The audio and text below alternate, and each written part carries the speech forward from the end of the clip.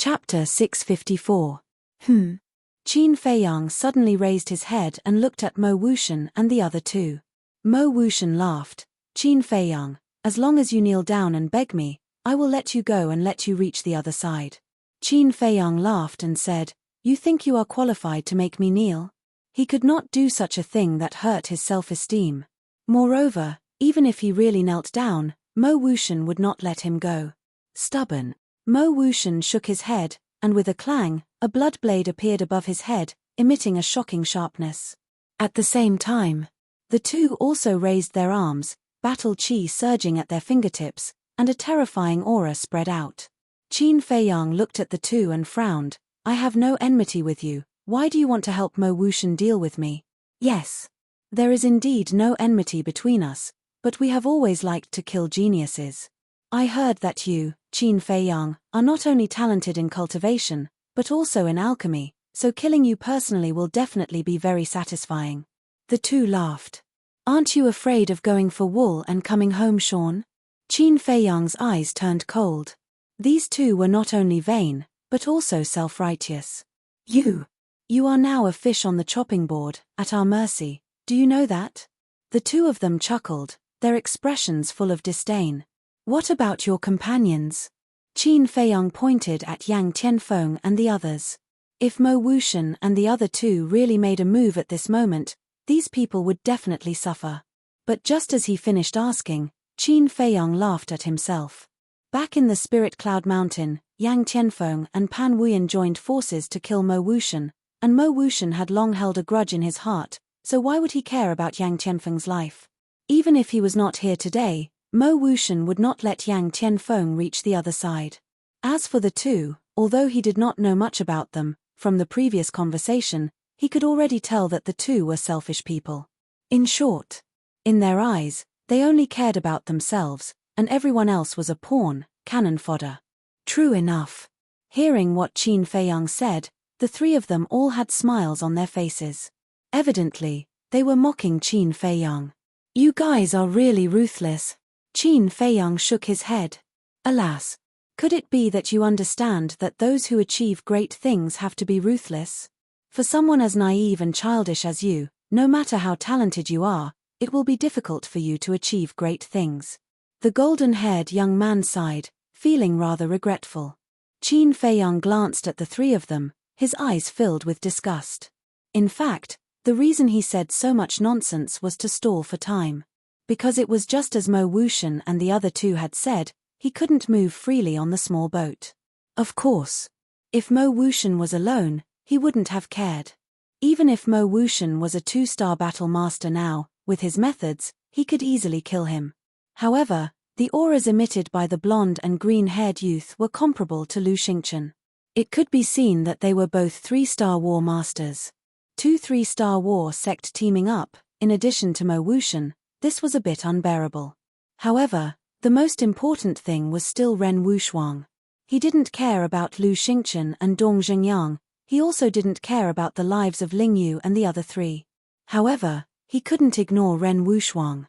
Ren Wuxuang hadn't woken up yet. Once they started fighting, he would definitely suffer. Glancing at Ren Wuxuang, Qin Feiyang still wanted to stall for time, but the three of them didn't give him a chance. To be exact, the three of them had seen through his goal. After all, the three of them weren't stupid. Boom! The three great battle arts attacked. This place was instantly filled with surging waves. Qin Feiyang and the others' boat was violently shaking in the bloody waves, as if it could be submerged at any time. What should we do? Qin Feiyang's eyes flickered. Abruptly, he gritted his teeth and activated the battle art. He raised his hand and waved it in the air. An invisible force roared out and pounced towards the three great battle arts. Boom! The invisible force collided with the three great battle arts in the air, and a terrifying destructive wave was suddenly born. Qin Feiyang's body trembled and he immediately spat out a mouthful of blood. Although he was severely injured, he was able to withstand it with the protection of the battle art. However, the bloody waves on the sea were even more turbulent, reaching a height of more than 10 meters. This was the problem that Qin Feiyang was worried about. Once they fought with all their strength, even if they weren't killed by Mo Wuxian and the other two, they would be swallowed by the bloody waves and fall into a sea of suffering. However, Mo Wuxian and the other two didn't have to worry about this. Because no matter how high the bloody waves were, they just had to retreat to a higher place on the stone stairs.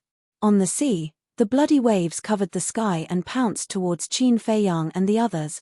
If they couldn't think of a way, even the gods wouldn't be able to save them. Suddenly, Qin Feiyang had a plan in his mind. However, this plan was really risky. It could even be said that there was a slim chance of survival. But now, it seemed that there was no other choice but to gamble. Whoosh! Without the slightest hesitation, Qin Feiyang leaped and actually landed on Ren Wuxuang's small boat. Seeing this, Mo Wuxian and the other two were stunned. Was this guy crazy? Didn't he know that he was digging his own grave? Because the stone tablet clearly recorded that the boat could only carry one person. If there was one more person, the boat would immediately sink to the bottom of the sea. And this point was immediately confirmed. When Qin Feiyang landed on the boat immediately sank to the bottom of the sea. Moreover, Qin Feiyang's own boat also turned around and floated away. In other words, he had no way out now. He could either find a way to reach the shore or fall into the sea of suffering. The former was obviously impossible, because Mo Wuxian and the other two wouldn't allow him to reach the shore. Moreover, even if the three of them didn't stop him, Qin Feiyang couldn't reach the shore without being able to fly.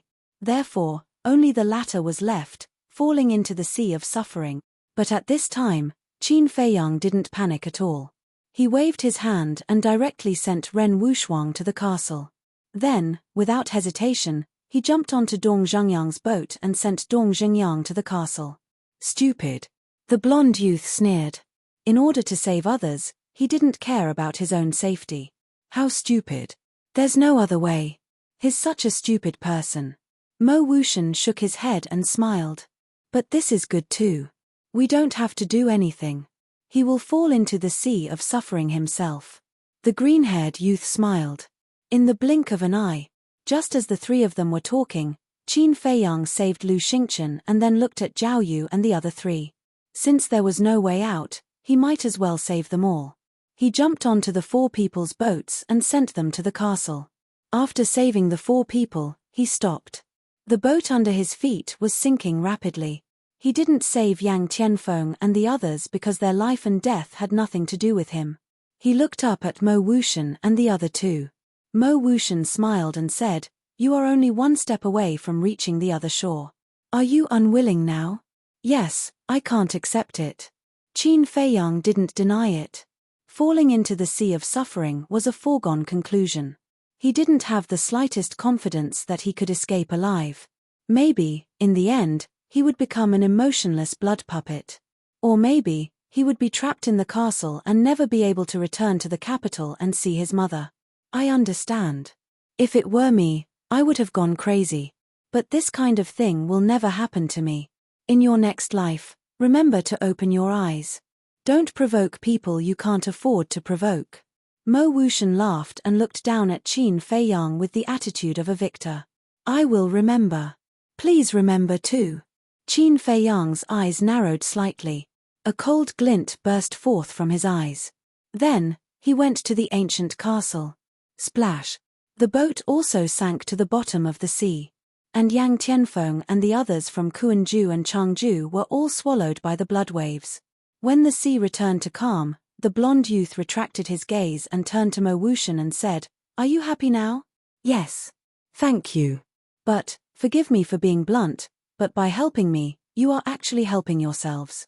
Because with Qin Feiyang's talent, if he enters the capital, he will definitely pose a great threat to you." Mo Wuxian laughed. "Do I need you to say that? If not for this, would we attack him? Do you really think we are giving you face? Naive." The two looked at Mo Wuxian mockingly and then looked up at Tan Wu on the stone stairs. Their eyes flashed coldly. It's time to deal with that trash. The two stepped forward and chased after Tan Wu.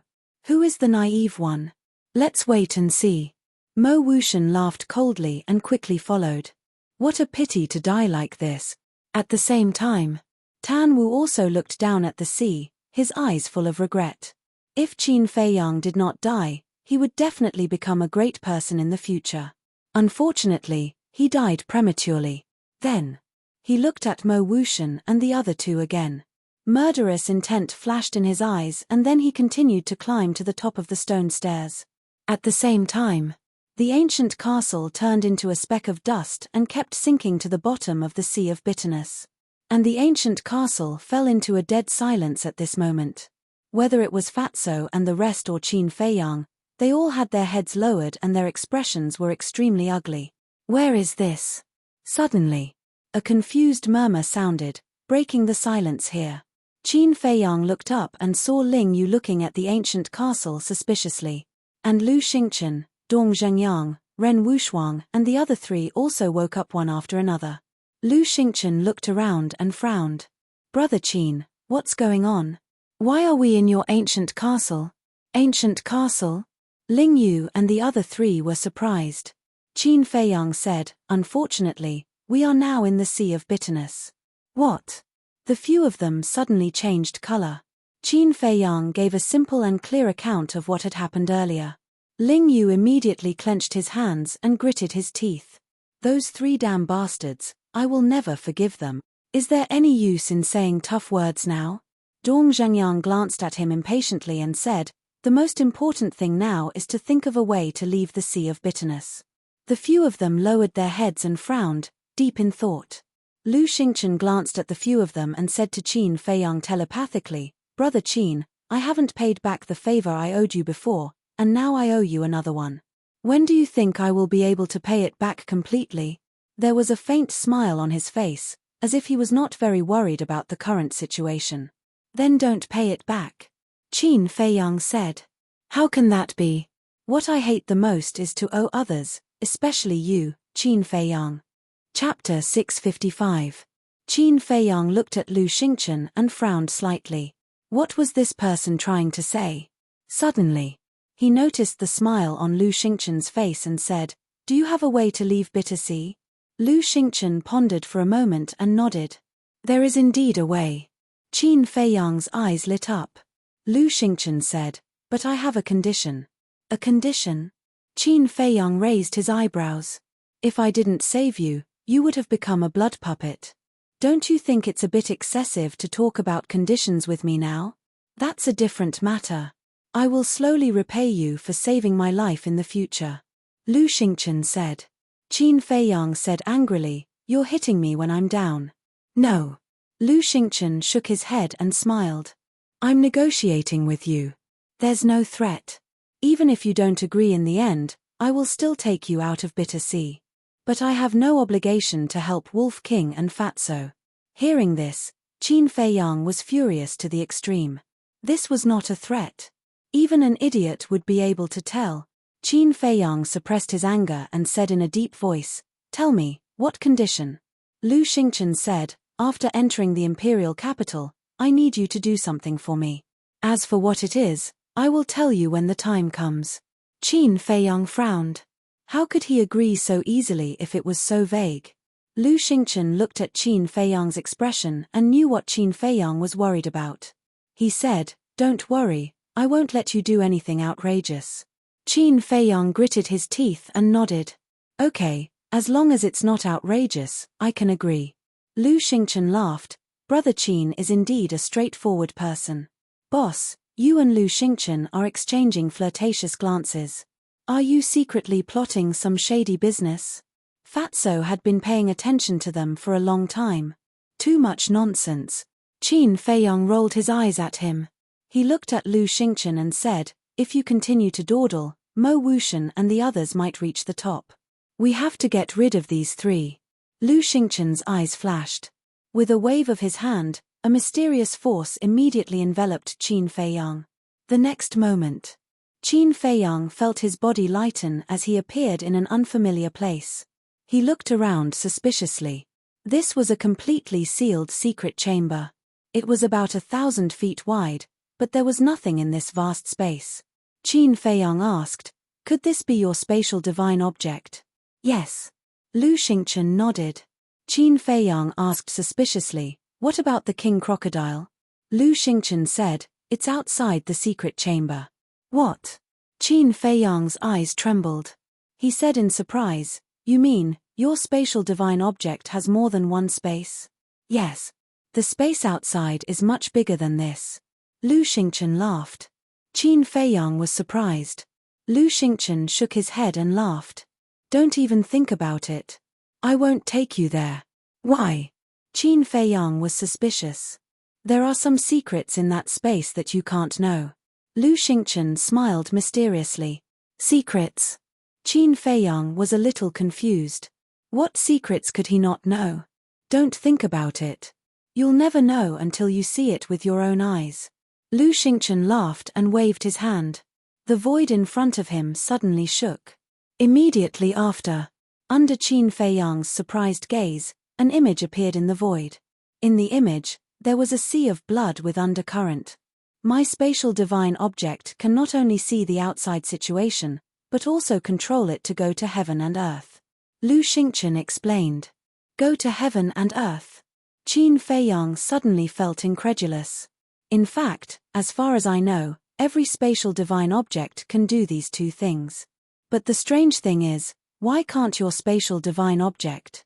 Lu Xingchen looked at him in confusion. I don't know either. Qin Feiyang's eyes were full of confusion.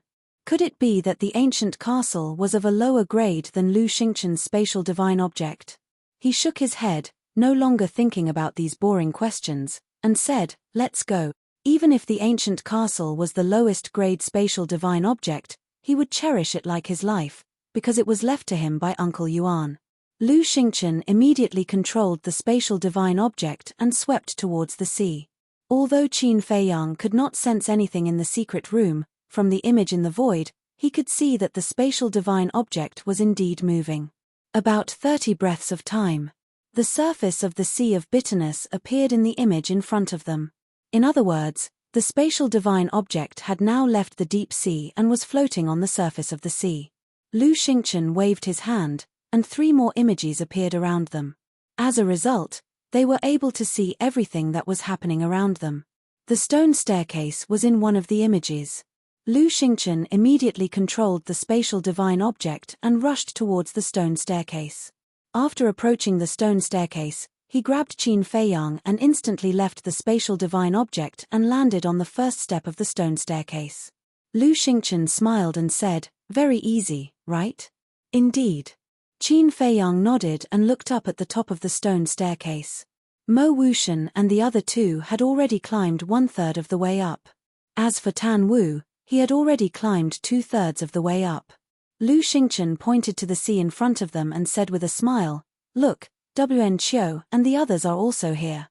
Qin Feiyang looked over and indeed saw 4 small boats on the sea 300 to 400 meters away. No. Weren't there 5 of them? Why were there only 4 small boats? Qin Feiyang looked carefully and found that Feng Hua was missing from the 5. It seemed that this person had also died on the way. For a moment, Qin Feiyang could not help but feel sad. How many young talents had died in this place? Was it worth it just to enter the imperial capital? Lu Xingchen patted his shoulder and said with a smile, Everyone has their own fate, don't add to your sorrow. Quickly take back your ancient castle and chase after Mo Wuxian and the others. Take back the ancient castle? Qin Feiyang was taken aback, and asked suspiciously, What do you mean? Lu Xingchen said, Your ancient castle is still at the bottom of the sea. What? Qin Feiyang was surprised.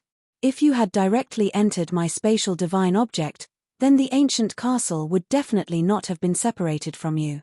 But just now, you entered my spatial divine object from inside the ancient castle. The ancient castle that is exposed outside is naturally still at the bottom of the sea. Lu Xingchen laughed.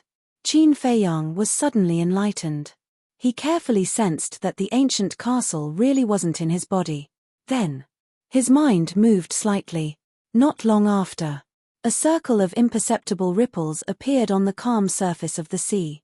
Qin Feiyang thought again, and a palm-sized ancient castle suddenly appeared in the void in front of him, emitting a mysterious aura.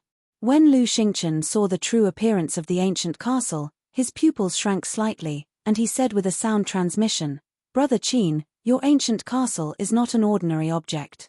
How do you know? Qin Feiyang was puzzled. I don't know either, maybe it's a kind of intuition, or maybe it's because of the aura it emits. Lu Xingchen said. Qin Feiyang looked at the ancient castle, and also felt that the ancient castle was covered with a mysterious veil, making it difficult for people to see through it. Maybe it really is not an ordinary object. Qin Feiyang muttered, and kept the ancient castle into his glabella. Then, the two of them chased after Mo Wuxian and the other two, their eyes becoming incomparably sharp. But suddenly, Lu Xingchen stopped, and said with a sound transmission, "Do you want to learn from Mo Wuxian and let Wen Qiu and the others be buried in the sea of bitterness? Is that necessary?" Qin Feiyang asked. Lu Xingchen was stunned, and shook his head with a smile. Indeed, there is no need. With their current overall strength, to deal with Wen Qiu and the others, there was no need to use such despicable means. Mo Wuxian, aren't you going to wait for us? The two of them continued to rush up, and at the same time, Lu Xingchen shouted loudly. "En!" Mo Wuxian was stunned. This voice seemed a little familiar. He stopped, looked down, and his face suddenly changed, and exclaimed, "How is this possible? What's the fuss about?" The golden-haired youth frowned, and also looked down at Qin Feiyang and the other two, their faces full of disbelief. They didn't die. Did they see a ghost? The two of them rubbed their eyes hard, and looked at Qin Feiyang and the other two again. They really didn't die. In their hearts, stormy waves were immediately set off. They fell into the sea of bitterness and didn't die. How did they do it? At the same time, Tan Wu, who was at the top, also stopped moving forward, and looked at Qin Feiyang and the other two in surprise. Suddenly, the golden-haired youth asked, "Mo Wuxian, do they have any special treasures on them?" "Special treasures?" Mo Wuxian frowned and said, "I only know that Qin Feiyang has a space divine item that can hide in, and a dagger that can cut iron like mud. As for the other person, I don't know much. I think they were able to escape from the Sea of Bitterness because of Qin Feiyang's space divine item, or that dagger." The golden-haired youth's eyes were bright and full of greed. Mo Wuxian said in surprise, "What do you mean? Kill and steal?" The golden-haired youth said word by word, with a piercing murderous intent. "No. Didn't you see the person beside Qin Feiyang? His aura is as strong as yours. I'm afraid if they fight, it will be a lose-lose situation. And Qin Feiyang's methods are also quite impressive. He's not easy to deal with." Mo Wuxian shook his head, his eyes full of worry. Previously, when they made a move against Qin Feiyang, it was because they had the advantage of time, place, and people. But now that Qin Feiyang had already come ashore, their advantage had disappeared. It would not be easy to deal with Qin Feiyang again. Lose-lose? Are you joking? So what if that person is a 3-star war sect? We have 2 3-star war sects here. Could it be that we can't beat him alone? As for Qin Feiyang, a mere 1-star war sect is nothing to worry about. If you're afraid, then scram. In any case, after we kill them, you won't be able to get anything." The golden-haired youth said with contempt. "Arrogant idiot, sooner or later you'll lose your life." Mo Wuxian secretly sneered, and nodded, "All right, then I wish you good luck." With that, he turned around and ran up the stairs without looking back. The green-haired youth looked at Mo Wuxian and said disdainfully, "What a cowardly and incompetent trash." The golden-haired youth shook his head. This kind of person, even if he enters the imperial capital, he won't be able to do anything. Following that, the two of them stood on the steps with their arms crossed, looking down at Qin Feiyang and Lu Xingchen. That arrogant attitude, that contemptuous gaze, it was as if they were waiting for their prey. But who was the prey? Chapter 656. At the same time, on the surface of the sea, Feng Wuxie and the other 3 stood on the boat and looked at the words parameter on the stone tablet with ecstasy on their faces. Suddenly, Feng Wuxie noticed Qin Feiyang and Lu Xingchen on the stone stairs and said in a deep voice, "As expected, they have already reached the other shore." Wen Qiu and the other 2 immediately raised their heads and looked at Qin Feiyang and Lu Xingchen with a cold glint in their eyes. Feng Hua is such a good person, but he died on the Bridge of Helplessness, and this bastard is still alive and well. It's really unfair. This confirms the saying that good people don't live long, but bad people live for 1,000 years. The two sisters gritted their teeth and felt indignant. Feng Wuxie sighed. In this world, there is no such thing as good and bad people, only the strong and the weak. Wan Chou nodded. As long as one's fist was strong enough, no one would dare to say anything even if one did something outrageous. There would even be people who admired and followed you because you were strong enough. Suddenly, the four of them noticed the two blonde young men. Wan Chou said, "They are from Kuanju and Changju." Feng Wuxie looked at the two blonde young men, then at Qin Feiyang and Lu Xingchen. The atmosphere is a little strange. Strange. Wan Chou and the twins were stunned.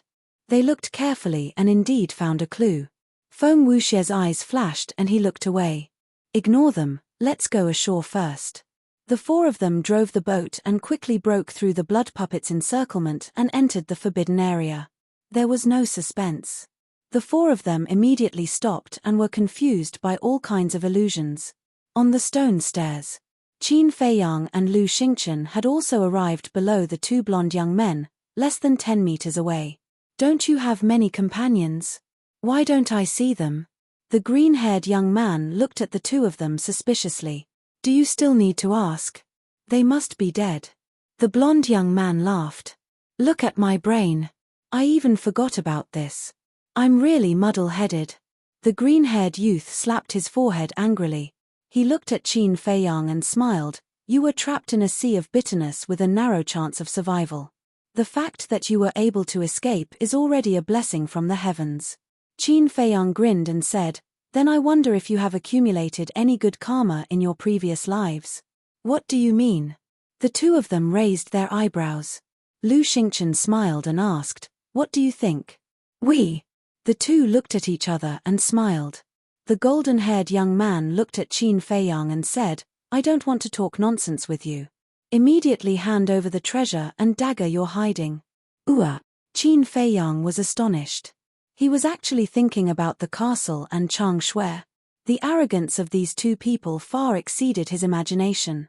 Qin Feiyang crossed his arms and said playfully, "What if I don't hand it over?" "You're not handing it over. Humph.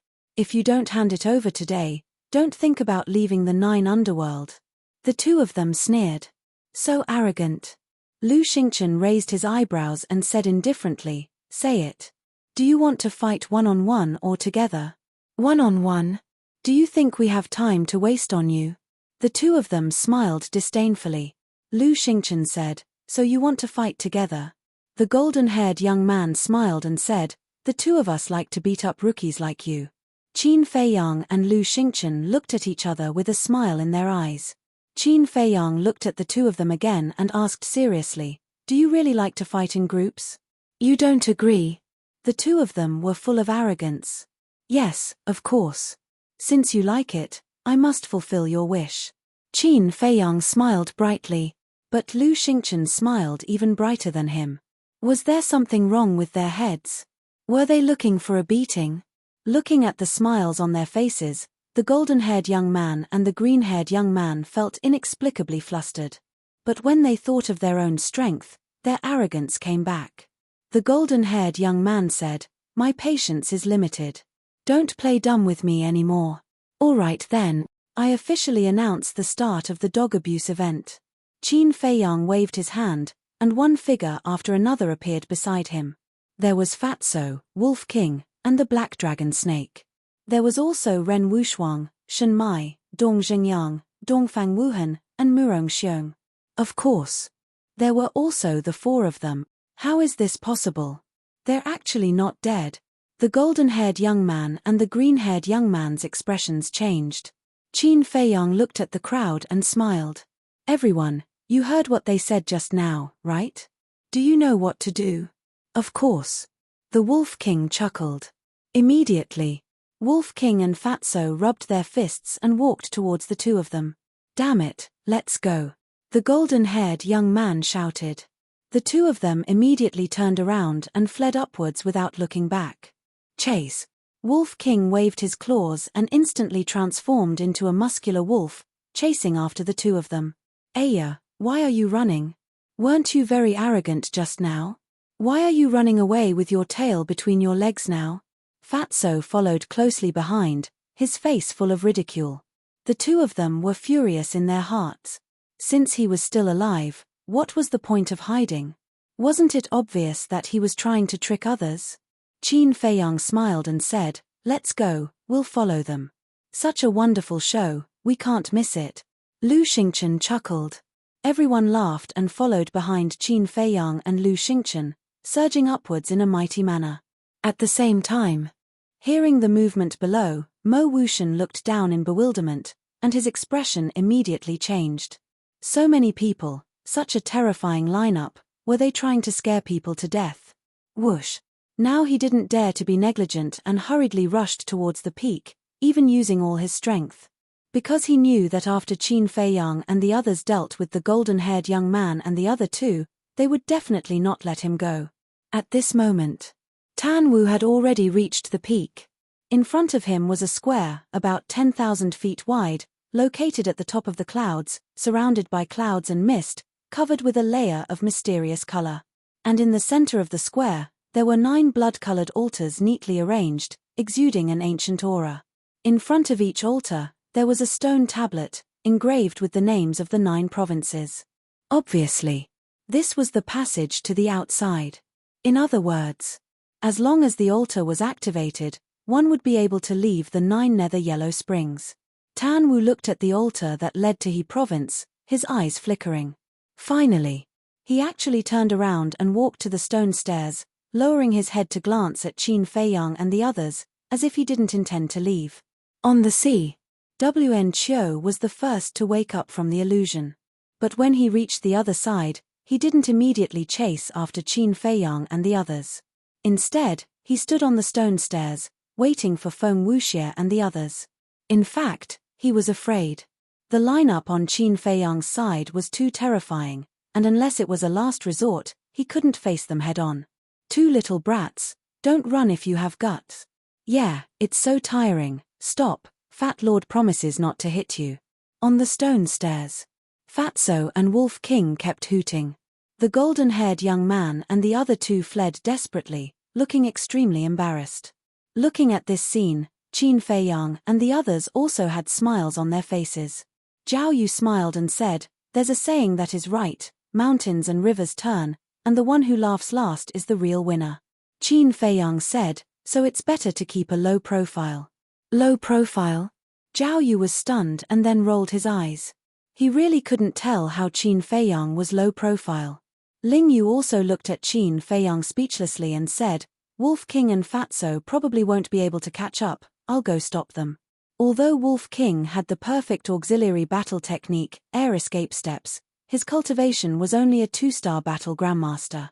And although the golden-haired young man and the other 2 only had superior auxiliary battle techniques, they were both 3-star battle grandmasters. So in terms of speed, the 2 sides were equal. So, no matter how Wolf King and Fatso chased, they couldn't catch up. No need. Qin Feiyang waved his hand. Huh. Ling Yu frowned. What did he mean? Didn't he want to kill the 2 of them? Qin Feiyang said, "Killing them now is not enough to make them completely despair." Ling Yu and the others looked at each other. What was this guy planning? Lu Xingchen pondered for a while and understood. He gave Qin Feiyang a thumbs up and said, "You also plan to deal with Dongfang Wuhan and Murong Xiong like this?" "Of course." Qin Feiyang replied. Lu Xingchen glanced at Dongfang Wuxian and Murong Xiong from the corner of his eyes, and the corner of his mouth pursed into a meaningful smile. At the same time, Dongfang Wuhan and Murong Xiong were also secretly talking. Murong Xiong sighed, "I didn't expect us to really come to the other side. Yeah, now we're just waiting to enter the capital." Dongfang Wuhan was also very excited. Murong Xiong asked, "What about Qin Feiyang?" "Him? Humph. Although we only reached the other side with his help, it doesn't mean that I have to be grateful to him. When we leave this place, I will let him know who the real winner is." Dongfang Wuhan sneered secretly. "Yes. We can't let him ride on our heads again." Murong Xiong nodded. "He won't. The #1 alchemist in the inner palace can only be me." Dongfang Wuhan's eyes flashed with a wisp of cold light. Time passed breath by breath. Mo Wuxian, who was in front, had finally climbed to the top. When he saw the 9 altars, he was immediately overjoyed and immediately rushed toward the altars. Swish. However, at this moment, Tan Wu stood in front of him. Mo Wuxian was slightly taken aback and said angrily, "Tan Wu, what are you doing?" "What am I doing? Isn't it obvious?" Tan Wu revealed a mouthful of white teeth. "You want to help Qin Feiyang stop me? Why? What benefits did Qin Feiyang give you? Tell me, I can give you double." Mo Wuxian was both shocked and angry. Now that he was only 1 step away, how could he be stopped here? Tan Wu shook his head and said, "He didn't give me any benefits." "Then why? Don't tell me that the number 1 person in the inner palace of He province still has to curry favor with him. Where is your dignity? Where is your face?" Mo Wuxian roared. "Curry favor with him? Since you want to know so much, then I'll tell you. Back then, he could have killed me, but he didn't do so in the end, so I have to return this favor to him." Tan Wu said. Mo Wuxian said angrily, "But you also said that your companions all died in his hands. Now that you're still helping him, are you worthy of those who died?" Tan Wu was a 2-star war master, and he was also a 2-star war master. If they were to really fight, he was not afraid. Chapter 657. Qin Feiyang did indeed kill my companion. But he did spare my life. Otherwise, I wouldn't have the chance to stand here, much less be the first person to reach the other side. As a person, one must distinguish between gratitude and grudges. Tan Wu said expressionlessly. "It seems that no matter what I say, you won't listen. You're determined to stop me." Mo Wuxian's gaze was gloomy. "That's right." Tan Wu nodded. "Since that's the case, then I can only offend you. Killing intent, open." Mo Wuxian let out a stern shout, and blood energy immediately surged all over his body. This place was instantly enveloped by a terrifying killing intent. Clang! With a wave of his hand, a blood blade appeared out of nowhere, emitting a shocking sharpness. This was his strongest battle art. At the same time, a bloody light rushed out from behind him. Within the bloody light, there was a small blood-colored sword. It was only the length of a thumb, but the sharpness it released was even more terrifying than the blood blade. This was his battle soul. To use his strongest battle art at the first moment and activate his battle soul, it was enough to show how anxious he was now. "Those who block the way, die." He raised his head and roared. The blood blade and the small blood-colored sword immediately shot towards Tan Wu. However, Tan Wu did not move at all, and there was not the slightest bit of nervousness on his face. "I admit that you're very strong. But you're very unfortunate to have met me, because I'm invincible in the same realm.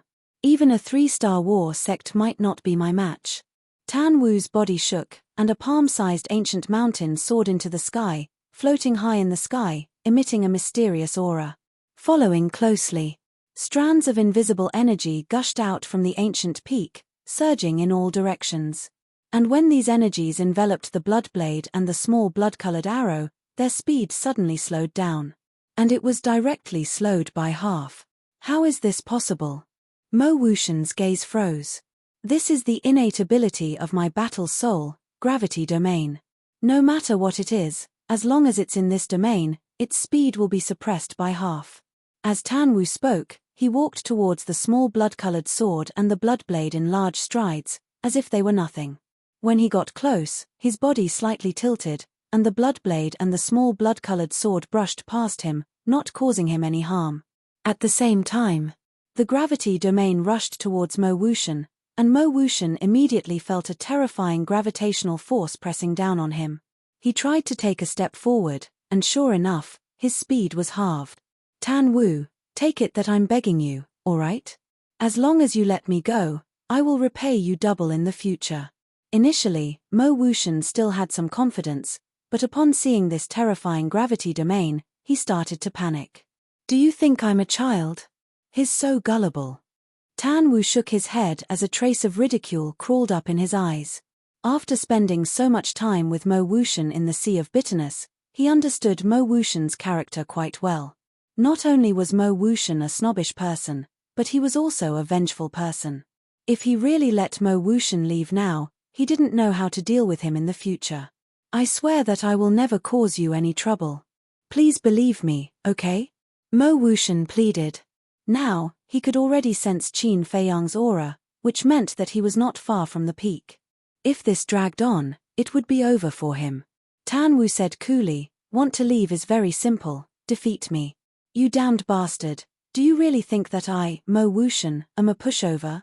If you want to die, I'll fulfill your wish." Mo Wuxian was enraged. Clang. That blood-colored sword and blood blade turned in the air and attacked Tan Wu's back. While he executed auxiliary battle arts, carrying a monstrous killing intent as he charged towards Tan Wu head-on like a madman. At this moment, he could be said to be unscrupulous. But Tan Wu had no intention of clashing head-on with him at all. He just pestered him, not letting him leave. Qin Feiyang and the rest below also sensed the battle fluctuations of Tan Wu and Mo Wuxian. Lu Xingchen asked suspiciously, "Why did the two of them start fighting first?" "I don't know." Qin Feiyang shook his head. A moment passed. The golden-haired youth duo finally reached the peak. The moment they saw those 9 altars, their eyes revealed ecstasy. And like Mo Wuxian previously, they immediately rushed towards the altars that led to Kuan State and Changju. "Quickly help me." Seeing the two people come up, Mo Wuxian also seemed to have seen his savior and hurriedly called for help. However, the golden-haired youth duo did not pay attention to him at all. Because now they could not even protect themselves, how could they still help Mo Wuxian?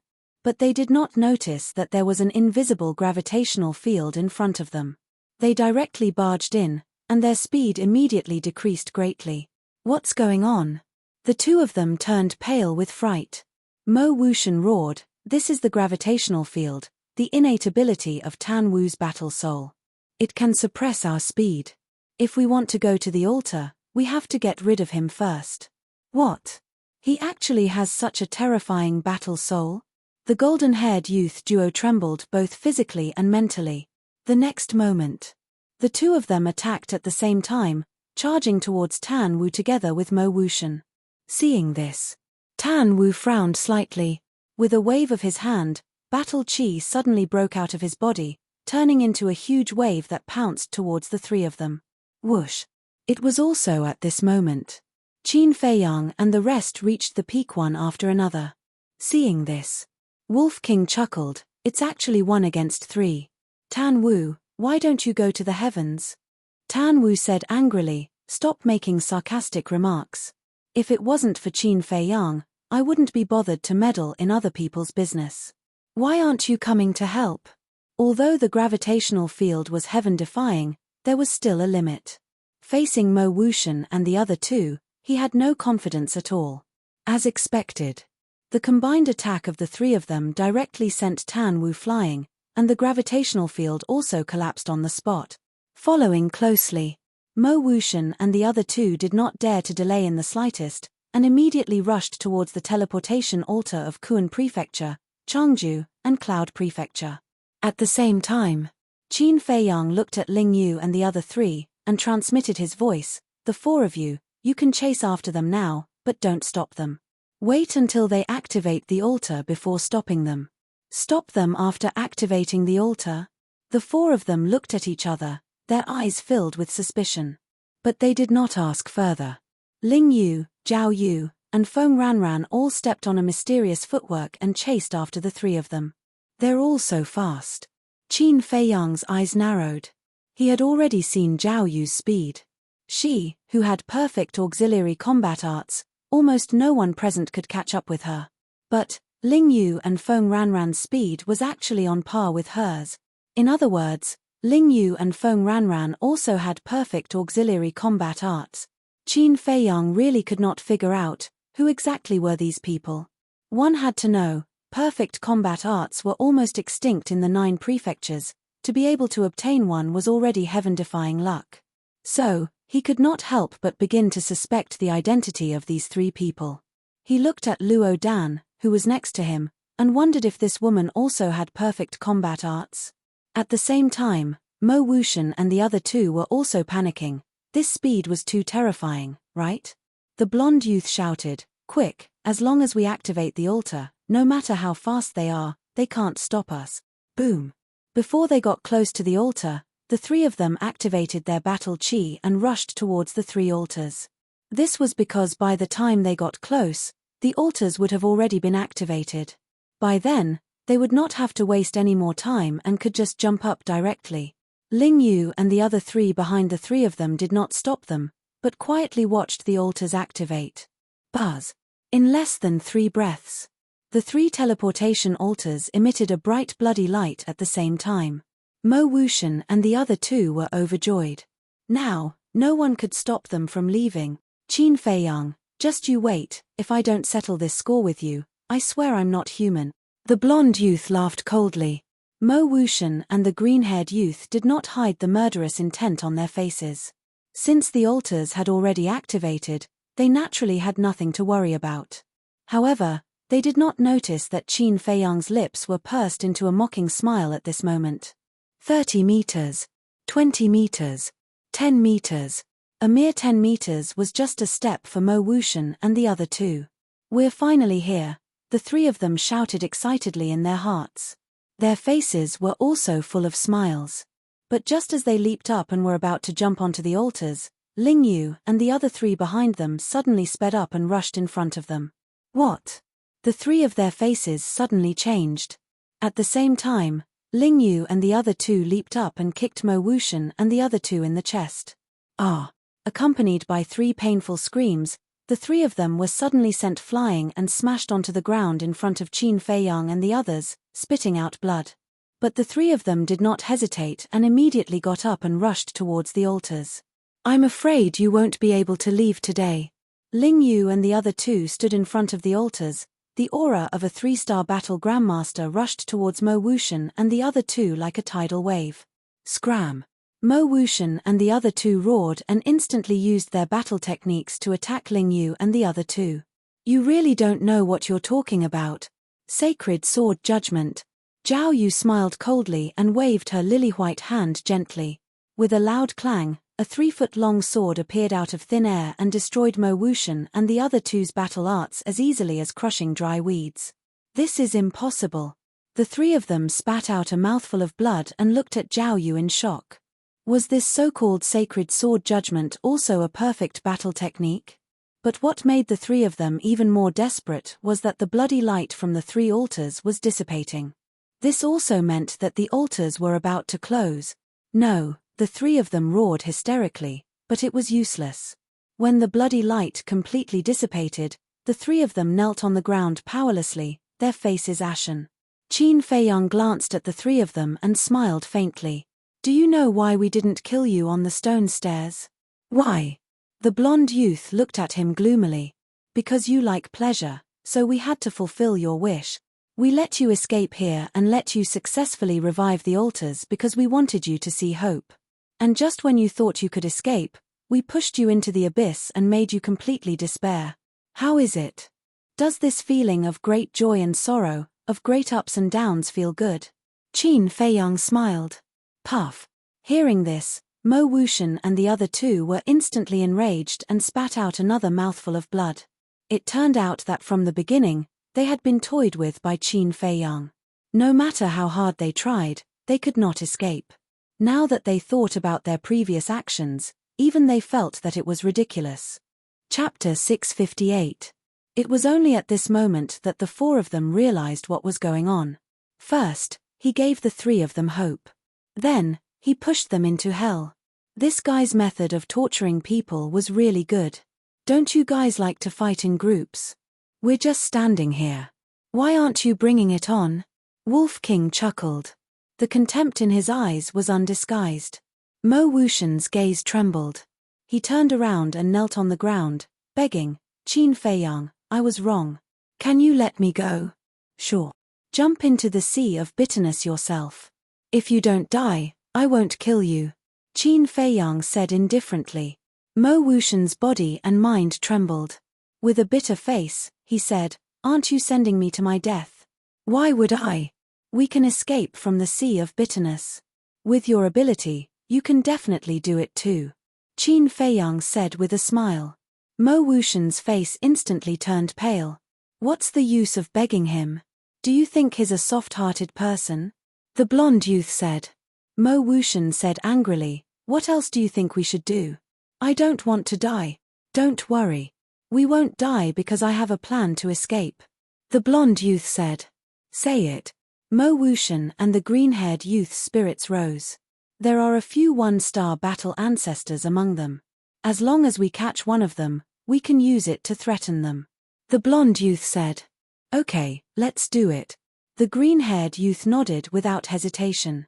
Because there was no other way, they could only take a gamble. Mo Wuxian gritted his teeth and said, okay. As long as we can escape, I'll listen to your orders. Then listen carefully. Later, we'll attack Qin Feiyang and attract their attention. You take the opportunity to catch those two women.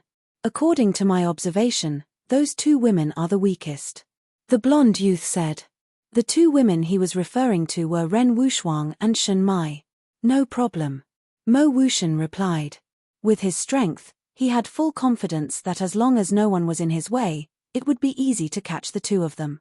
In the blink of an eye, as soon as the three of them reached an agreement, the golden-haired youth and the green-haired youth stood up and rushed towards Qin Feiyang with monstrous killing intent. It was as if he was going to fight to the death. Still not giving up. Everyone looked at each other with a hint of mockery in their eyes. Moreover, they didn't move at all. They just looked at the two of them quietly. Seeing this, the golden-haired youth and his companion were bewildered. What's going on? In any case, they were both three-star battle grandmasters. Although Qin Feiyang's side had the advantage in numbers, in the face of their sudden attack, they should have been more or less prepared. But why were they so indifferent now? Don't worry so much. This is a good opportunity. Because Qin Feiyang is their backbone. As long as we take him down, we can immediately turn the tables.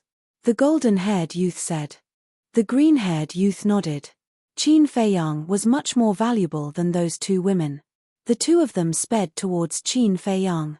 At the same time, they were paying close attention to Lu Xingchen, Ling Yu, Feng Ranran, and Zhao Yu. Because the four of them were the people they were most afraid of. 20 meters. 10 meters. At this moment, the golden-haired youth and his companion were only one step away from Qin Feiyang. Seeing that Lu Xingchen and his companions were still indifferent, the two of them were overjoyed. They suddenly swooped down and their large hands reached out like an eagle's claw. They were about to grab Qin Feiyang. Whoosh. But at this moment, Luo Dan, who was on the side, took a step forward and stood in front of Qin Feiyang. Bitch, get out of my way. The two of them immediately roared angrily. At the same time, the 5 fingers of the eagle's claw-like hand suddenly contracted and clenched into a fist. Battle chi gushed out and blasted towards Luo Dan. However, the anxious two of them didn't notice Luo Dan's cultivation at all.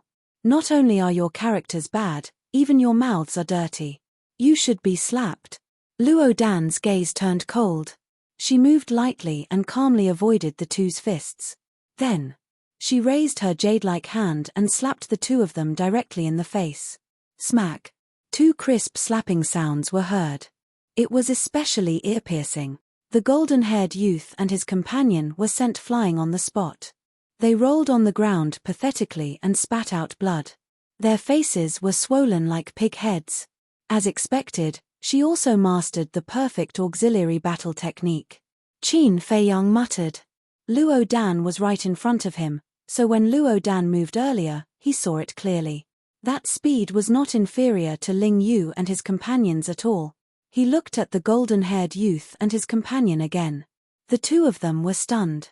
They touched their burning faces and couldn't come back to their senses for a long time. Mo Wuxian, who was next to them, was even more frightened. He didn't expect Qin Feiyang to have such a terrifying woman by his side. At this moment, his heart was filled with fear and he completely forgot the task given to him by the golden-haired youth. At the same time, Ling Yu, Feng Ranran, and Zhao Yu walked over. Ling Yu smiled and asked, Brother Qin, how do you plan to deal with them? Qin Feiyang smiled and said, Of course, I'll let them have a taste of suffering. Understood. Ling Yu nodded. Don't. Mo Wuxian and his companions suddenly came back to their senses and knelt on the ground. Their pale faces were filled with panic. "You don't want it and you don't want it." Ling Yu sneered. He grabbed Mo Wuxian and dragged him to the edge of the square. "Please, let me go. Just treat me as a dog that bites people." Being dragged to the edge of the square, Mo Wuxian was scared out of his wits when he saw the sea of blood below. He kept kowtowing to Ling Yu and begging for mercy. "Don't compare yourself to a dog, because you're not worthy." Ling Yu smiled disdainfully. He lifted Mo Wuxian and threw him out like trash. "You bastards, I swear, I won't let you go even if I become a ghost." Mo Wuxian roared with hatred. Unable to fly in the air, he could only watch himself fall into the sea of suffering. What could be more torturous than this? More despair. In the end, with a thud, Mo Wuxian fell into the sea of suffering and was instantly swallowed by the waves of blood. Only a voice full of resentment was left, echoing between heaven and earth for a long time. "He really killed." Looking at this scene, the blonde youth muttered to himself. His heart was filled with despair. "Qin Dage, please let us go, okay? We swear that we will be your servants for the rest of our lives. If we break this oath, may the heavens and earth destroy us." The two of them crawled to Qin Feiyang on their knees and begged. Qin Feiyang shook his head. "I don't need servants, and you're not worthy." The blonde youth said angrily, "Do you really want to kill us all? If you didn't provoke us first, why would we do this to you? So, it's not me who wants to kill you, it's you who are seeking death." Qin Feiyang said lightly, then nodded to Ling Yu and the other three. The four immediately went forward and carried the two to the edge of the square. Don't. I beg you." Looking at the sea of blood below, the two were terrified. Ling Yu sneered. "Even if Qin Feiyang doesn't kill you, we won't let you go." The blonde youth's heart trembled. In a hurry, he shouted, "Fight me one-on-one." "Ha!" The four were stunned. "If we lose, you don't have to do anything, we'll jump into the sea of suffering ourselves. But if we win, you'll let us go," the blonde youth said. Zhao Yu smiled and asked, "Do you think that's necessary?" "Why? You don't dare." The blonde youth sneered. "Don't dare." Zhao Yu was so angry that he laughed and nodded. "Okay, I'll fulfill your wish. Bring it on. We're not challenging you, we're challenging him." The blonde youth pointed at Qin Feiyang and shouted, "Do you dare to fight with me?" Fatso laughed, took a step forward, and said disdainfully, "You think you're qualified to challenge the boss? You want to play? Fat Lord will play with you." The blonde youth glanced at Fatso and sneered. "Qin Feiyang, if you're still a man, don't hide behind others. You're courting death." Fatso's eyes were filled with murderous intent. But at this moment, Qin Feiyang pushed Fatso away and said with a faint smile, "Since you want to challenge me so much, I'll fulfill your wish before you die." Ren Wuxuang's face suddenly changed. He grabbed Qin Feiyang's arm and said telepathically, "Feiyang, you're no match for them. Don't be reckless. Don't worry." Qin Feiyang smiled and gently pushed Ren Wuxuang away. Then he walked to the blonde youth and said, "It's too troublesome to fight one by one. Let's fight together." "What?" At this moment, it was not only Ren Wuxuang. Everyone was looking at Qin Feiyang with dumbstruck expressions. 1 against 2. Was this guy crazy?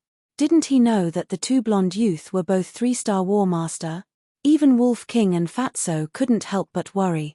They naturally understood Qin Feiyang's strength, but the two of them weren't simple people either. The most important thing was that they had never fought with the blonde youth and knew nothing about their methods and trump cards. If they had some terrifying trump card, wouldn't they be digging their own grave? At the same time, the blonde youth and the other two were also stunned. They never thought that Qin Feiyang would be so arrogant. When they came back to their senses, a brilliant smile immediately crawled onto their faces. 1 against 2. This arrogant bastard really didn't know the immensity of heaven and earth. The green-haired youth said, "You're the one who said it. You can't go back on your word halfway." Qin Feiyang smiled faintly and said, "Don't worry, I won't go back on my word." Boom. The two of them looked at each other. The pressure of a 3-star War Master broke out of their bodies without holding back and pounced toward Qin Feiyang. The moment the pressure enveloped Qin Feiyang, a victorious smile appeared on their faces. Qin Feiyang, you're too arrogant. Actually, we can see that your strength is indeed not bad, but your cultivation is too low. To deal with you, I only need to use pressure. Now, you can't even move, how are you going to use your methods? The two of them laughed. Is that so? Qin Feiyang smiled faintly and took a step forward. How is this possible? The blonde youth and the other two glared angrily, and their eyeballs were about to fall out. Fatso joked, didn't anyone tell you that the boss has already opened the gate of potential? Pressure is useless against him. What? The gate of potential. The two of them trembled in disbelief. They really didn't know. Chapter 659. Qin Feiyang laughed, you don't even know this, it seems that in your eyes, I'm really just a small character that isn't worth mentioning. The two of them looked at him and muttered to themselves for a moment. In the past, they did not put Qin Feiyang in their eyes. They even thought that the rumors about Qin Feiyang were exaggerated. But only now did they understand that this person was even more terrifying than the rumors. One had to know. The Gate of Potential was a legendary existence, yet this person had opened it. This showed how astonishing his potential and talent were. It was also enough to see how terrifying this person's future achievements were. But Qin Feiyang's cultivation was a one-star war master. This was an unchangeable fact. A mere one-star war master, no matter how heaven-defying he was, how strong could he be? Boom. The two of them looked at each other, and a cold glint appeared in their eyes. Following that, the two of them took a step forward at the same time, raised their fists and punched towards Qin Feiyang. Fight. Qin Feiyang activated the battle character art without hesitation. His long hair and eyes instantly turned red. At the same time that they activated the battle character art, the two of them punched Qin Feiyang's chest. Puff. Qin Feiyang was sent flying on the spot, and blood spurted out of his mouth. However, with the protection of the battle character art, coupled with the fact that the two of them only used normal attacks, they did not cause any fatal injuries to him. Finally, he steadily landed on the ground, wiped the blood from the corner of his mouth, and said with a faint smile, "Is this the power of your punch?" Their gazes froze. Although they did not use any battle arts, this punch contained their full strength, and they were actually able to withstand it.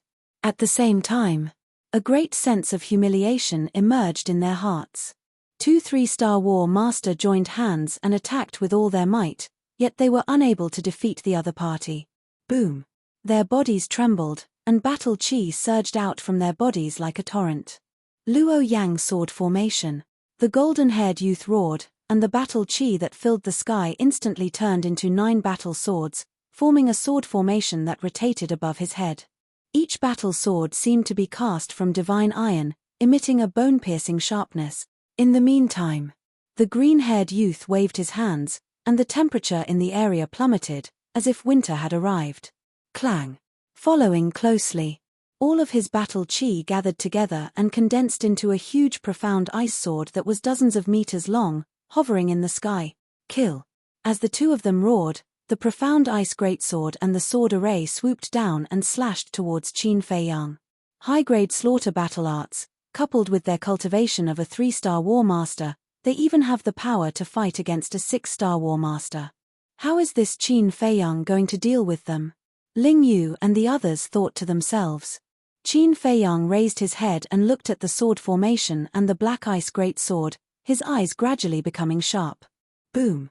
He raised his arm, golden light surging in his palm. Immediately, with Qin Feiyang as the center, a mighty divine might rolled out in all directions. What is this? The golden-haired young man narrowed his eyes. No matter what it is, he will definitely lose. The green-haired young man snorted coldly. As long as they used their battle arts, even if Qin Feiyang had a perfect battle art, he would not be their match. This was because Qin Feiyang's cultivation was 2 whole realms lower than theirs. However, they did not know that the return character formula was not something that a battle art could compare to. The return character formula was one of the 6-word divine formulas. To be able to be called a divine formula, its lethality was naturally stronger than a perfect battle art. Boom. Qin Feiyang's arm trembled, and a golden light burst out from his palm, turning into a monstrous torrent that drowned the sky, and blasted towards the sword array and the profound ice greatsword. Clang! An ear-piercing sound suddenly exploded in the sky. Under everyone's incredulous gazes, the sword array and the profound ice greatsword were in a stalemate with the golden light for a while, then suddenly turned in the air and charged towards the golden-haired young man and his companion. Seeing this scene, the golden-haired young man and his companion were so scared that their souls almost left their bodies, and they hurriedly fled. Boom! However, just as they left, the sword array and the profound ice greatsword arrived behind them. The two battle arts blasted onto the ground, and immediately created a storm of sword chi that swept wildly. Although the golden-haired young man and his companion escaped in time, they were still swept by the sword chi storm, and were instantly covered in cuts and bruises, dripping with blood. The heart-wrenching pain caused their faces to contort, and they howled in pain. Boss is too awesome. Fatso clenched his fists, and his face was flushed red as if he had been injected with chicken blood. Wolf King rolled his eyes at him, and said, "It's not that he's awesome, it's the return character formula that's awesome." The current situation was very obvious. The return character formula's power was at least twice as strong as a perfect battle art. In other words, if a perfect battle art could increase one's combat strength by 4 realms, then the return character formula could increase one's combat strength by 5 or even 6 realms. Bang! The golden-haired young man and his companion rolled on the ground, their hair disheveled, and their bodies badly mangled. They were in an extremely sorry state. Even with a battle art, we still lost. This is impossible, we must be dreaming. The two looked at Qin Feiyang, who was standing there proudly, and their eyes were filled with disbelief. Qin Feiyang, with his hands behind his back, calmly glanced at the two, and said, "What other tricks do you have? Use them all." In fact, his arm was also numb. He put it behind his back to cover up this point. Looking at Qin Feiyang's calm eyes, the two suddenly felt humiliated. They endured the pain and got up from the ground. The golden-haired young man said coldly, "This time, we will definitely end your little life. Is that so?" Qin Feiyang smiled faintly, before his voice died away. Roar! Accompanied by 2 deafening beastly roars, 2 behemoths rose into the air from behind the golden-haired young man and his companion. These were their fighting souls. Qin Feiyang was surprised. The two's fighting souls were actually flood dragons. The golden-haired young man's fighting soul flood dragon was golden all over, as if it was cast from gold. The green-haired young man's fighting soul flood dragon seemed to be condensed from ice. It was crystal clear and cold. The 2 flood dragons were more than 100 feet long, like 2 mountain ranges in the sky, and a terrifying fierce aura rolled in all directions. Qin Feiyang smiled and said, "The flood dragon fighting soul is considered a rare fighting soul in the 9 prefectures. No wonder you dare to be so arrogant and look down on others." Hearing this, the golden-haired young man and his companion were proud of themselves, but Qin Feiyang suddenly changed the topic, and said, "But after all, it is not a real dragon soul. What can it do?" "Arrogant. I would like to see how you break our gifted superpowers." Gifted superpowers, freeze all things. Gifted superpowers, split the sky. The two were furious, and with a wave of their hands, the 2 flood dragons above suddenly opened their wide mouths and spat out 2 streams of air. But the difference was, the green-haired young man's flood dragon fighting soul spat out a white stream of air, which was cold and piercing to the bone. The void above instantly condensed into blocks of ice. The golden-haired young man's flood dragon fighting soul spat out a golden stream of air, which was like sword chi, exuding a sharp aura that could destroy the world. These 2 different streams of air, as soon as they appeared, swept across the sky and went straight for Qin Feiyang. "It's so cold." Shunmai hugged her shoulders and looked at the white stream of air in horror. The cold air emitted by the stream of air could not be dispelled by battle chi, and directly entered her body through her pores, freezing her blood. The sharpness of the golden stream of air is also very scary. Dong Zhengyang's face was solemn. They were hundreds of meters apart, but when the sharpness surged, he could not help but feel waves of intense pain, let alone Qin Feiyang who was standing opposite them. At this moment, he must be facing a lot of pressure. Dong Zhengyang could not help but feel worried. Indeed, as Dong Zhengyang had expected, Qin Feiyang was not feeling well at all. The cold air rushed toward him, and his limbs were almost stiff. The invisible sharpness even tore his clothes, leaving glaring wounds on his body. Looks like I've underestimated their battle souls. However, you're not the only ones with battle souls. His eyes shone brightly as he muttered to himself. Boom! A wave of fire surged out from behind him. Amidst the wave of fire, the 9-leaf fire lotus was completely red, and it exuded a majestic aura. The temperature in this place rose rapidly as well. In an instant, the void around Qin Feiyang seemed to have turned into a huge furnace. Following that, Qin Feiyang waved his arm. The 9 fire lotus leaves fell at the same time. They swept up waves of fire as they shot toward the 2 flood dragons. Explode! Qin Feiyang's eyes shone brightly as he shouted. Every word was sonorous and powerful, and it resounded through the cloud. Boom! The 9 fire lotus leaves exploded one after another, and the destructive shockwaves immediately surged out in all directions with an overwhelming force. At this moment, the sky changed color, and the void trembled. Dong Zhengyang and the others were forced to retreat. Their eyes were filled with shock. It's rare to see 9 fire lotus leaves exploding at the same time, Fatso muttered. That's right. This proves that their battle souls are really powerful. Wolf King said. Fatso's eyes were filled with disdain as he snorted. No matter how powerful they are, how can they be more powerful than Boss? Boss has 3 battle souls. 3.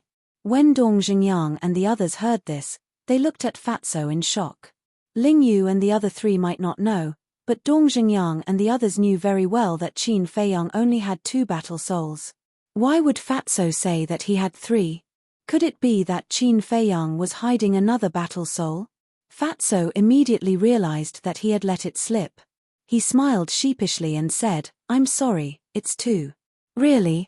Lu Xingchen looked at him doubtfully. Fatso said angrily, nonsense, how can there be anyone in this world who has 3 battle souls? That's true. Lu Xingchen nodded. People who had 2 battle souls were already rare, let alone 3. Such people did not exist at all. Everyone did not think too much about it. They looked at the sky again and saw that the 2 flood dragons only had half of their bodies left. The golden-haired young man and Dong Zhengyang looked at their battle souls in shock. What kind of battle soul was the 9-leaf fire lotus? How could it be so ridiculously powerful? However, Qin Feiyang was slightly disappointed. Initially, he thought that the explosion of the 9 fire lotus leaves could easily destroy the 2 flood dragons.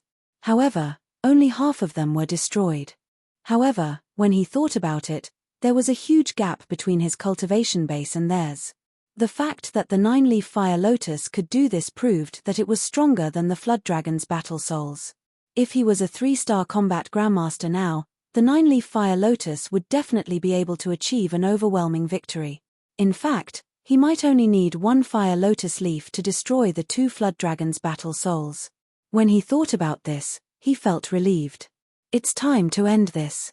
Then, he muttered under his breath. His gaze changed abruptly. It was as sharp as a blade. Clang!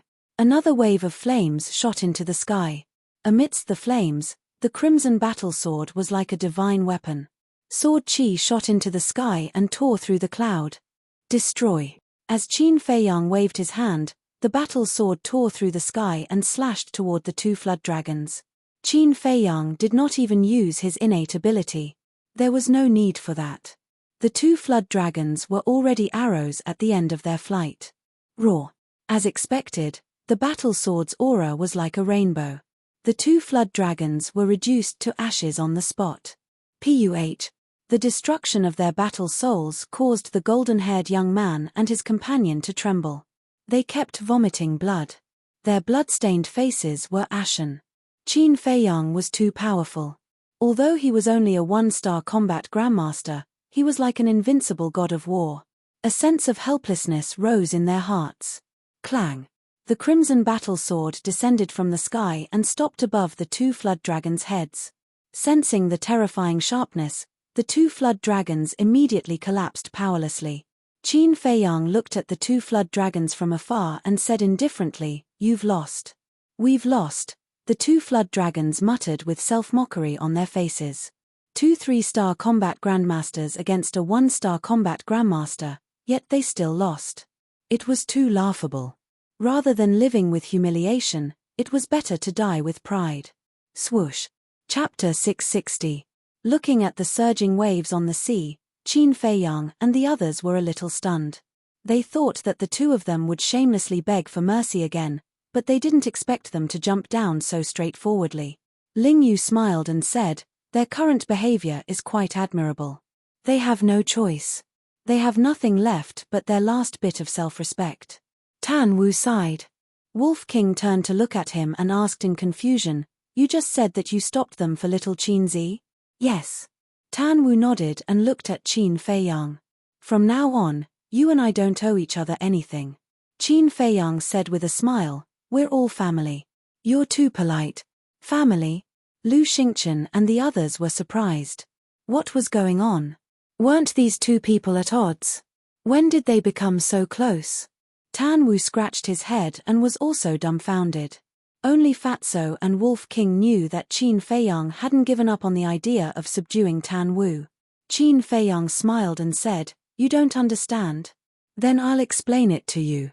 As long as you agree to join us, we'll be family." Tan Wu's face darkened and he said angrily, "Don't even think about it." Qin Feiyang said, "I don't want to either, but I like you too much. I can't control myself." Damn, so mushy. Everyone present had goosebumps all over their bodies.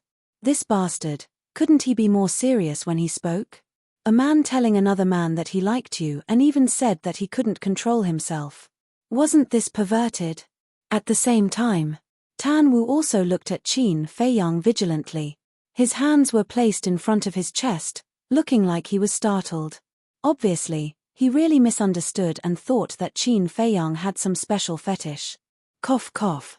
Ren Wuxuang glanced at Tan Wu and coughed dryly. "Feiyang, you have to watch your words." Qin Feiyang was stunned. He looked helplessly at Tan Wu and said, "Don't misunderstand. I only fancy your talent and ability. I'm not interested in you as a person." "Who?" Tan Wu immediately heaved a sigh in relief and shook his head as he said, "This is absolutely impossible." Qin Feiyang said, "What if I tell you that I can help you unlock the door of potential?" Tan Wu's eyes trembled. Who wouldn't be tempted by such a temptation? However, to be Qin Feiyang's follower for the rest of his life, he really couldn't let go of his pride. In the end, he shook his head and said, "I'm sorry. Although I'm eager to open the door of potential, I prefer to be unrestrained." Qin Feiyang couldn't help but frown. This person was really stubborn. Looking at Qin Feiyang's expression, a sense of uneasiness involuntarily welled up in Tan Wu's heart. He clasped his hands and said, "The favor has already been repaid. The remaining matters have nothing to do with me either. Farewell. Of the 36 stratagems, escape is the best strategy." But at this moment, Wolf King took a step in front of him and said with a chuckle, "Want to leave? It's not that easy." Fatso also had a sinister smile on his face as he blocked behind Tan Wu.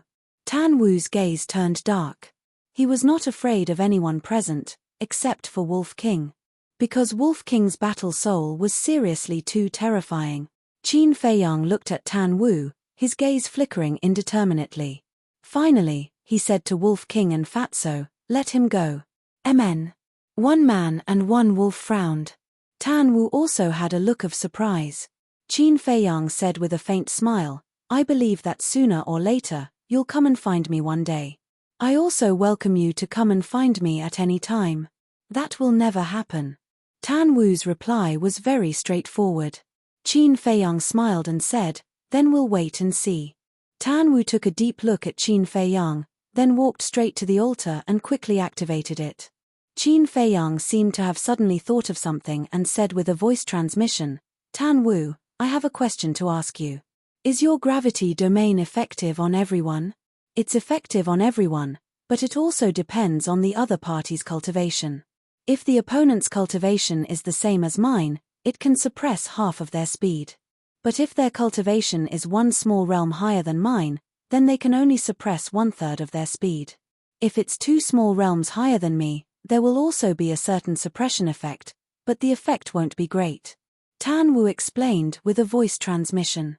Qin Feiyang said with a smile, this is already very powerful. In a battle between powerhouses, speed was the key to affecting the battle situation. Even if it was just a little bit faster, it was possible to turn defeat into victory. Are there any other questions? If not, I'll give you a piece of advice. Tan Wu said. Speak. Qin Feiyang said.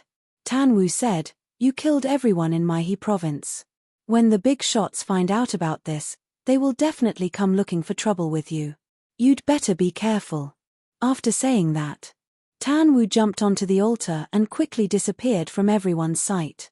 Looking for trouble with me, Qin Feiyang muttered, the corners of his mouth pursing into a sneer. Fatso frowned and asked with a voice transmission in confusion, Boss, didn't you want to take him in as your subordinate? Why did you let him go? Then let me ask you first. If it were you and someone else offered to help you open the door of potential, would you refuse? I want to hear the truth. Qin Feiyang asked secretly. No. Fatso shook his head. But this person refused. What does this mean? This means that his will is very firm and he won't be confused by external things. And this kind of person, once he chooses to follow someone, he will always follow them wholeheartedly and will never betray them. So we can't use force to deal with him. Qin Feiyang said with a smile. So that's how it is. Fatso suddenly understood and chuckled. Boss, don't worry, Fat Lord will never betray you. Come on, if not for the potential pill, if not for my identity, you might have flown away long ago. Qin Feiyang rolled his eyes at him. Fatso's expression changed, and he said angrily, damn, after going through fire and water with you for so long, you still don't believe in Fat Lord, so sad. Then you can slowly be sad. Qin Feiyang glanced at Fatso indifferently, then lowered his head to look at Wen Qiu and the other 3. This damn Fatso, when he was smart, he was a little too smart, but when he was stupid, he was so stupid that it made people helpless. He couldn't tell that he was just joking, but he actually took it seriously. At this moment, the 4 of them had already gotten rid of the illusion, but they did not go ashore. They stood on the boat and looked up at Qin Feiyang and the others. Wolf King sneered, they are obviously afraid that we will attack them, so they want to wait for us to leave before going ashore. Is it useful? Qin Feiyang smiled coldly. It is indeed useless. Wolf King waved his claws, and a bright battle chi appeared, roaring towards Wen Qiu and the others. Damn it! They really haven't forgotten about us. Wen Qiu's face suddenly became gloomy. Feng Wuxie shouted, don't talk nonsense, go ashore. Staying in the sea of bitterness would only lead to death in the end, but as long as they went ashore, they might find a chance to live. The 4 of them immediately drove the boat and rushed towards the stone stairs. A mere 100 meters was naturally nothing to the 4 of them, and they quickly reached the shore and climbed up the first step of the stone stairs. At the same time, the battle chi swooped down and suddenly blasted into the sea of blood, causing a wave of blood dozens of meters high to surge towards the 4 of them. Seeing this, the 4 of them hurriedly rushed up the stone stairs. Splash! Boom! The waves of blood surged over, violently slamming against the stone stairs, making a deafening sound. After escaping from danger, the 4 of them stood on a high step and looked down at the huge waves with lingering fear. If they did not choose to go ashore just now, they would have been swallowed by the waves of blood. But the crisis was not over. Qin Feiyang and the others were still watching from above. What should we do? The twin sisters looked helplessly at Feng Wuxie and Wen Qiu. But Feng Wuxie and Wen Qiu were also helpless.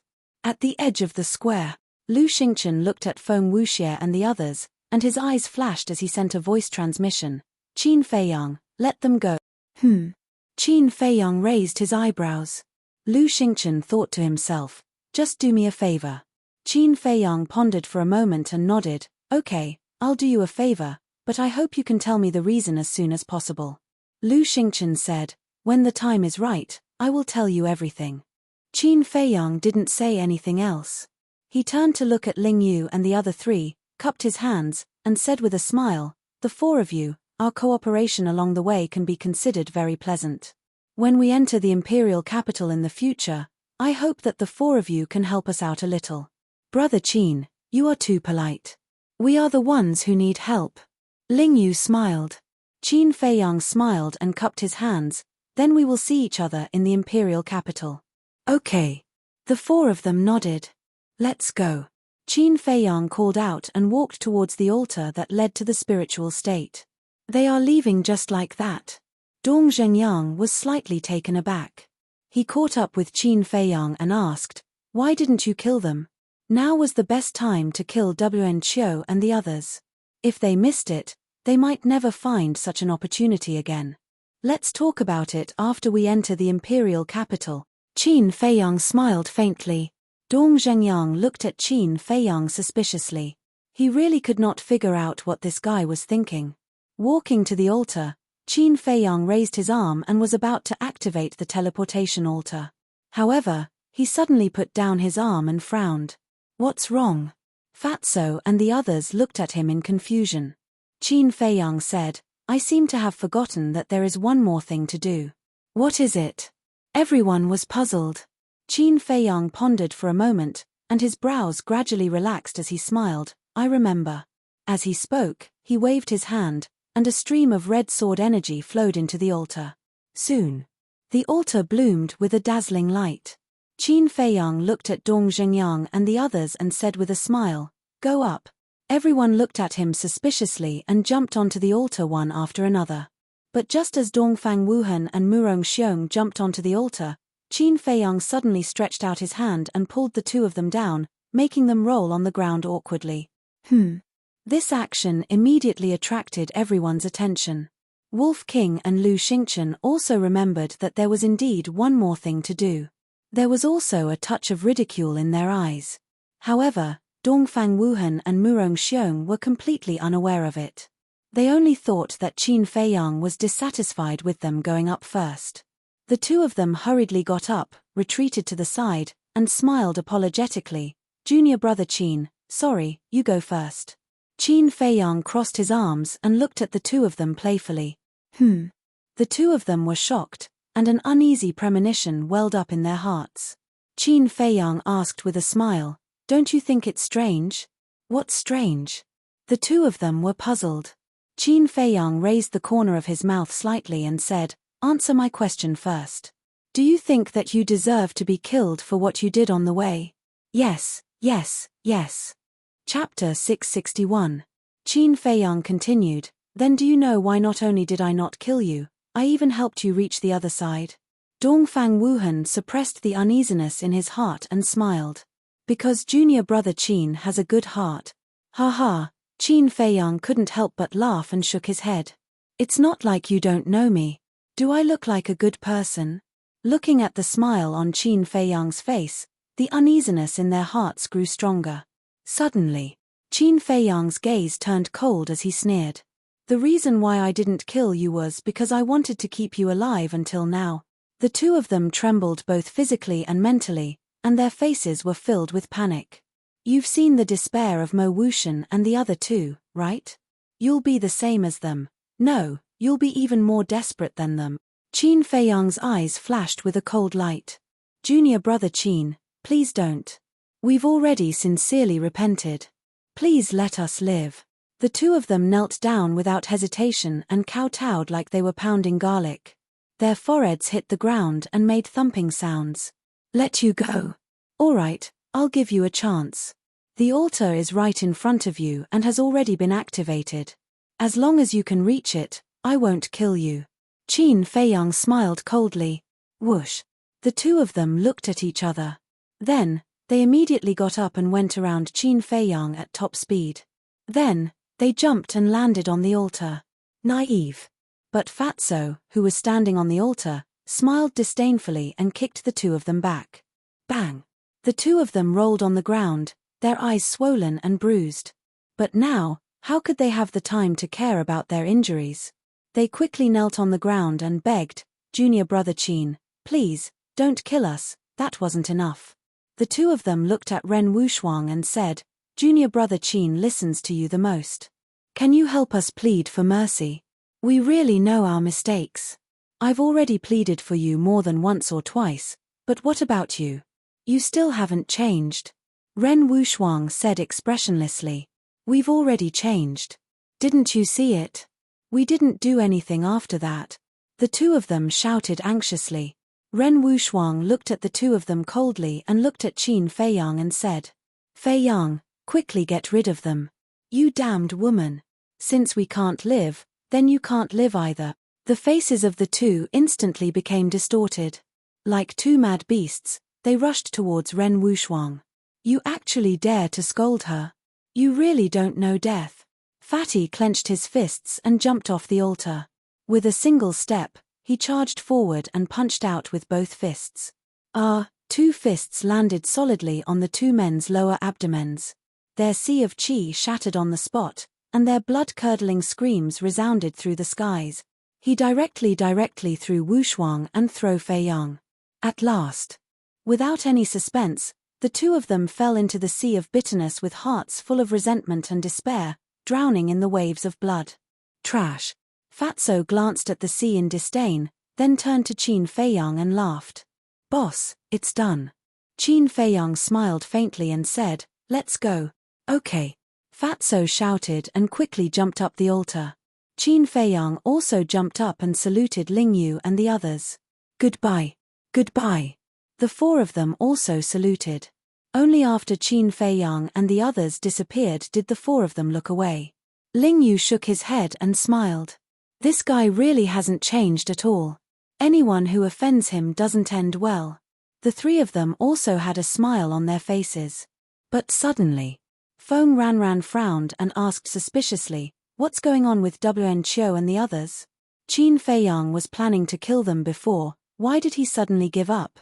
Why don't we help him get rid of them? Zhao Yu was eager to try. Don't. Ling Yu hurriedly stopped her. Qin Feiyang must have his reasons for doing this. It's better if we don't interfere. That's right, if we ruin his plans, when we meet in the future, he might blame us. Luo Dan smiled. Boring. Zhao Yu pouted his red lips. Ling Yu shook his head and laughed. Let's go, it's time to report to that old man. With that, the four of them also activated the altar and left. However, Wen Qiu and the others did not know that Qin Feiyang and the others had left. Because the teleportation altar was in the center of the square, they could not see it. They all thought that Qin Feiyang and the others were still waiting for them. Therefore, the four of them were hesitant. Time passed breath by breath, and after an hour, Feng Wuxie finally could not hold it in and said angrily, isn't it just death? What's the big deal? You guys wait here, I'll go meet them. After saying that, he ignored the twins' attempts to stop him and dashed upwards. But when he reached the peak, he was dumbfounded. Where are they? Why are they all gone? After a long while, he came back to his senses. He walked to the edge of the square and shouted at Wen Qiu and the others, they're all gone, come up. Gone. The three of them looked at each other in confusion.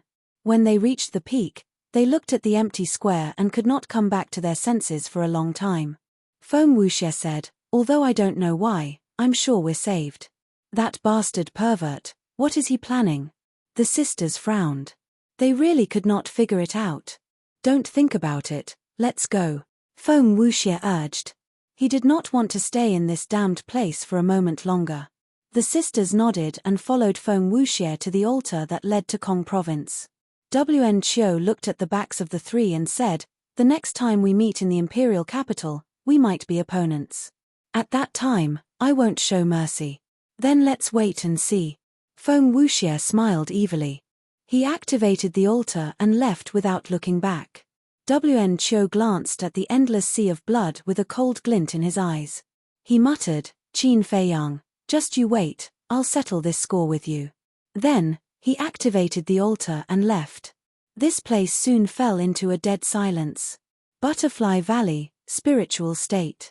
In the secret chamber under the small wooden building, the ugly old woman sat beside the teleportation altar with her eyes slightly narrowed. Suddenly, she opened her eyes, and two beams of light shot out.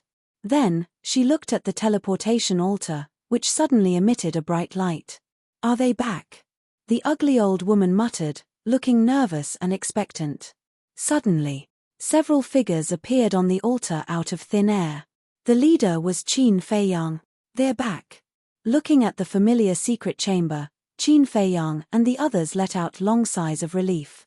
Thinking back to the years in the 9th level of hell, it was like a nightmare. Collecting their thoughts, they jumped off the altar one after another and looked at the ugly old woman with fear. They bowed and said, "Greetings, Senior." When they first came to Butterfly Valley, the scene of this old woman brutally killing those who wanted to pick herbs was still vivid in their minds. However, the ugly old woman didn't care about the others. Her gaze was firmly locked onto Qin Feiyang as she said, "Did you win?" "Yes. Although we're not the first people to reach the other side, we're all in the top 50. Qin Feiyang smiled. "Good." The ugly old woman was overjoyed. She patted Qin Feiyang's shoulder and nodded. "Kid, I knew you wouldn't let me down." Qin Feiyang scratched his head and laughed dryly. After the ugly old woman calmed down, she glanced at everyone and said coldly, "Qin Feiyang and Fatso stay here. Everyone else, go out first." "Yes." Lu Xingchen and the others responded respectfully and left the secret room as if they were running for their lives. The Wolf King lay on Qin Feiyang's shoulder and the black dragon snake coiled around Fatso's wrist. Naturally, they stayed behind. "You're being so mysterious. You're definitely up to no good." Fatso pursed his lips and said, "Old witch, can you give us the antidote for the black fiend poison now?" "What did you call me?" The ugly old woman's face turned cold. No, it's Senior." Fatso's expression changed. With a flattering smile, he changed his words. "Senior, can you give us the antidote?" Before entering the 9th level of hell, the ugly old woman gave them the black fiend poison again. She even said that it was an evolved version of the black fiend poison. Although they didn't pay much attention to it in the 9th level of hell, it was still troublesome. The ugly old woman rolled her eyes at him and took out 2 black pills and threw them to the 2 of them. The pills were the size of a finger and emitted a faint fragrance. Qin Feiyang and Fatso each grabbed one and threw it into their mouths. Then, they looked into their hearts. That pill was really magical. As soon as it entered their bodies, it turned into a wave of energy and went straight to their hearts. In less than 10 breaths, the black fiend poison was completely neutralized. Seeing that the black fiend poison was neutralized, Qin Feiyang couldn't help but let out a long breath. He looked up at the ugly old woman and asked, "Senior, why did you use this method to force us to win?" The ugly old woman pondered for a moment and sighed. "Because I want to leave the spiritual state and enter the imperial capital." "Leave the spiritual state?" Qin Feiyang and Fatso looked at each other, their eyes full of suspicion. "Seeing that you two get along quite well, I'll tell you. I'm actually the previous mansion master of the spiritual state," the ugly old woman said. Qin Feiyang, Fatso, and Wolf King's eyes widened. They never thought that this old witch was actually the previous mansion master. No wonder even Wang Hong had to be respectful when he saw her. "Isn't it a little hard to believe?" The ugly old woman laughed. It would have been fine if she didn't laugh, but this laugh made the scar on her face even more twisted and terrifying. The 2 men and 2 beasts didn't dare to look. Qin Feiyang nodded and said, "It is a little hard to believe. Humph. Let me tell you, I'm much stronger than Old Man Ren. It's just that ever since I stepped down, I've been staying here and have never shown my face in front of anyone. So much so that not many people know me." The ugly old woman snorted. Qin Feiyang frowned and said, "Then why are you staying here, Senior?" "This old body is here to protect this teleportation altar. Because this is not only the passage to the netherworld, but also the only passage to the imperial capital. So, there must be someone guarding here at all times." The ugly old woman explained. "So that's how it is." Qin Feiyang and Fatso were enlightened. Fatso asked, "Then does the other 8 states also have such altars?" "Yes." The ugly old woman nodded. Qin Feiyang was puzzled. "Then why did you step down, Senior?" "Because I want to live in the imperial capital forever. Although being the mansion master gives me the opportunity to enter the imperial capital, this will never be realized." The ugly old woman sighed deeply. Chapter 662. What do you mean? Qin Feiyang and Feitu were puzzled. The mansion master was the highest authority in the 9 states.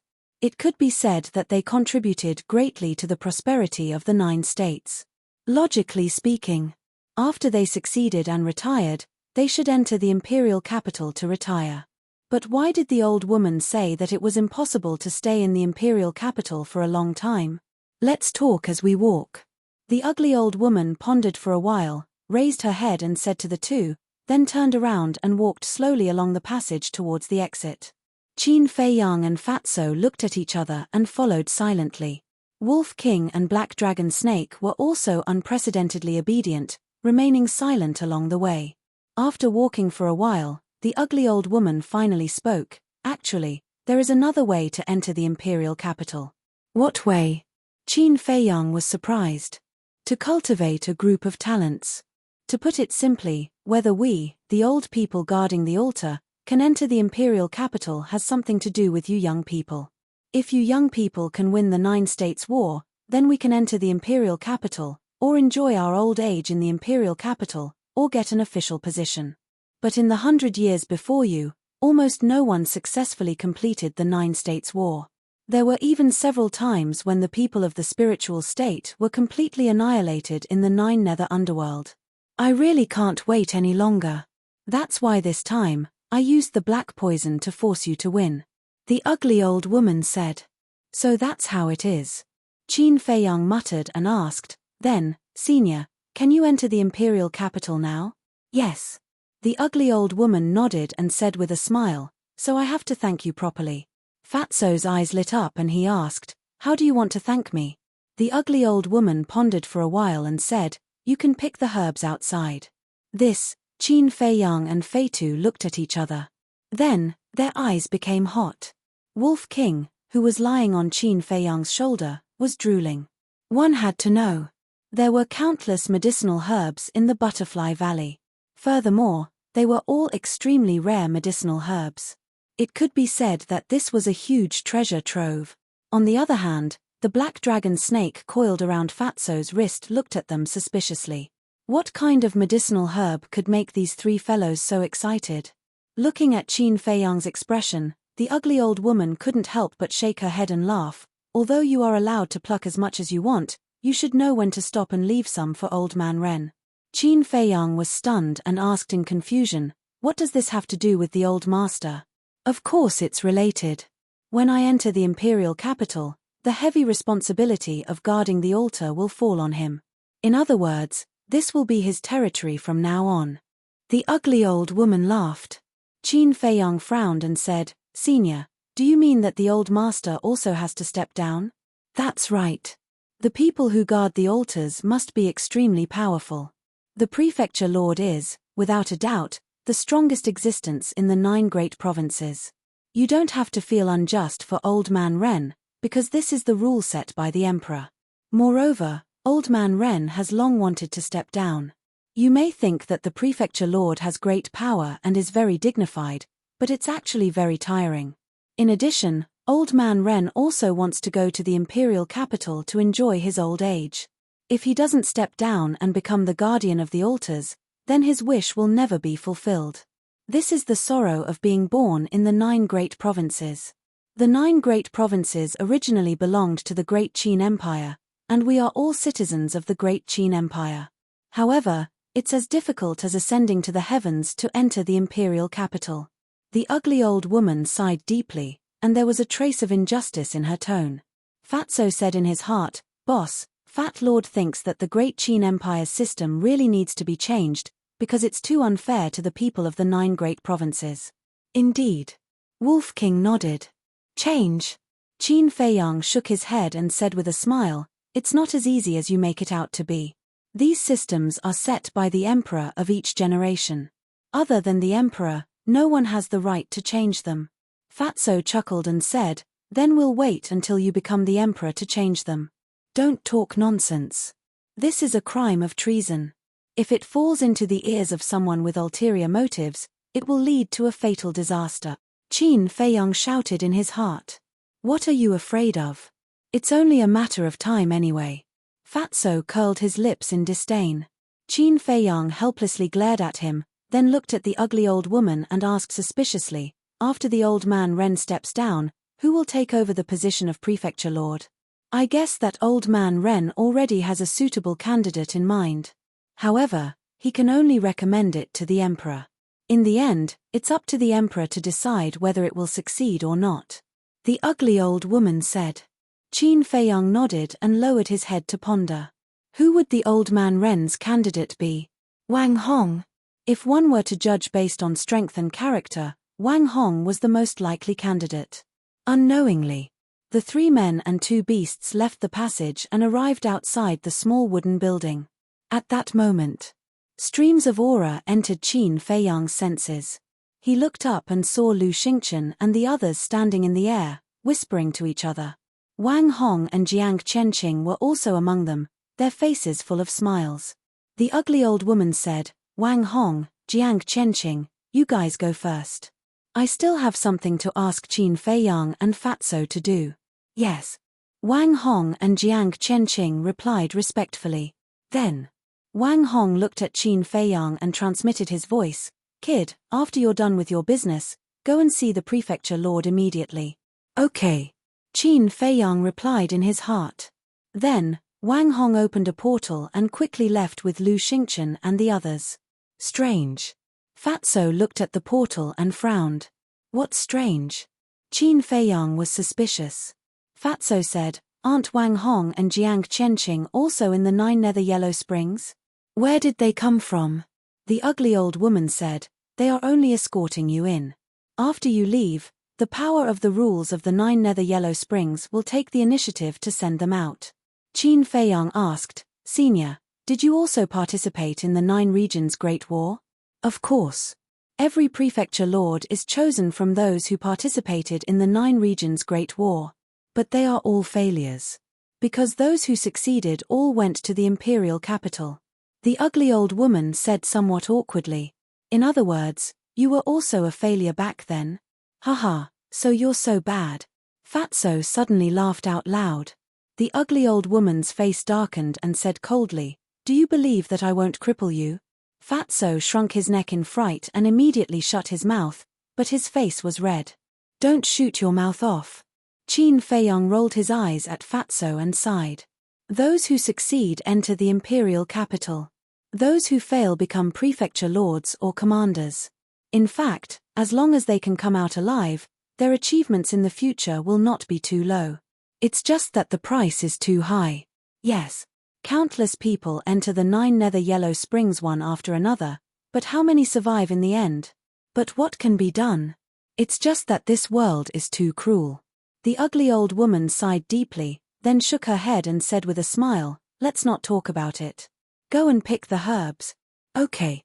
At the mention of herbs, Qin Feiyang, Jiang Chenqing, and Wolf King were extremely excited as if they had been injected with chicken blood.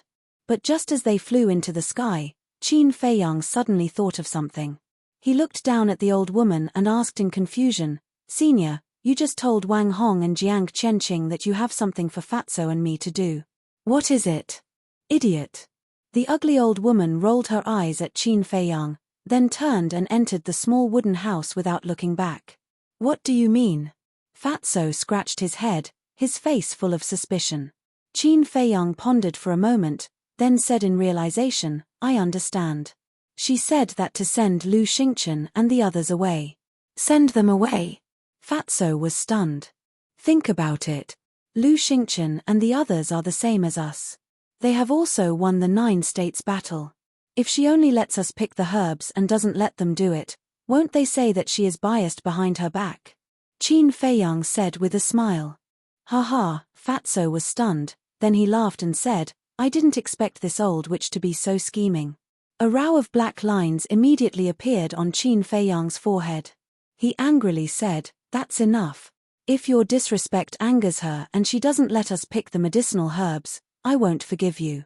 Hihi, don't worry, she can't hear you. Fatso laughed mischievously. But before he finished, the ugly old woman's cold voice came from the small wooden house. Although this old woman is old, my ears are still very good. Damn Fatso, you better be careful. Hearing this, Fatso's face changed and he smiled apologetically. Did you hear that? Be careful. Qin Feiyang glanced at Fatso with schadenfreude and flew towards the sea of flowers. TSK. Fatso raised his middle finger in disdain and quickly followed. In the sea of flowers. Hundreds of flowers bloomed and the fragrance of flowers assailed the nose. The herbs were like slender and elegant young girls, swaying in the wind and gushing out rays of light. As soon as Qin Feiyang entered the sea of flowers, he called out Lu Hong and the pangolin. When the black dragon snake saw the herbs, it was dumbfounded on the spot. There were so many herbs. No wonder Qin Feiyang and the others were so excited. For a moment, Qin Feiyang and the other two, Wolf King and the other two beasts, began to frantically sweep through the sea of flowers. Boss, come over and take a look. What kind of herb is this? Suddenly, Fatso's surprised voice sounded. Qin Feiyang walked over and looked down at the herb in Fatso's hand. His eyes immediately lit up. This medicinal herb was a finger tall, its entire body was green and crystal clear. There were 3 cloud-shaped leaves on it, emitting a hazy radiance. Fatso urged, "What exactly is it? Tell me." Qin Feiyang swallowed his saliva and said, "This is the spirit cloud grass, one of the main ingredients for refining the spirit sea pill." "I'll go." Fatso looked at the spirit cloud grass with shining eyes. The spirit sea pill could be used to cultivate a shattered chi sea. As one of the main medicinal herbs, the spirit cloud grass was definitely priceless. Qin Feiyang, I also found a fruit that I have never seen before. On the other side, Lu Hong also said at this time. Qin Feiyang hurriedly ran over and looked down. The excitement on his face could not be concealed. Chapter 663. Lu Hong looked at Qin Feiyang's expression and said with a smile, "It seems that this is another precious medicinal herb. It's not just a little precious, it's very precious. This fruit is called the dragon saliva fruit. It's a medicinal herb used to refine the 9-turn dragon blood pill, and it's second only to the first-ranked dragon blood." Qin Feiyang was extremely excited. He originally thought that the 9-turn dragon blood pill's medicinal herbs could only be found in the imperial capital, but he didn't expect to find one here. He scanned the sea of flowers. It was hard to imagine how many more of these medicinal herbs there were. He came back to his senses and shouted, "Quick, quick, all the medicinal herbs you haven't seen before, don't leave a single one behind." After an entire hour, the few of them finally stopped sweeping and gathered together. Qin Feiyang asked, "How's the harvest?" Fatso held a Chenkuan bag and waved it in front of Qin Feiyang.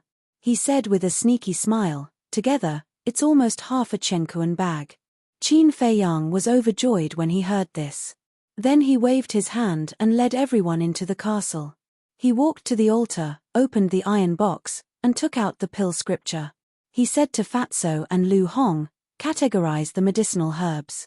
If you encounter any medicinal herbs you don't know, read the pill scripture. Pangolin, black dragon snake, stay here and help." After that, he added another sentence. "Understood." The two nodded and immediately squatted on the ground, getting busy. Qin Feiyang also left the castle with Wolf King and went to the small wooden house. In front of the courtyard gate, Qin Feiyang stood respectfully and cupped his hands. "Senior, I'll take my leave first." "Go. When we enter the imperial capital, I'll let old man Ren inform you." The ugly old woman's voice came from the wooden house. "Thank you, Senior." Qin Feiyang bowed and expressed his thanks. Then, he walked into a teleportation gate. Mansion Master's mansion. In the conference hall, the old man sat on the top. Wang Hong and Jiang Chenqing sat on the 2 seats below. Ren Wushuang, Lu Xingchen, Dong Zhengyang, and Shun Mai stood in the center of the hall, recounting what had happened in the Yellow Springs. Although the old master and Wang Hong had experienced the Great War of the 9 prefectures, they still couldn't help but shudder when they heard the narration of the 4 people. Whoosh! Outside the palace, a ripple suddenly appeared in the void, and Qin Feiyang and Wolf King appeared out of thin air. "Brother Qin, Brother Wolf King, congratulations." "That's right. Now, not only will you be able to enter the imperial capital, but you will also be famous throughout the 9 great provinces. As soon as the guards outside the hall saw the man and the wolf appear, they immediately surrounded them. Wolf King smiled proudly and said, "Are you envious?" "I'm not envious, I'm very envious. We dream of going to the imperial capital, but unfortunately, we won't have the chance in our entire lives. Brother Qin, Brother Wolf King, when you go to the imperial capital, you must work hard. Don't embarrass our spiritual state." The group of people smiled and complimented. Wolf King patted his chest and said in high spirits, "Don't worry, when we reach the imperial capital, we will still be the ones bullying them." The group of people couldn't help but laugh. However, with this man and Wolf's lawless personality, they might really turn the imperial capital upside down. "Brat, what are you doing outside? Come in quickly." At this moment, the old master's dissatisfied voice sounded in the hall. The guards surrounding Qin Feiyang and Wolf King hurriedly retreated to the side. Qin Feiyang smiled at the group of people, walked to the door, and gently pushed it open. Then, he walked in and bowed, "Greetings, Mansion Master." The old master glanced at him and said, "Close the door." Qin Feiyang turned around and closed the palace door. He walked to the side of Ren Wushuang and the others and looked at Wang Hong and Jiang Qianqing. He cupped his hands and said with a smile, "Seniors, how have you been? We're still the same. As for you, I heard from Wushuang and the others that you showed off your might in the Nine Nether Underworld." Wang Hong teased. "I was lucky." Qin Feiyang laughed dryly.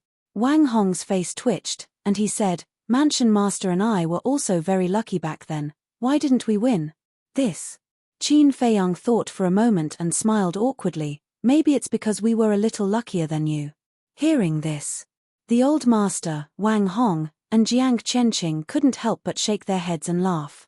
The old master said with a pleasant expression, "You contributed greatly to our spiritual state's great victory this time.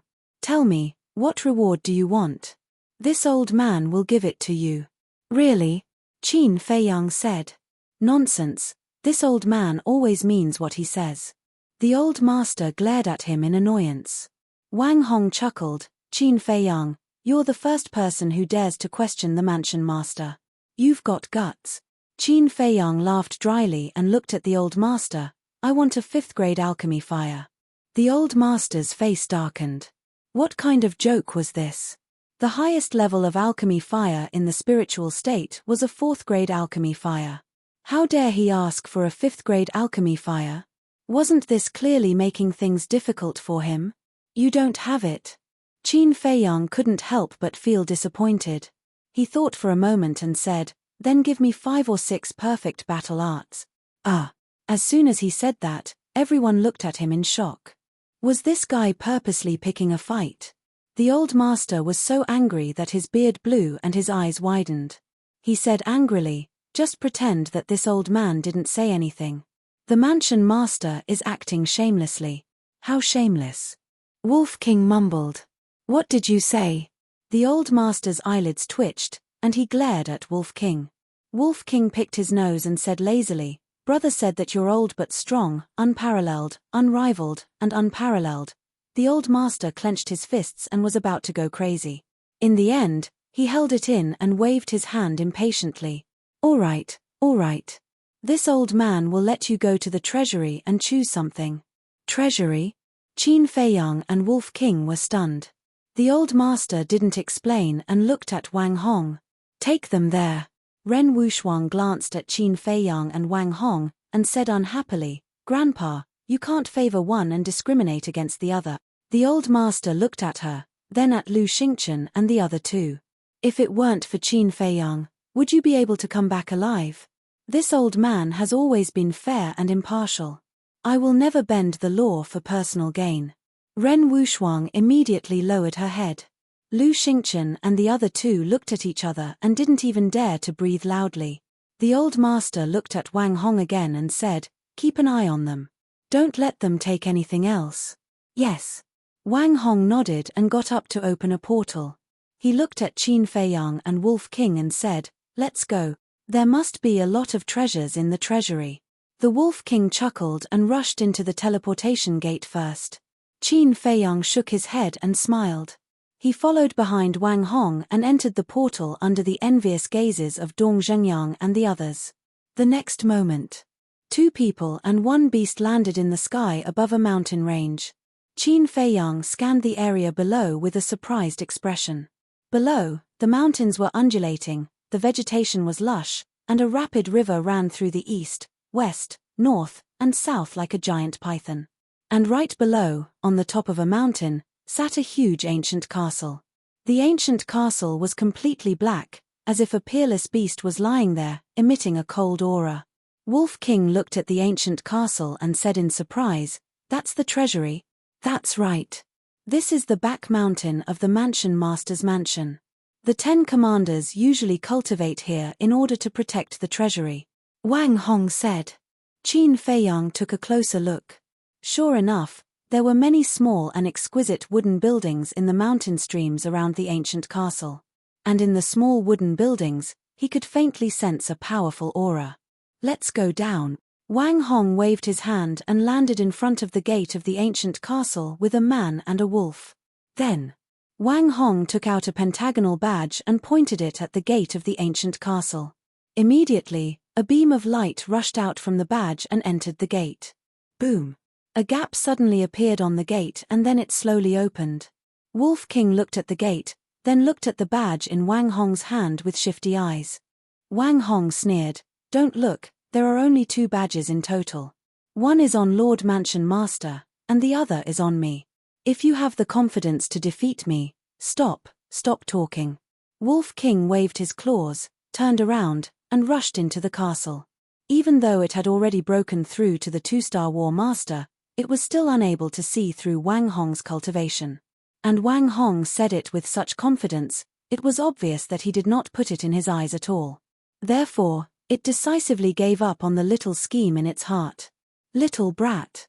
Looking at Wolf King's small back, Wang Hong could not help but shake his head and laugh. As for Wolf King, he was dumbfounded the moment he entered the castle. When Qin Feiyang entered, it was the same, his eyes filled with disbelief. Inside the huge castle, there were many tall iron shelves neatly arranged. And every iron shelf was filled with things. There were all kinds of divine weapons, iron and jade boxes of all sizes, and a large number of universe bag. These weapons were collected by the previous mansion masters. Each of them can cut through iron like mud. And these iron and jade boxes, some of them contain martial skills, some of them contain battle arts, and some of them contain pills, pill formulas, pill fires, and precious medicinal ingredients. As for those universe bag, they are all gold coins. After Wang Hong closed the door, he brought Qin Feiyang and Wolf King around the treasure trove and introduced them. Qin Feiyang stopped beside a battle sword, grabbed the hilt, and flicked the blade. Clang! Immediately, an ear-piercing sound echoed in the treasure trove. There was no noise at all. It was obviously a top-grade battle sword. Wang Hong turned to look at Qin Feiyang and laughed, "Have you taken a fancy to it?" Qin Feiyang laughed and placed the battle sword back in its original position. No matter how powerful the weapon was, how could it compare to Chang Shui? He looked at the other weapons. Although they were all good, none of them caught his eye. Next, he opened the jade and iron boxes again, but he did not choose anything. Because he could no longer use the martial skills. As for the battle arts, the highest grade was only high grade, which was meaningless. As for the pill formulas, they were even more unable to attract his attention, because all the pill formulas in the Dan scripture were there. The only thing that moved him was the medicinal ingredients and the pill fire. But in the end, the pill fire was only 1st grade, 2nd grade, and 3rd grade. There wasn't even a 4th grade pill fire, let alone the 5th grade pill fire that he desired. In the end, he gave up on the pill fire and only focused on the medicinal ingredients. What exactly do you want? Seeing that Qin Feiyang did not make a decision, Wang Hong gradually lost his patience. One had to know. Ordinary things couldn't enter this treasure trove at all. In other words, the things that could enter this treasure trove, other than gold coins, were all valuable treasures. But looking at Qin Feiyang's current appearance, it seemed that nothing could catch his eye. Don't worry. Qin Feiyang smiled and walked towards the deepest part of the treasure trove. After a series of observations, he discovered that the deeper he went, the more precious the items were. A moment later, he stopped in front of the innermost row of iron shelves and raised his head to scan the jade boxes on them. Very quickly, Qin Feiyang discovered something unusual. On the other iron shelves, there were dozens of jade boxes piled up on each floor. Chapter 664. There must be something fishy going on. Qin Feiyang decisively grabbed a jade box and opened it. Just as the box was opened, a cold aura surged out. Qin Feiyang's eyes immediately lit up with joy. Inside the jade box lay a strange flower the size of a baby's fist. It was completely white, as if it was carved out of white bones. Wasn't this the flower of death? At the same time, the Wolf King's eyes also shone brightly as he drooled. He didn't expect that there would be such a treasure hidden in this treasure vault. Looking at Qin Feiyang and Wolf King's eyes, Wang Hong frowned slightly and asked, "Do you know what this is?" "What do you mean?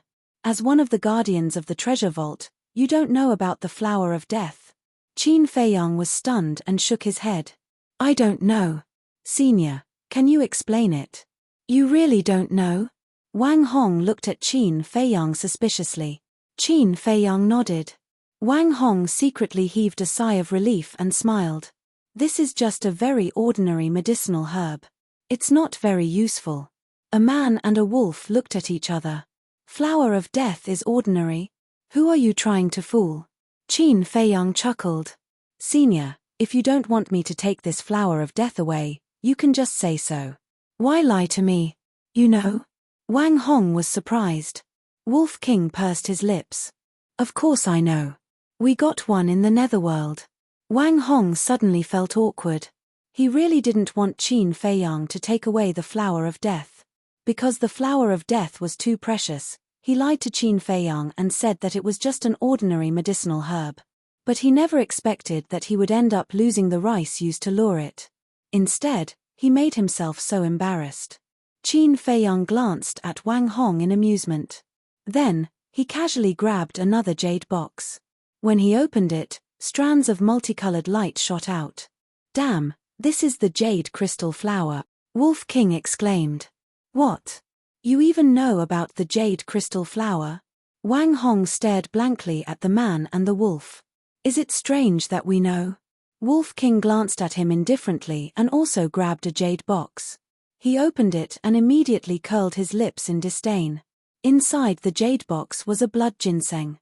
To others, the blood ginseng was a rare treasure that could only be encountered by chance, but to Wolf King, it was nothing at all.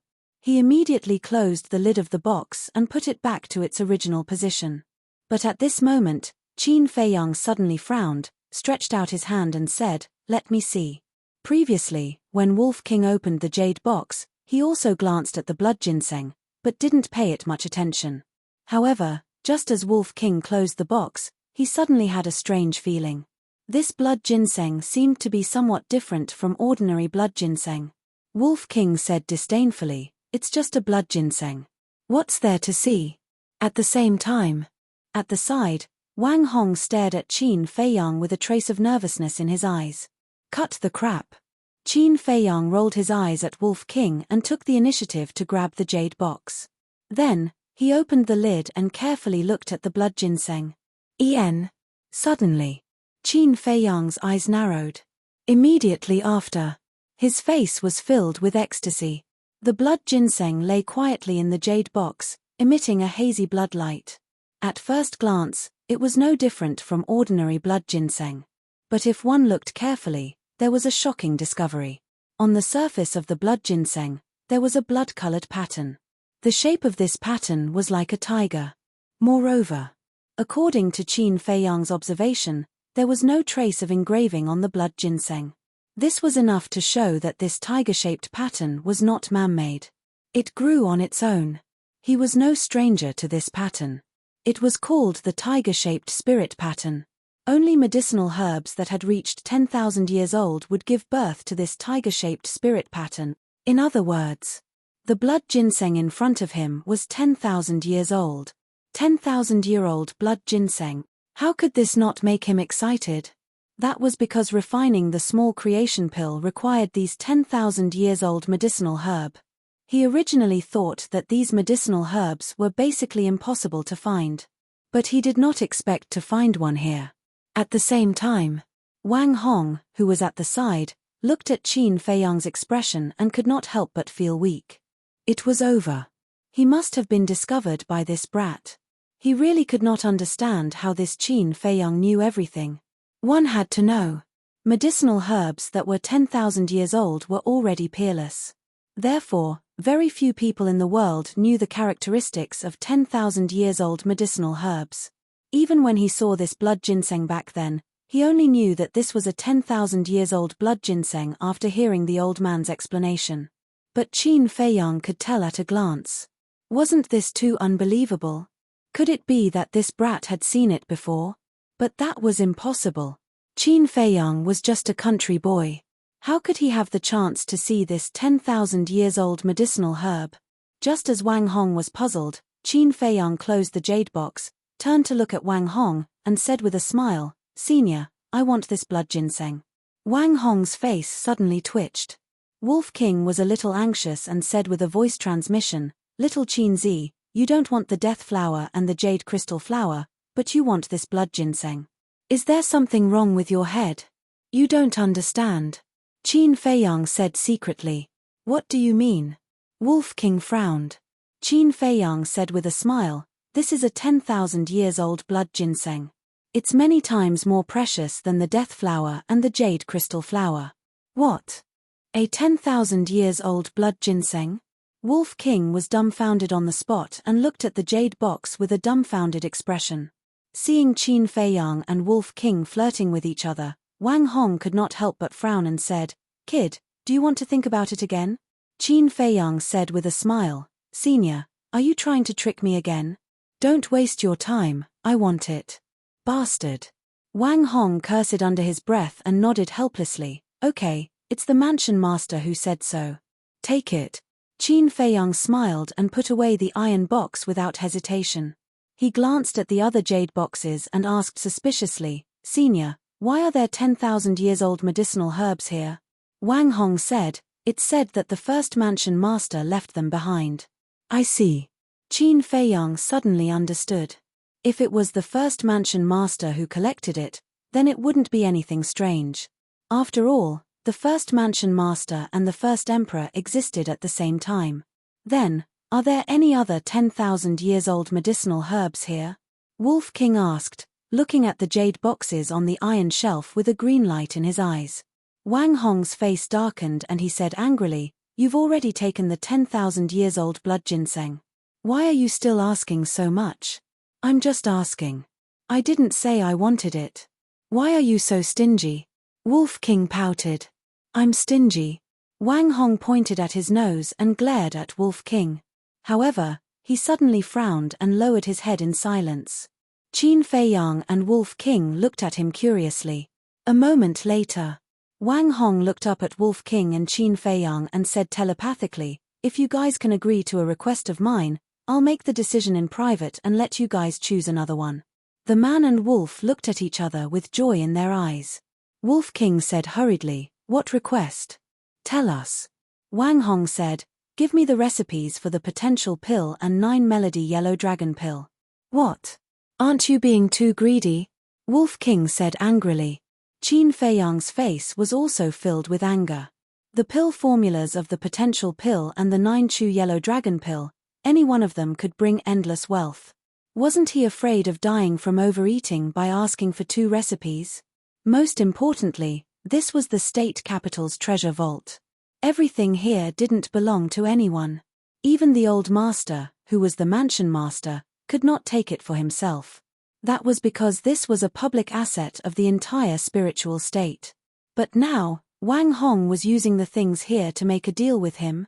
Qin Feiyang really did not expect that Wang Hong, who had always been open and aboveboard, would be so scheming. Looking at Qin Feiyang and Wolf King's expressions, Wang Hong sighed deeply and said, "I know that you guys must be thinking that I'm a greedy villain. Aren't you?" Wolf King sneered. "No." Wang Hong shook his head and said, "I'm doing this for the mansion master." Qin Feiyang frowned. What did this have to do with the old master? Wang Hong's face showed a trace of worry and said, "There are many things that you don't know. One of them is that the old master is about to step down." Qin Feiyang said, "We know about this."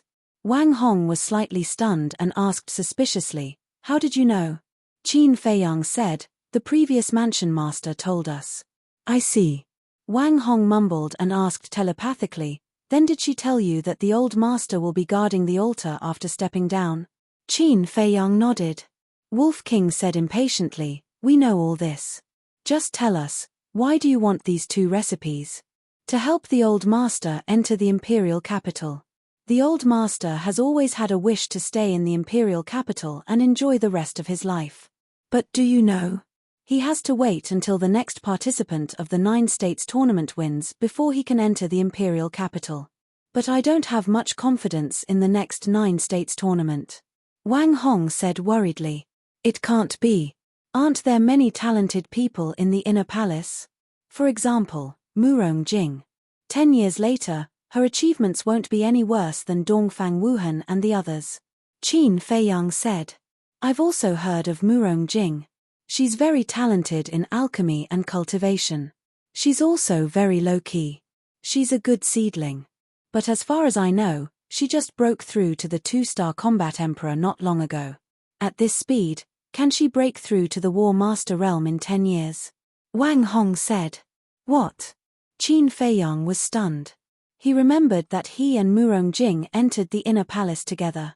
Now, he was already a 1-star combat emperor, but Murong Jing had just broken through to the 2-star combat emperor. Wasn't this too slow? Can she be compared to you monsters? All of you have opened the door of potential. Wang Hong rolled his eyes. Qin Feiyang couldn't help but laugh. Indeed, according to the cultivation speed of ordinary people, Murong Jing was already very outstanding. But compared to them, her talent was mediocre. So, my plan is to use the potential elixir and the Juku Yellow Dragon elixir to cultivate them. As long as we have the potential elixir and the Juku Yellow Dragon elixir, the spiritual state will definitely win the 9 states tournament in 10 years. By then, the old master will be able to fulfill his wish and enter the imperial capital to enjoy his old age. Chapter 665. So that's how it is. Qin Feiyang finally understood. He cupped his hands and said, "Senior, you really put in a lot of effort. I misunderstood you just now. Please forgive me." "It's okay." Wang Hong waved his hand and sighed. "All these years, the old man has treated me like family. Naturally, I have to do something for him. So, please help me. Senior, you know how to repay kindness. The old man has been good to me. Logically, I should help you, but, at this point," Qin Feiyang frowned. Wang Hong immediately promised, "Don't worry. I won't tell anyone about the recipe." Qin Feiyang pondered for a moment and looked at Wang Hong. "This is too important. Please give me a few days to think about it." "Okay." Wang Hong nodded and smiled. He also knew that this request was a bit difficult, so he didn't urge him. Qin Feiyang didn't mention the treasure selection again. After all, he didn't promise anyone. How could he bring it up? 2 people and 1 wolf walked out of the treasury one after another. Immediately, a beautiful figure entered their sight. It was Ren Wushuang. After Wang Hong closed the stone door, he asked in confusion, "Wushuang, why are you here?" Ren Wushuang bowed to Wang Hong and said, "I have something to talk to Qin Feiyang about." "Me?" Qin Feiyang frowned slightly. He couldn't help but have an uneasy premonition. Wang Hong looked at the 2 meaningfully and smiled. "Okay, you guys talk." With that, he opened a teleportation door and went to report to the old man. After the portal disappeared, Ren Wushuang immediately ran to Qin Feiyang and said, "Feiyang, can you tell me where my father is now?" As expected, Qin Feiyang guessed that Ren Wushuang came to him because of Ren Duxing. After a moment of silence, Qin Feiyang said, "Sis, it's not that I don't want to tell you about Uncle Ren's whereabouts. It's Grandpa who doesn't want me to tell you. He doesn't want you to worry." "Grandpa knows too?" Ren Wushuang's face froze. Qin Feiyang nodded and added, "But the old man only knows that Uncle Ren is still alive. He doesn't know where Uncle Ren is now." "Why?" Ren Wuxuang looked at him in confusion. Qin Feiyang said, because Uncle Ren doesn't want you to know where he is. Even so, you can't hide it from me. This is too much. After saying that, she squatted on the ground, hugged her shoulders, and cried. Sis, don't be like this, okay? If others see this, they will think that I am bullying you. Qin Feiyang said helplessly. You guys are bullying me. I am not a child. Why don't you tell me? Ren Wuxuang whispered, tears falling like rain. Qin Feiyang said helplessly, can you stop crying? Ren Wuxuang turned a deaf ear to it and silently shed tears. Her thin body was curled up there while shivering, and she seemed to be extremely helpless. Aya! Qin Feiyang, Wuxuang, what are you two doing here? At this moment, one figure after another streaked across the sky. It was third young Master Cao and the other commanders. Fan Jian was also among them. The 9 people landed on the square outside the castle and looked at the two of them curiously. Qin Feiyang smiled and said, nothing. Is that so? Then why is Miss Wuxuang crying? Fan Jian looked at Qin Feiyang strangely. Xue Huiyun frowned and said, Qin Feiyang, did you bully Wuxuang? Third young Master Cao said with a cold face, let me tell you, Wuxuang is the apple of our eye. If you dare to bully her, we will not forgive you. I didn't. Qin Feiyang quickly waved his hand. Wolf King stood at the side. Not only did he not help to explain, he even looked at Qin Feiyang with schadenfreude. Really? Third young Master Cao looked at him unkindly. Qin Feiyang was about to break down, and said, sis, don't cry, if you keep crying, I won't be able to clear my name even if I jump into the Yellow River. Then do you want to tell me? Ren Wuxuang sent a sound transmission, her tone carrying a hint of threat. Qin Feiyang rubbed his aching forehead, looked at Wolf King beside him, and said angrily, can you help me out? This is between you two, what can I say? The Wolf King said indifferently, acting as if this matter had nothing to do with him. You win. Qin Feiyang glared at it fiercely, gritted his teeth, and sent a sound transmission to Ren Wuxuang. Okay, I'll take you to see him. Really? Ren Wuxuang's delicate body trembled. Yes. Qin Feiyang nodded. If he did not agree, he might really be beaten up by third young Master Cao and the others. Ren Wuxuang suddenly laughed through her tears, got up, wiped her tears, and looked at Xue Huiyun and the others. He didn't bully me, just sand got into my eyes. Sand got into your eyes? The 9 people looked at each other, obviously not believing. That, cough cough, Qin Feiyang coughed and said with a smile, everyone, I have something to do, so I'll leave first. Then, he opened a portal and left quickly with Ren Wuxuang and Wolf King. What's going on? Third young Master Cao and the others looked at each other. Iron chain bridge in the land of ruins. Whoosh. 2 people and a wolf suddenly appeared out of thin air. Ren Wuxuang looked in front of her and said in surprise, isn't this the entrance to the land of ruins? That's right. Uncle Ren is down here. Qin Feiyang pointed at the canyon. Ren Wuxuang's eyes trembled, and she immediately landed on the bridge, looked down at the canyon, and shouted, Father, I'm here to find you, can you come out and see your daughter? Her voice echoed in the canyon, carrying a deep longing and desire, and did not disappear for a long time. But in the canyon, other than the whistling of the storm, no other sound could be heard. Father, I know you don't want to see me, don't want me to know you're here, you must have your reasons, but have you ever thought about my feelings? Ever since you left, I've been looking for you every day.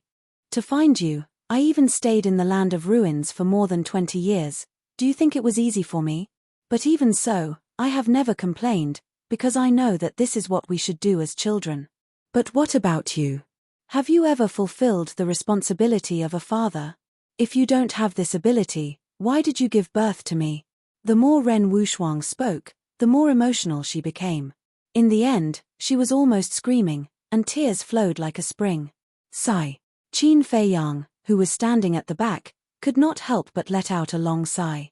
He walked to Ren Wuxuang's side, looked down at the canyon, and said, Uncle Ren, we're about to go to the imperial capital. Before we leave, you should come out and see your sister. Ren Wuxuang shouted, Yes, come out, I promise, I won't ask anything.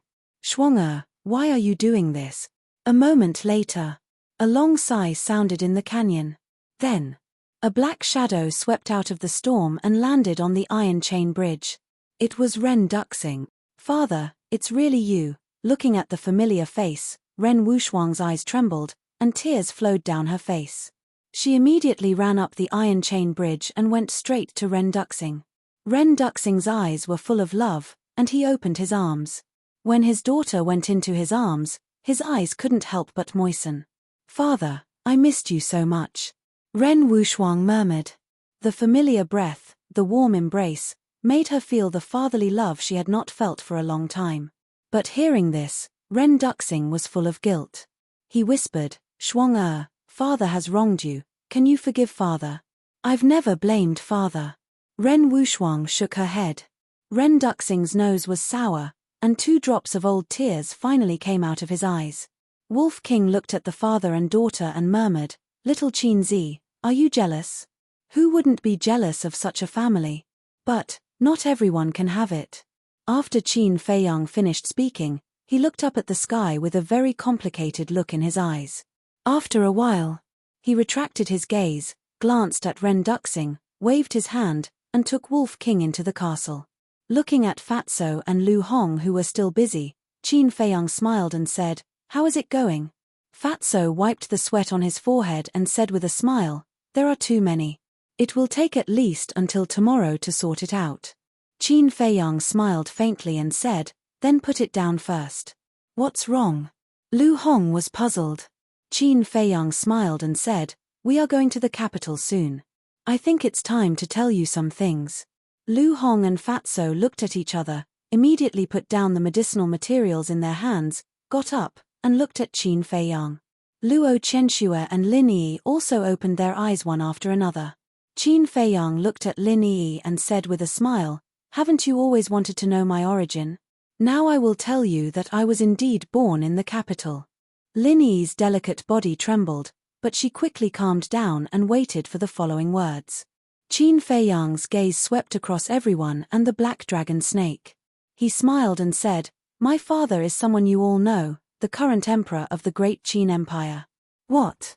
Lin Yi and Luo Chenxue suddenly got up and looked at Qin Feiyang in disbelief. There were stormy waves in their hearts. The black dragon snake was also shocked to the extreme. As for Wolf King, Pangolin, Fatso, and Lu Hong, they were not surprised because they already knew this. The only thing they wanted to know was why Qin Feiyang came to the Iron Ox town. After a long while, Luo Chenxue recovered and asked, "Are you really the son of the emperor?"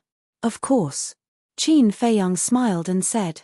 Hearing this, Luo Chenxue looked up and down at Qin Feiyang, then she actually knelt on the ground. Qin Feiyang's face changed. He hurriedly went up to hold Luo Chenxue and frowned. "Auntie Xue, what are you doing?" Luo Chenxue said in a panic, "You are the prince, of course I have to salute." Qin Feiyang smiled helplessly and said, "Auntie Xue, aren't you treating me like this? Don't be like this, and now, I'm no longer a prince." "Not a prince?" Luo Chenxue was taken aback and wondered, "Why?" Qin Feiyang smiled self-deprecatingly and said, "As early as more than 10 years ago, the emperor had already ordered to abolish my identity as a prince. If it weren't for my mother to plead for me, I'm afraid I would have already turned into a pile of soil." "What?" Luo Chenxue and Lin Yi were stunned. Fatso and the others were also trembling physically and mentally. It turned out that all this was related to the emperor. No wonder every time Qin Feiyang's father was mentioned, Qin Feiyang would be furious. However, why did the emperor order to abolish his son? Chapter 666. Qin Feiyang pondered for a while and smiled faintly. "My talent was not bad back then. I suddenly became a 9-star martial master when I was 10 years old." A 9-star martial master at the age of 10? Lin Yi's face froze. This talent is not only not bad, it is simply monstrous. But this is even more strange. Qin Feiyang has such amazing talent. It can be said that his future is limitless, but the current emperor actually poisoned him. Is he stupid? Wolf King frowned and asked, "Little Qin Zi, what is the reason?" Qin Feiyang shook his head and said, "I don't know the reason." "You don't know?" Wolf King, Fatso, and others looked at each other. Qin Feiyang said, I remember that when I had a conflict with the eldest prince, my eldest brother, he killed me and seriously injured me. Upon hearing this, Fatso said angrily, as the eldest brother, he actually killed you. Isn't this too much? What's more, aren't you a 9-star martial master? Why can't you beat him? Haven't you heard of this saying? The most ruthless imperial family. In the imperial palace, there is no kinship at all, only power struggles. And the eldest prince is 8 or 9 years older than me. At that time, he was already a 5-star martial ancestor. I am a 9-star martial master. No matter how heaven-defying I am, I can't be his opponent. Qin Feiyang shook his head and smiled bitterly. Fatso suddenly said, I see. You continue. Speak slowly. Don't get too excited. Do I look excited to you? Qin Feiyang rolled his eyes at him. In the past, he was indeed very aggrieved and angry. Every night, he was awakened by nightmares. But now, he figured it out. Whatever happened, no matter how much you resent or hate it, it is impossible to change anything. Only by facing it with strength, optimism, and courage can you live more at ease. In short, you can't let the past affect your heart. Gathering his thoughts, Qin Feiyang continued, although the injuries I suffered that time were very serious, the imperial palace did not lack top-grade healing pills. I woke up the next morning. But not long after I woke up, misfortune befell me. When he said the last sentence, Qin Feiyang's tone obviously changed. Fatso and the others also held their breaths, waiting for Qin Feiyang to continue. After I woke up, I was still reading the historical records in the pavilion outside the bedroom as usual. I remember that it was a rainy day. Just as I was engrossed in the movie, 4 of my father's personal bodyguards suddenly appeared and threatened to kill me. At that time, I wasn't mentally prepared at all. I was stunned. Father has always doted on me, how could he kill me?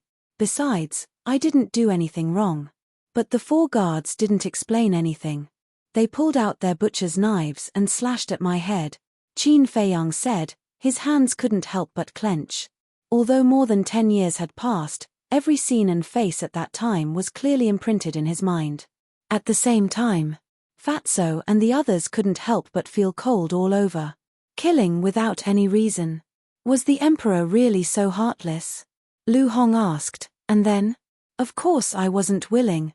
Even if you want me to die, shouldn't you let me die with a clear understanding?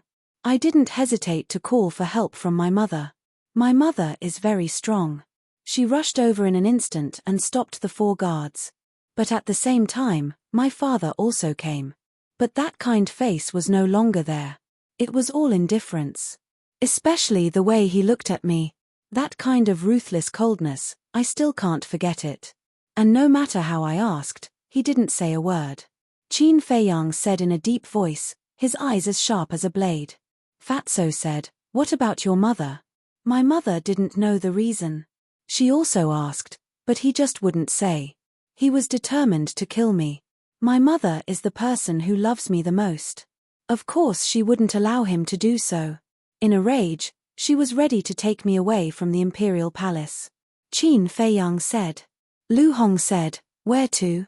Qin Feiyang said, my mother's family. Because my grandfather has the ability to protect me. Is your grandfather very strong? Wolf King was surprised. Very strong. But I'm not very sure how strong he is. After all, I was still young at that time. And I've only seen him once since I was young, and it was when I was 5 years old. Now I don't even remember what he looks like. However, I heard from my mother that my grandfather's family is a hidden family. They are very powerful, and even the emperor has to be courteous to them. Qin Feiyang said. Damn, your background is so strong. Fatso was dumbfounded. Not only did he have a mother who was the empress, but he also had a grandfather who even the emperor was afraid of.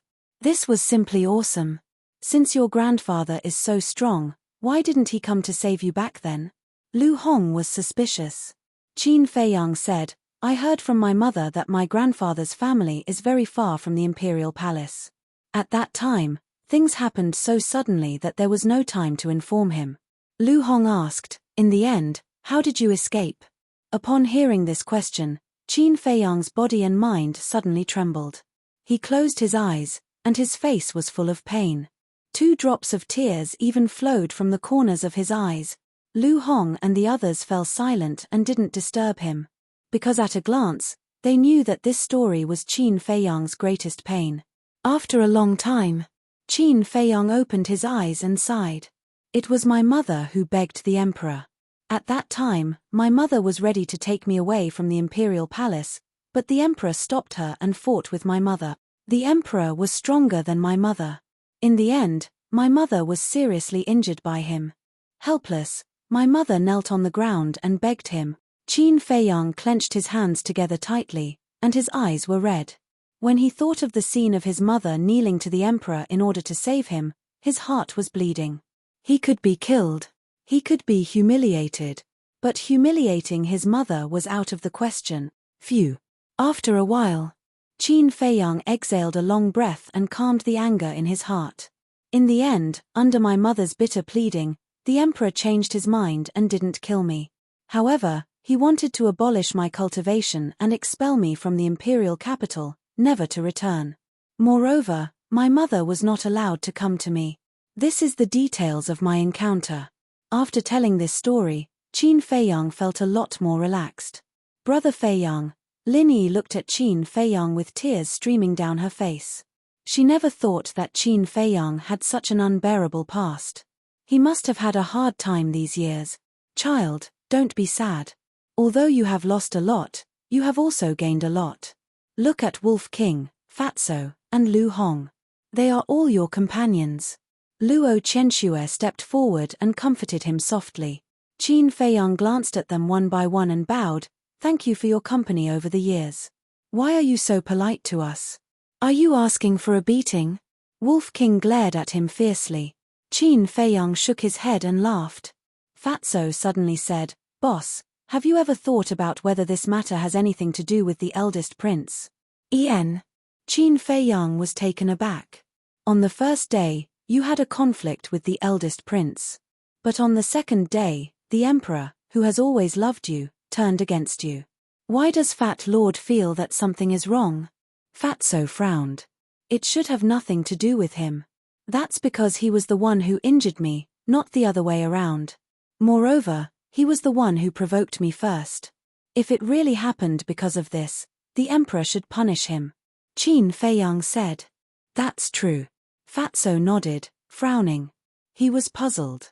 As for the reason, I will slowly investigate it when I enter the imperial capital. Now, I am telling these things not to win your sympathy, but to let you understand my next situation. Qin Feiyang said. Wolf King raised his eyebrows and said, What do you mean?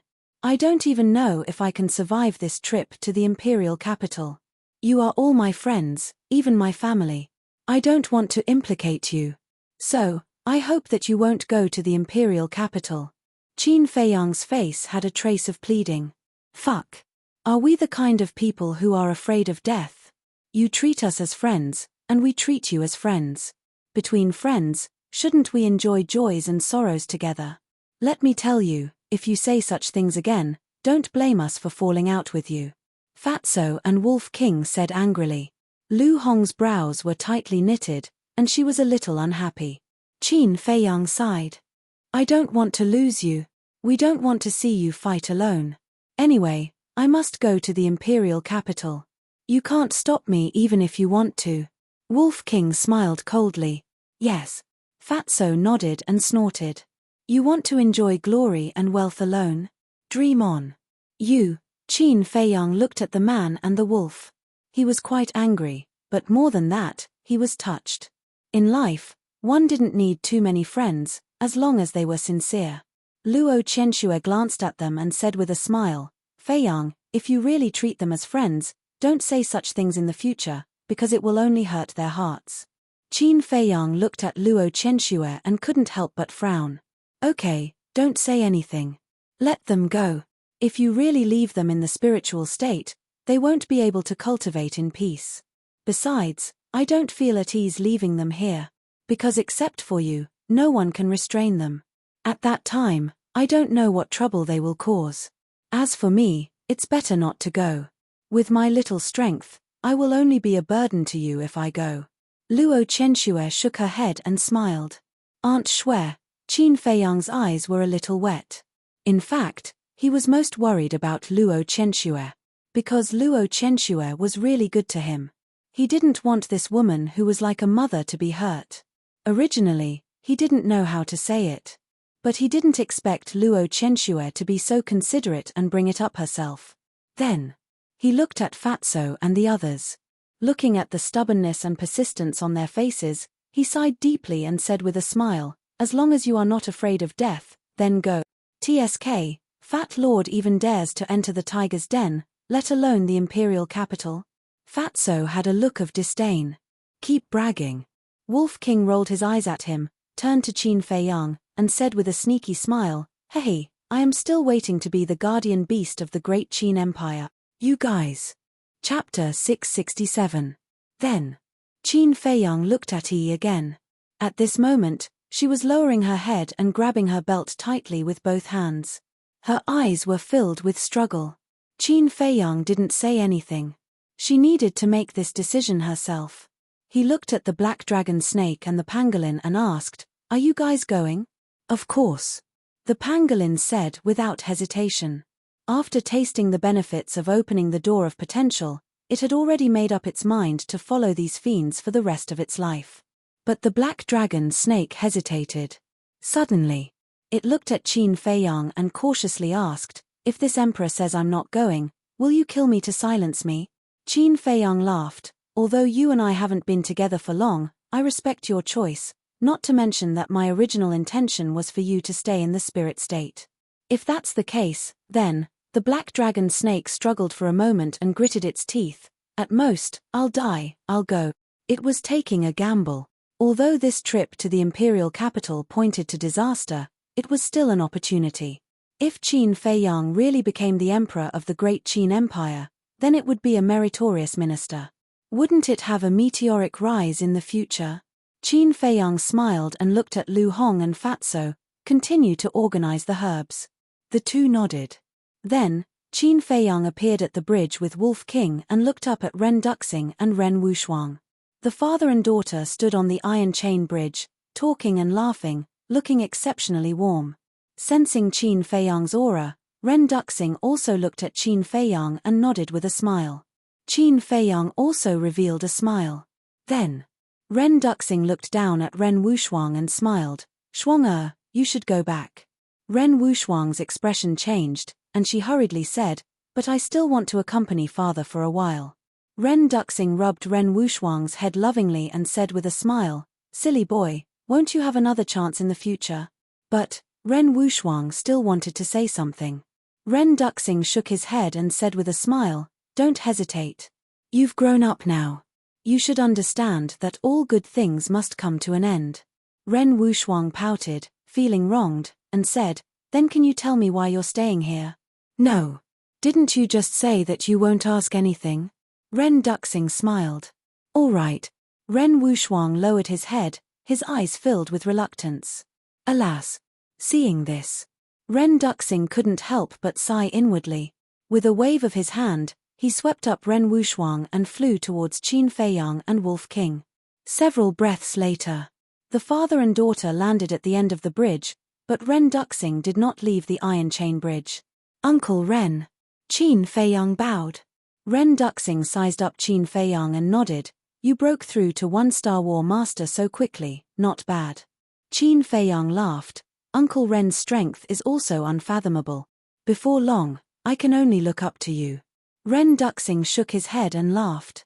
He lowered his head and looked at Ren Wushuang who was beside him, and said, "Shuang I have some personal matters to discuss with Qin Feiyang, you should leave first." Ren Wushuang frowned and said angrily, "You have something to hide from me again, what do you take me for?" Ren Duxing said, "Shuang don't be willful. Father didn't let you know for your own good." "Humph." Ren Wushuang coldly snorted, walked down the iron chain bridge, and walked into the distance. Before leaving, she glared fiercely at Qin Feiyang. "Who did I offend?" Qin Feiyang was a little depressed. After Ren Wushuang walked away, Ren Duxing said apologetically, "Feiyang, this girl of mine is like this, don't mind her." "Do I dare to mind?" Qin Feiyang smiled bitterly, sorted out his emotions, and asked suspiciously, Uncle Ren, what are you trying to say? Ren Duxing asked, how many people won the 9 regions war this time? Let me think, Wn Qiu, Feng Wuxie, the twin sisters, Ling Yu and the other 3, Tan Wu. Qin Feiyang pondered for a moment, and said, if we don't count the people from our spirit state, there are a total of 9 people. Ren Duxing said, then who are the people from our spirit state? Qin Feiyang said, Lu Xingchen, Dong Zhengyang, sister, Shen Mai. Ren Duxing pondered for a moment, and asked, then do you feel that there is something wrong with anyone? Something wrong? Qin Feiyang thought carefully for a moment and said, if there is something wrong, it is only Lu Xingchen. What do you mean? Ren Duxing was surprised. First, he is hiding his cultivation level. At first, we all thought he was a 7 stars combat emperor, but in the end, I found that he is stronger than us, a 3-star combat grandmaster. Second, in the 9 Nether Yellow Springs, he secretly helped the people of Kong and Yuju several times. Third, he seems to know everything, no matter what he encounters, he knows. Qin Feiyang said. Ren Duxing frowned, why would he help the people of Kong and Yuju? I don't know. I asked, but he didn't say, but, when Qin Feiyang said this, his eyebrows also furrowed. Ren Duxing asked, but what? He told me that he means me no harm, and he also said that he owes me a favor. But I really can't remember when I helped him. Qin Feiyang was confused. You single-handedly destroyed the Lu family, he should hate you. It seems that there is something wrong with this person. Ren Duxing muttered and said, Feiyang, Uncle Ren has a request. What is it? Qin Feiyang was confused. Do you remember that I told you that among the people who participated in the 9 states battle, there is a high chance that Mu Tianyang's lackeys are among them? Ren Duxing said in a deep voice. Qin Feiyang's pupils shrank, and he said in surprise, you mean, this person is Lu Xingchen? I don't know. But he is the most worthy of our attention.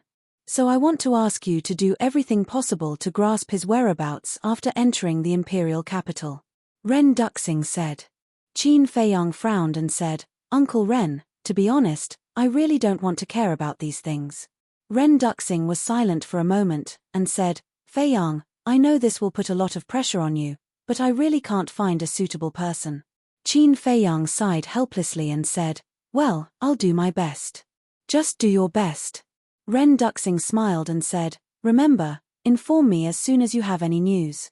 Okay. Qin Feiyang nodded. Ren Duxing waved his hand and said, then go, work hard, and help me take care of Shuang-Er. I will, goodbye. Qin Feiyang cupped his hands and said goodbye, then turned and walked toward Ren Wuxuang. Whoosh. Ren Duxing looked at the 2 people and the wolf, then jumped into the canyon and disappeared in the storm. During the whole process, Wolf King didn't say a word, as if it was thinking about something. After walking for a while, it said, Little Qin Zi, I don't know if you want to hear something. What is it? Qin Feiyang was stunned and puzzled. The enemy of my enemy is my friend. We can cooperate with Mu Tianyang and use him to destroy your enemy in the imperial capital. Wolf King said, a cold light flashing in its eyes. Not bad, you know how to use your brain to think. Qin Feiyang looked at it in surprise and shook his head, but I won't do that, because cooperating with Mu Tianyang is tantamount to asking a tiger for its skin. Moreover, his goal is to destroy the great Qin Empire, and I just want revenge. Wolf King asked, when the time comes, what if he really wants to destroy the great Qin Empire? Public is public, private is private. I won't sit back and do nothing. Because no matter what happens, the power of the bloodline flowing in my body will never change. No one can take away the empire of the great Qin Empire, Qin Feiyang said, his voice sonorous and powerful. Wolf King's pupils contracted. Qin Feiyang's last sentence really gave it a big fright. It seemed that there was bound to be a bloody storm in the future. Feiyang, where is my father? At this time, Ren Wuxuang ran over and asked anxiously. Qin Feiyang turned his head to look at the empty iron chain bridge and said with a smile, he should have left. Left? Ren Wuxuang's face froze, and she said angrily, he didn't even say goodbye to me, does he still care about me, his daughter? Qin Feiyang sighed, okay, don't complain, Uncle Ren doesn't have it easy. Ren Wuxiang frowned, looked up and down Qin Feiyang for a moment, and said, "Brother, tell me the truth. Do you know everything about my father?" "What is it?" Qin Feiyang looked confused.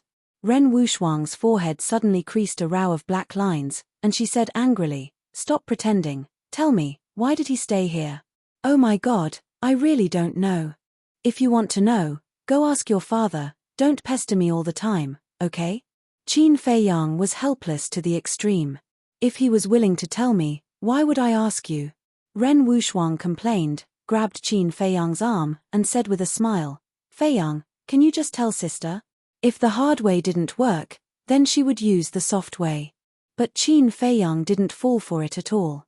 He forcefully pried Ren Wuxiang's fingers away, opened a teleportation door, and rushed in without looking back. "Brat, I'm not done with you." Ren Wuxiang stomped her feet angrily and immediately chased in. Prefecture City. East City Treasure Pavilion. In the lounge. "This brat is back. Why didn't he come to find me? Do I have to take the initiative to find him every time? He really doesn't know how to respect the old and love the young." Yin Yuanming paced back and forth in the room, looking extremely anxious. This brat was naturally referring to Qin Feiyang. Not long after Qin Feiyang returned, he received the news and immediately returned to the lounge to wait. Of course. He wasn't missing Qin Feiyang, but those top-grade pills. But after waiting for so long, Qin Feiyang didn't come, and he couldn't help but feel resentment in his heart. "Bastard, bastard." He cursed angrily and took out the image crystal. Swish. But at this moment, two people and a wolf appeared in the lounge out of thin air. Yin Yuanming was stunned. He turned his head and his face immediately surged with ecstasy. Who else could it be but Qin Feiyang? He immediately went up and said with a smile, "Brother Qin, you're back. Why didn't you inform me? I could have gone to welcome you. Old fox, if you want the pills, just say it. Don't be so hypocritical, okay?" Wolf King picked his nose and said disdainfully. Yin Yuanming's expression froze, and he said angrily, "What are you talking about? Let me tell you, Wolf Cub, my feelings for Brother Qin can be witnessed by heaven and earth." Qin Feiyang's face twitched. He even used heaven and earth as a witness. This old fox was really going all out for the pills. "You're bragging." Wolf King glanced at Yin Yuanming disdainfully and jumped to the ground. He knocked here and there, as if he was looking for something. "Stop looking, there's no treasure here." Chapter 668. Qin Feiyang walked to the side of the tea table and sat on the chair. Yin Yuanming also went forward, picked up the teapot and poured tea, completely ignoring Ren Wuxiang beside him. Ren Wuxiang frowned and said, "Steward Yin, is my presence so insignificant?" Yin Yuanming was stunned. He turned his head and his face changed slightly. He hurriedly said, "Oh, isn't this Miss Ren? When did you come?" Qin Feiyang just picked up the teacup and took a sip. When he heard this, he directly spat it out. What kind of eyesight did this old fox have? She had been standing there for a long time and actually didn't notice. It seemed that Yin Yuanming was going to offend this miss. As expected. Ren Wuxiang's face suddenly darkened. She clenched her jade-like hands and stared fiercely at Yin Yuanming. Cough, cough. Qin Feiyang coughed and kindly reminded him, "She came with me." "What?" Yin Yuanming suddenly changed color and smiled apologetically. "Miss Ren, I'm sorry, it's all my fault, please sit down." "Humph." Ren Wuxiang snorted coldly and sat opposite Qin Feiyang. Her face was very ugly. What is this great-aunt doing here? Yin Yuanming was puzzled. He secretly wiped his sweat, turned around and walked to the side of the tea table, and warmly greeted her. Qin Feiyang put down the teacup and said with a faint smile, "Don't be so polite, let's talk business." "Business?" Yin Yuanming was stunned and said suspiciously, "Aren't you here to deliver the elixir? You only have eyes for the elixir." Qin Feiyang frowned. "Nonsense, I'm a businessman. Naturally, I'm talking business. Do you think I'll talk about love with you?" Yin Yuanming rolled his eyes. Qin Feiyang's face twitched and said helplessly, "I just came back and didn't have time to refine the elixir. Now I'm here to ask you for a favor." What is it? Yin Yuanming put down the teacup and looked at him suspiciously. Qin Feiyang said, I have a very important person that I want to keep in your treasure pavilion. Who? Yin Yuanming asked. Her name is Luo Chenxue.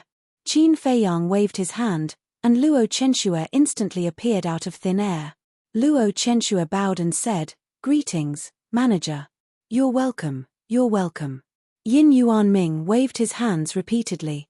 What a joke. This brat had already said that this woman was very important to him.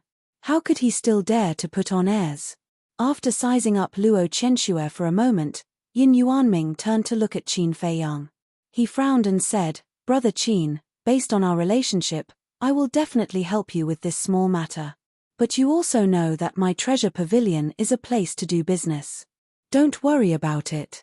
Auntie Shui was the pavilion master of the precious treasure pavilion in Iron Ox Town. Later on, he even managed the treasure pavilion in Yang City. Aunt Shui knows the tricks of Zhenbao Pavilion like the back of her hand. Qin Feiyang said with a faint smile. Yin Yuanming was stunned and said with a smile, So she is one of us. Qin Feiyang smiled and said, I wonder if you have heard of Jiang Zhengyi? Of course I have. He was the previous chief pavilion master of the Yang County. He was very responsible and very capable. Our chief pavilion master even planned to transfer him to the state capital. Unfortunately, he died young. Yin Yuanming sighed. Qin Feiyang said, Auntie Shui was his wife. What? Yin Yuanming suddenly stood up and looked at Luo Chenxue in disbelief. He asked, You are husband and wife? Yes. Luo Chenxue nodded, looking a little disappointed. I didn't expect to meet Jiang Zhengyi's widow. Okay. I will go to the chief pavilion master later and arrange a position for you. Yin Yuanming said. Thank you. Luo Chenxue bowed and thanked him. I said you don't have to be so polite. Putting aside the relationship with Qin Feiyang, just talking about Jiang Zhengyi, we have to take good care of you. Yin Yuanming smiled. Qin Feiyang said, You said it. If I am in the capital and hear that Auntie Shui is wronged, I will not forgive you. Yin Yuanming straightened his back and said, Okay, if that day comes, I will let you do whatever you want. Thank you. Qin Feiyang stood up and cupped his hands to thank him. If he wanted to keep Luo Chenxue in the spiritual state, he had to arrange a place for her. And Zhenbao Pavilion in the capital was undoubtedly the best place. He could rest assured if she stayed here. Yin Yuanming smiled and said, Brother Qin, we are done talking about Luo Chenxue. Shall we talk about the elixir now? Qin Feiyang said, Okay, give me a price. I will make it right away. So straightforward? Yin Yuanming was stunned, then he was overjoyed and said with a smile, Then I will say it. 3,000 red fire glaze elixirs, 500 potential elixirs, and 100,000 each of the other supreme grade elixirs. Qin Feiyang's face darkened, and his veins bulged. Wasn't this an exorbitant demand? I say, are you looking for trouble? Wolf King also looked at Yin Yuanming with bad intentions. Don't misunderstand. We will provide all the herbs ourselves. You are only responsible for making the elixirs. Yin Yuanming said. Huh? Qin Feiyang was slightly stunned and frowned. Do you have so many herbs for potential elixirs and red fire glaze elixirs? Of course. To tell you the truth, the chief pavilion master has long expected that you will definitely enter the capital in the end. So, in the years when you participated in the Battle of the 9 States, the chief pavilion master personally went to the other 8 states to collect a large number of herbs. Yin Yuanming smiled sinisterly. Qin Feiyang and Wolf King looked at each other. They didn't expect the chief pavilion master to be even crazier than them. Qin Feiyang joked. Aren't you afraid that the prefecture masters of the other 8 states will find trouble with you after learning about this? We bought it with money openly. What right do they have to find trouble with us? Yin Yuanming was disdainful. You guys are awesome. Qin Feiyang gave them a thumbs up and said with a smile, but you also know my rules. The elixirs refined must be divided equally between us. This. Yin Yuanming frowned and said with a flattering smile, Brother Qin, you are going to the capital soon and may not come back in this life. Can you give us a discount? What's more, our friendship is so deep. Can you just treat it as a farewell gift to us before we part ways? He added. Qin Feiyang pondered for a while and stretched out 3 fingers. 30, 70. This is my bottom line. Deal. Yin Yuanming nodded decisively. After all, after being together for so long, he knew Qin Feiyang very well. It was impossible for him to help the treasure pavilion refine elixirs for free. Therefore, he was already very satisfied to be able to negotiate a 30-70 split. Boom. At this time, a powerful aura suddenly descended over the city. At this moment, everyone in the city was alarmed. In the resting room, Qin Feiyang and the others were also bewildered. Boom. Following closely, another terrifying aura descended over the city one after another. Ren Wushuang frowned and said, "Could it be that someone from the capital came to pick us up?" "No. It was the previous prefecture master who took you to the capital. The capital will not send anyone personally. Besides, no one from the capital will come if nothing particularly important happens. Besides, although these auras are powerful, they are still a lot worse than the people from the capital. According to my deduction, they should be at the same level as the prefecture master." Yin Yuanming said. "At the same level as Grandpa," Ren Wushuang pondered for a while and said in surprise, "Could it be the prefecture masters of the other 8 states? It's possible." Yin Yuanming nodded and frowned, "But why did he come to our spiritual state?" Qin Feiyang said, "It should be for me." "You." Yin Yuanming was suspicious. Qin Feiyang said with a faint smile, "I killed many of their people in the 9 levels of hell and even wiped out several states." "Ah." Yin Yuanming looked at him in a daze and shook his head with a wry smile. "He is indeed a ferocious guy. Don't worry, with the prefecture master here, they won't dare to do anything to you. I'll go get the herbs now." After saying that, Yin Yuanming turned around and strode out of the lounge. After watching Yin Yuanming leave, Wolf King's eyes flashed coldly and said, "Little Qin Zi, do you want to take the opportunity to go to Yunju?"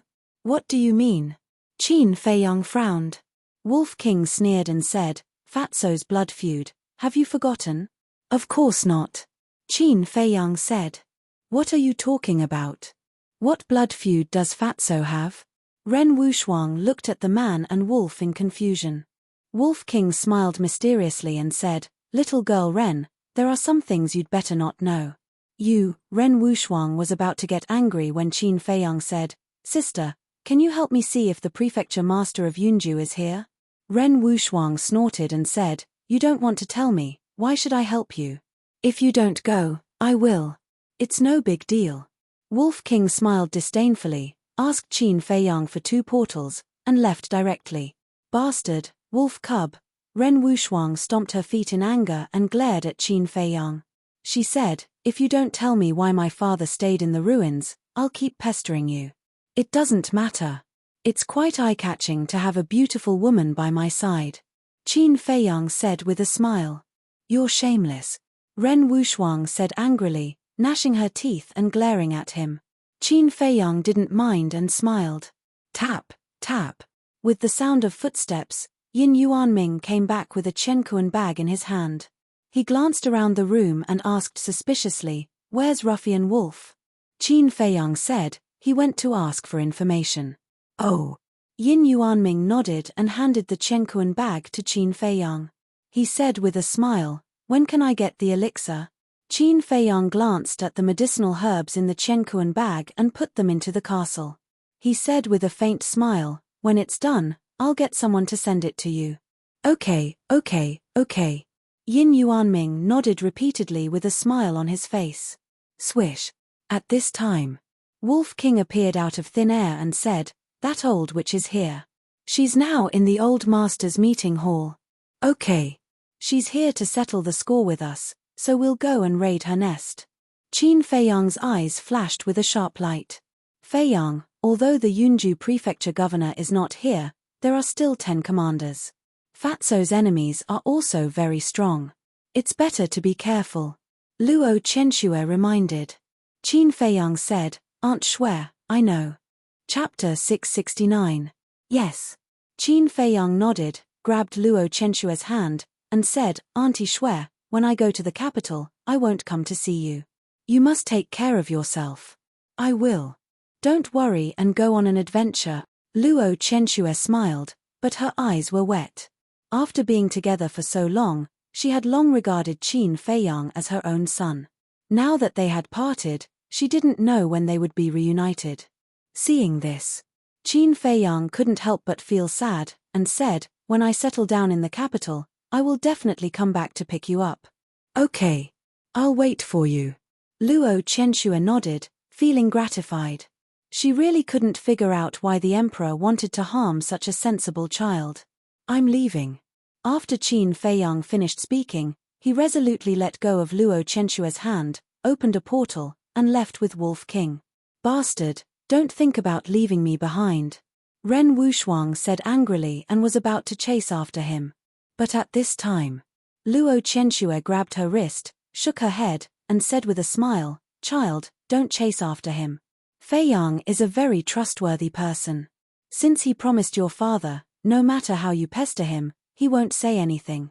Ren Wuxuang said anxiously, but Luo Chenxue smiled and said, Okay, stop talking. Stay here and chat with me. Okay. Ren Wuxuang nodded, but in her heart, she cursed Qin Feiyang for being a bastard. Yin Yuanming, who was next to them, looked surprised.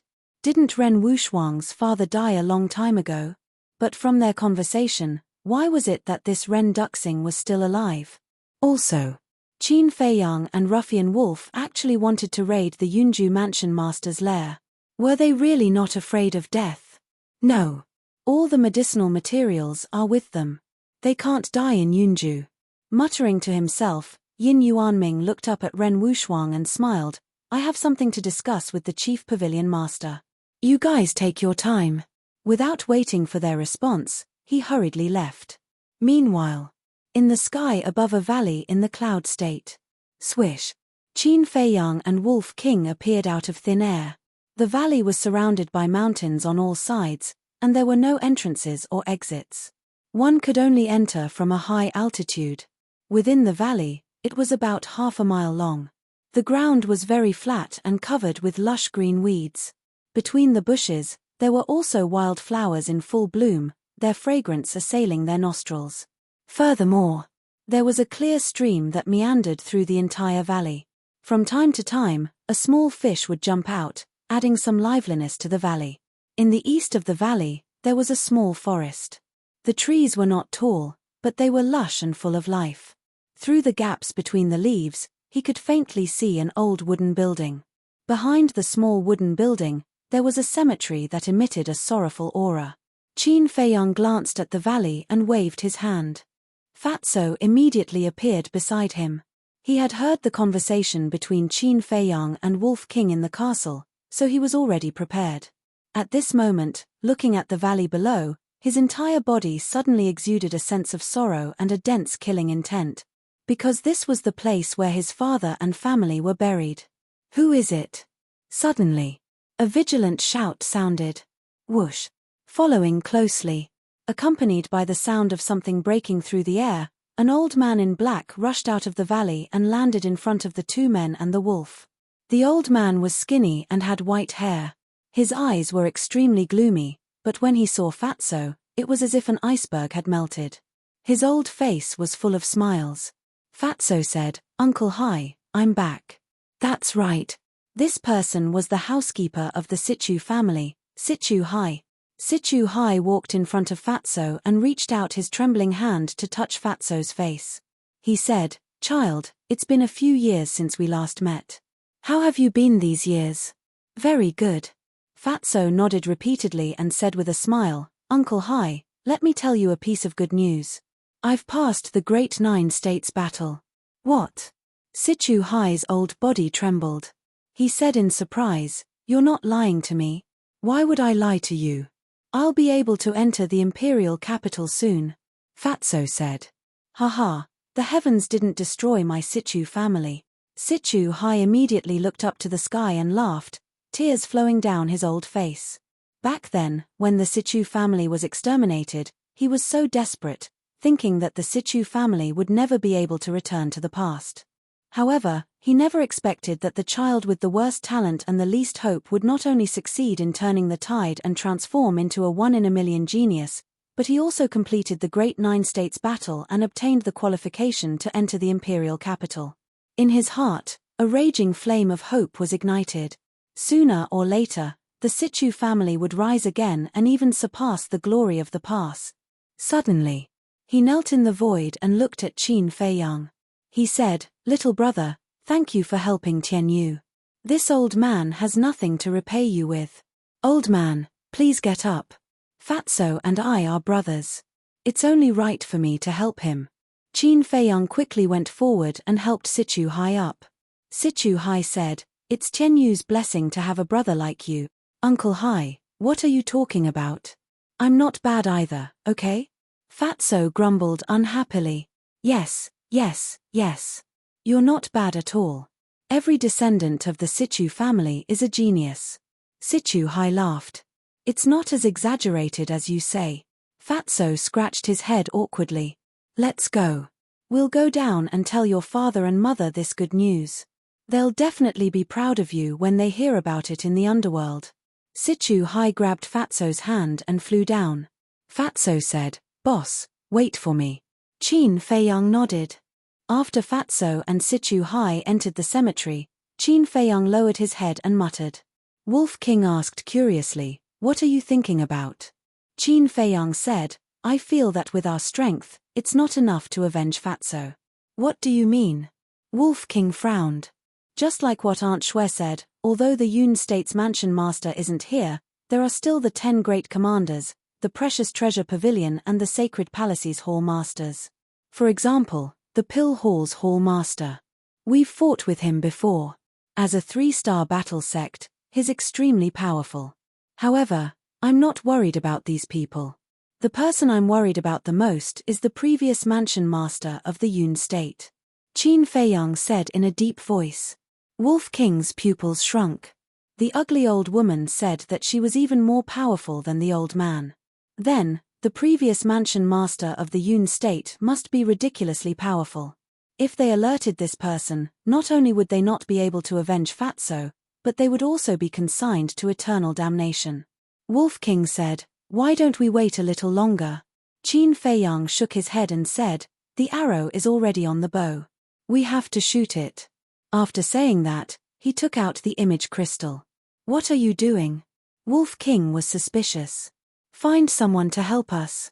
With him around, it'll be hard for us to die," Qin Feiyang said with a smile. A strand of battle chi entered the image crystal. Soon, a figure appeared. It was Lu Xingchen.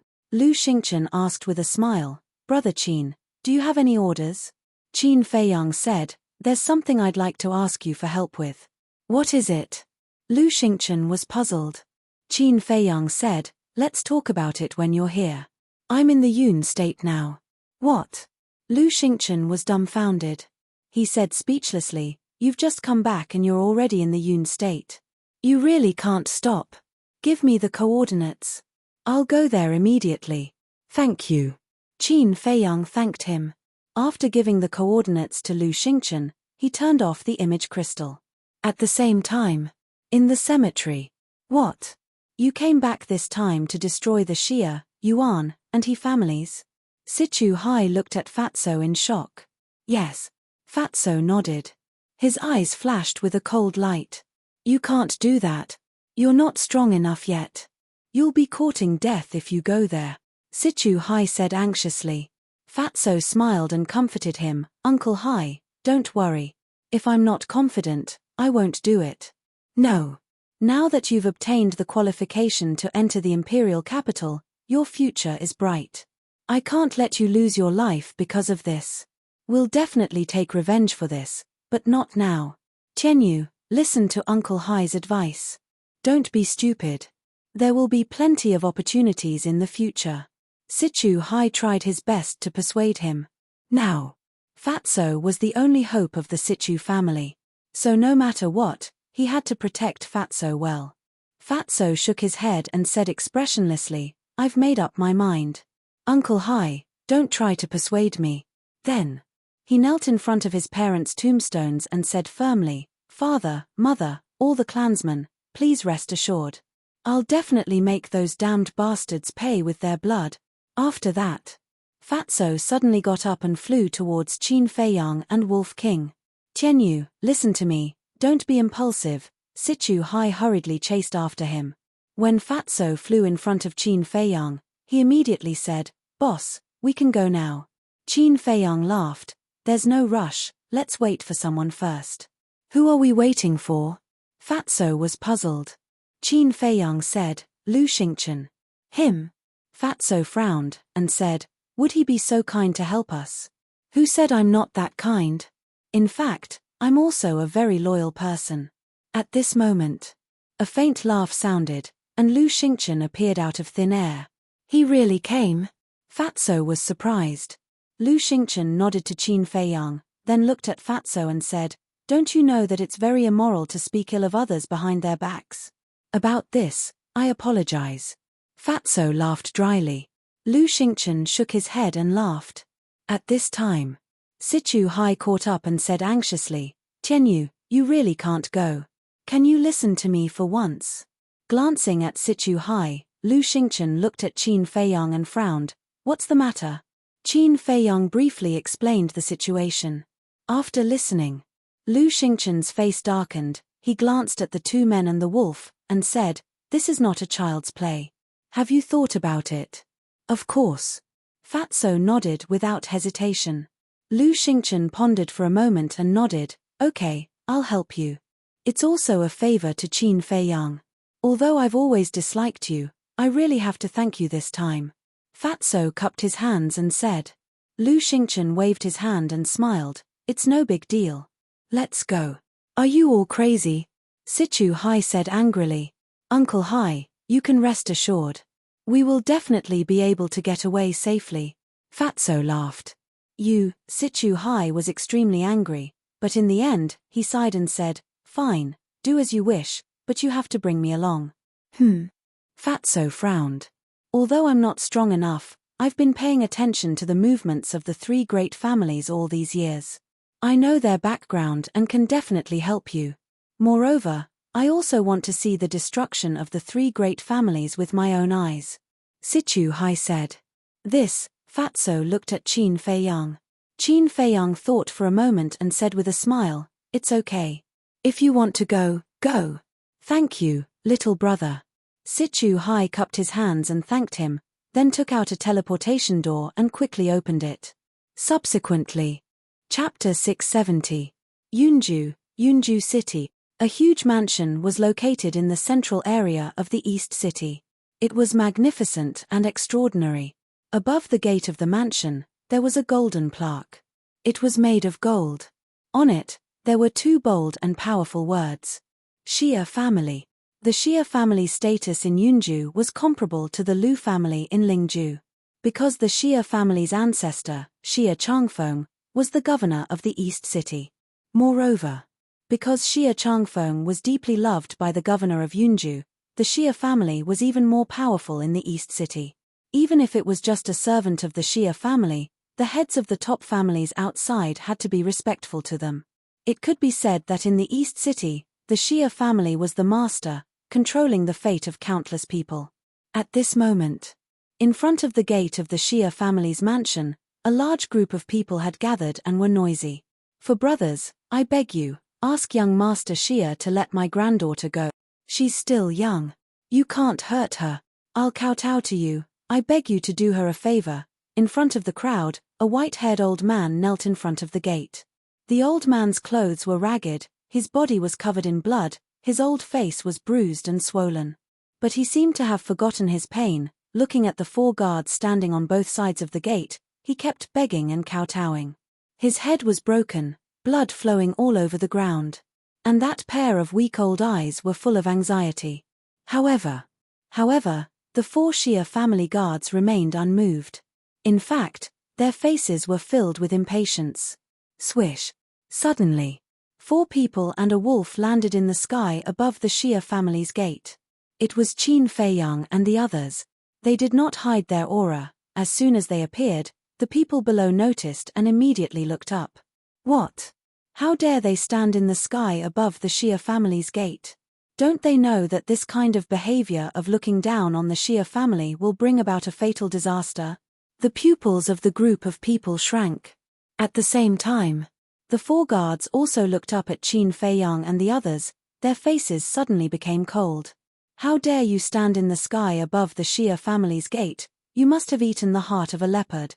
Get down here immediately, kowtow and apologize. The 4 people shouted. Qin Feiyang and the others, who were scanning the Shia family mansion, raised their eyebrows and looked down at the crowd. In the end, their gazes all landed on the 4 guards. Wolf King chuckled and said, "This Shia clan is really impressive. This is nothing strange. The Shia family has always liked to bully others. Do you see the old man kneeling at the door? He must be one of the victims." Sichu Hai sneered. He didn't hide his disgust at all. "Let's go down and take a look." Qin Feiyang waved his hand and brought Wolf King and Fatso to the old man's side. Seeing this, the 4 guards thought that Qin Feiyang and the others were scared. One of them sneered, "At least you know what's good for you. Quickly kneel down and apologize." However, Qin Feiyang and the others simply ignored them. Fatso squatted on the ground and asked, "Old man, why are you kneeling here?" "The young master of the Shia family took away my granddaughter.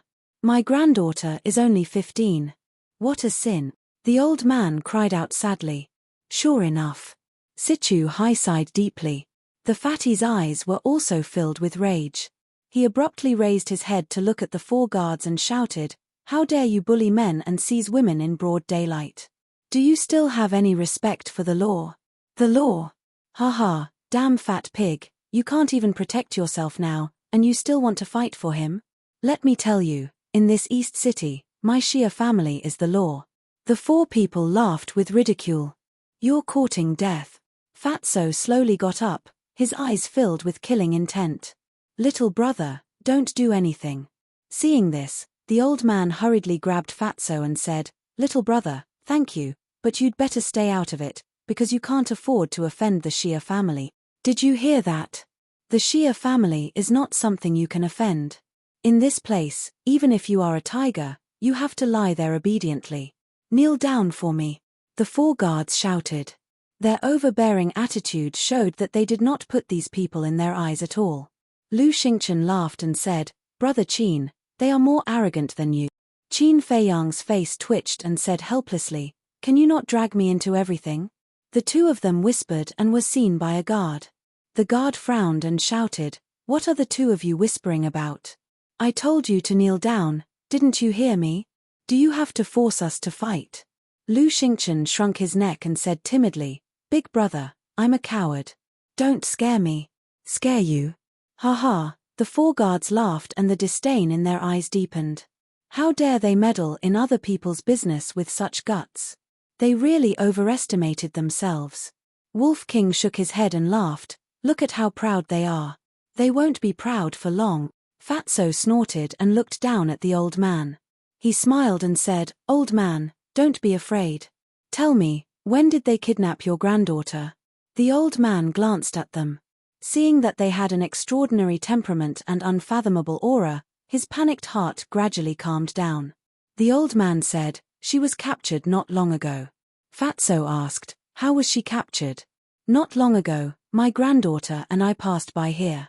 The young master of the Shia family happened to be returning from outside. Although my granddaughter is only 15, she is beautiful. When he saw my granddaughter, he had evil thoughts." The old man said angrily, "He is worse than a beast." "Old man, don't worry. I will go and rescue your granddaughter now." Fatso comforted him and turned to the 4 guards. He shouted, "Take me to that beast immediately." "Who are you calling a beast?" The 4 guards immediately frowned. "You are courting death." Fatso's eyes flashed with killing intent. He waved his hand and 3 streams of battle chi appeared and disappeared between the 3 guards' eyebrows. "Ah!" 3 cries of agony immediately echoed in the air. There was a bloody hole in between the eyebrows of the 3 guards. Blood was gushing out. Murder. He killed someone in the Shia family. The crowd behind all opened their eyes wide and looked at Fatso in shock. One must know. This was the Shia family. Although he only killed the servants of the Shia family, he would still be punished by the Shia family for this. However, as for the remaining guard, he was filled with terror at this moment. Because when Fatso attacked, he realized that he had kicked an iron plate this time. Fatso took a step forward and landed in front of the guard. He smiled and said, "Fat Lord doesn't want to say it again. Okay, as long as you don't kill me, I will take you there immediately." That guard immediately turned around and ran into the mansion, scared witless. Fatso smiled coldly and stepped into the gate of the Shia family. He followed the guard unhurriedly. Qin Feiyang and the others smiled at each other and followed in. They actually barged in so openly. The crowd in front of the gate looked at the backs of Qin Feiyang and the others. They were all stunned. Who are they? How can they be so audacious? I've never seen or heard of them. But one thing is for sure. They will not have a good ending. That's right. In this city, even the Mo family, Yuan family, and He family, who are as famous as the Shia family, do not dare to barge into the Shia family. The crowd discussed animatedly. For a moment, the place was in an uproar. In the mansion. Who are you? Stop right there. In a long corridor, more than 10 guards of the Shia family stood in front of Qin Feiyang and the others. Each of them looked fierce. Die. Fatso did not say anything and directly attacked. His battle chi surged out like a tidal wave. Wherever it went, flesh and blood splattered and screams could be heard. No one was left alive. When he saw that, the guard who led the way was scared out of his wits and collapsed to the ground. What strength! What vicious methods! Who was this malefic? Fatso frowned and said, "If you don't get up, you'll reunite with them." The guard shuddered and hurriedly got up. He ran into a garden and followed a small path. The Shia family was heavily guarded. Basically, there was a sentry every 3 steps and a sentry every 7 steps. However, those guards were all killed mercilessly by Fatso. Along the way, the ground was filled with corpses, blood dyed the garden and the ground red. The air was filled with a pungent smell of blood as well. It was as though the place had turned into a hell. "Hurry, hurry, hurry," informed the family head and the elders. When the guards in the distance saw Fatso killing in all directions as though there was no one around, their expressions changed and they fled in panic. "How dare you!" All of a sudden, a loud roar sounded. An old man in black rushed out from a hall and stood in the air. He shouted, "I'm the butler of the Shia family. If you don't want to die, surrender immediately." A small fry dares to jump out. "You really don't know what you're talking about." Fatso sneered. Without even looking, he waved his hand and the black dragon battle chi soared into the sky. Ah! The old man in black was instantly splattered with blood. What? Even the butler was killed. Seeing that, whether it was the guards of the Shia family or the servants, they could not help but feel chills down their spines. They were terrified to the extreme. "How far is it?" Fatso frowned and was a little impatient. The guard hurriedly said, "After walking out of this garden and passing through a small bamboo forest, we will reach the Intoxicated Heart Lake where the young master is." Intoxicated Heart Lake. A cold light flashed in Fatso's eyes. In the blink of an eye, a wave of battle chi swept out like a sharp blade and instantly cut the guard's throat. Blood splattered 3 feet on the spot. Whoosh. Following that, Fatso stepped on the return to 1 step and crazily slaughtered along the way. Qin Feiyang and the others followed behind him and just silently watched this scene. Not long after, they passed through the small bamboo forest and stopped in front of a lake of about 100 feet. The lake was very calm. The lake water was very clear. On the opposite shore, there was a small exquisite attic. Faintly, a helpless cry for help could be heard coming from the attic. Whoosh! Fatso jumped up and instantly landed on the opposite shore of the lake. He kicked open the door of the attic and walked in. "Who are you? How dare you ruin my good thing? Do you want to die?" Immediately, an angry shout rang out in the attic. But before the voice died away, accompanied by a scream, a 15 or 16-year-old boy with a bare bottom flew out of the window on the 2nd floor and fell into the lake with a thud. After a while, Fatso also flew out of the attic with a girl and landed beside Qin Feiyang and the others. Qin Feiyang and the others looked at the girl. This girl was about 1.65 meters tall. Her skin was delicate and white and her figure was petite and exquisite. She was indeed a little beauty. At this moment, there were a few blood-red palm prints on both sides of her cheeks. Her eyes were teary and she looked pitiful. When she saw Qin Feiyang and the others, she also looked frightened. What a poor little girl. Sichu Hai sighed. Qin Feiyang frowned and looked at Fatso and asked, was she? No. When I went in, that little bastard had just taken off his pants and was directly kicked away by me. Fatso sneered. That's good. Qin Feiyang breathed a sigh of relief. He looked down at the girl and said with a smile, little girl, don't be afraid. We're all here to save you. Seemingly infected by the smile on Qin Feiyang's face, the girl calmed down and asked timidly, where's my grandfather? He's outside. Come, I'll take you there. Qin Feiyang stretched out his hands. The girl looked at Fatso.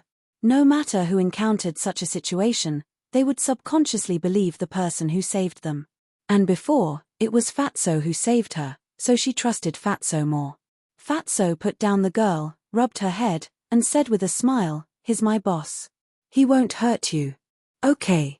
The girl nodded and walked to Qin Feiyang's side. You bastards, don't even think about leaving. But at this moment, a flustered and exasperated roar came from the other side of the lake. As soon as she heard this voice, the girl was so scared that her face turned pale. She quickly hid behind Qin Feiyang and the others, her thin body trembling.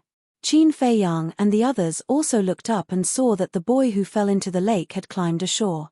At this moment, he was standing on the shore, staring at them with resentment. He didn't realize that he was still naked. Wolf King laughed and said, shouldn't you go put on your pants first and then threaten us? Huh. The boy was stunned. He looked down and his face suddenly changed. He hurriedly turned and ran to the attic. Don't wear it, you're going to die soon anyway. Fatso sneered, took a step forward, landed behind the boy, grabbed the boy's arm, and directly twisted it up like a little chick. The boy exclaimed and roared, damn Fatso, do you know who I am? Do you know the consequences of offending me? You haven't even grown your hair yet, and you dare to threaten the Fat Lord? Fatso slapped him in the face. The boy suddenly spat out blood and half of his face swelled up. Put down my son. At this moment, a thunderous roar exploded. Following closely, a middle-aged man wearing a purple robe broke through the air and stood above the lake, staring angrily at Fatso. The boy hurriedly shouted, Father, kill him quickly. Obviously, this person was the patriarch of the Xia family. Shut up. Fatso coldly shouted, and slapped the boy's face again, causing him to see stars. Patriarch Xia clenched his fists and said word by word, I told you to put him down, didn't you hear me?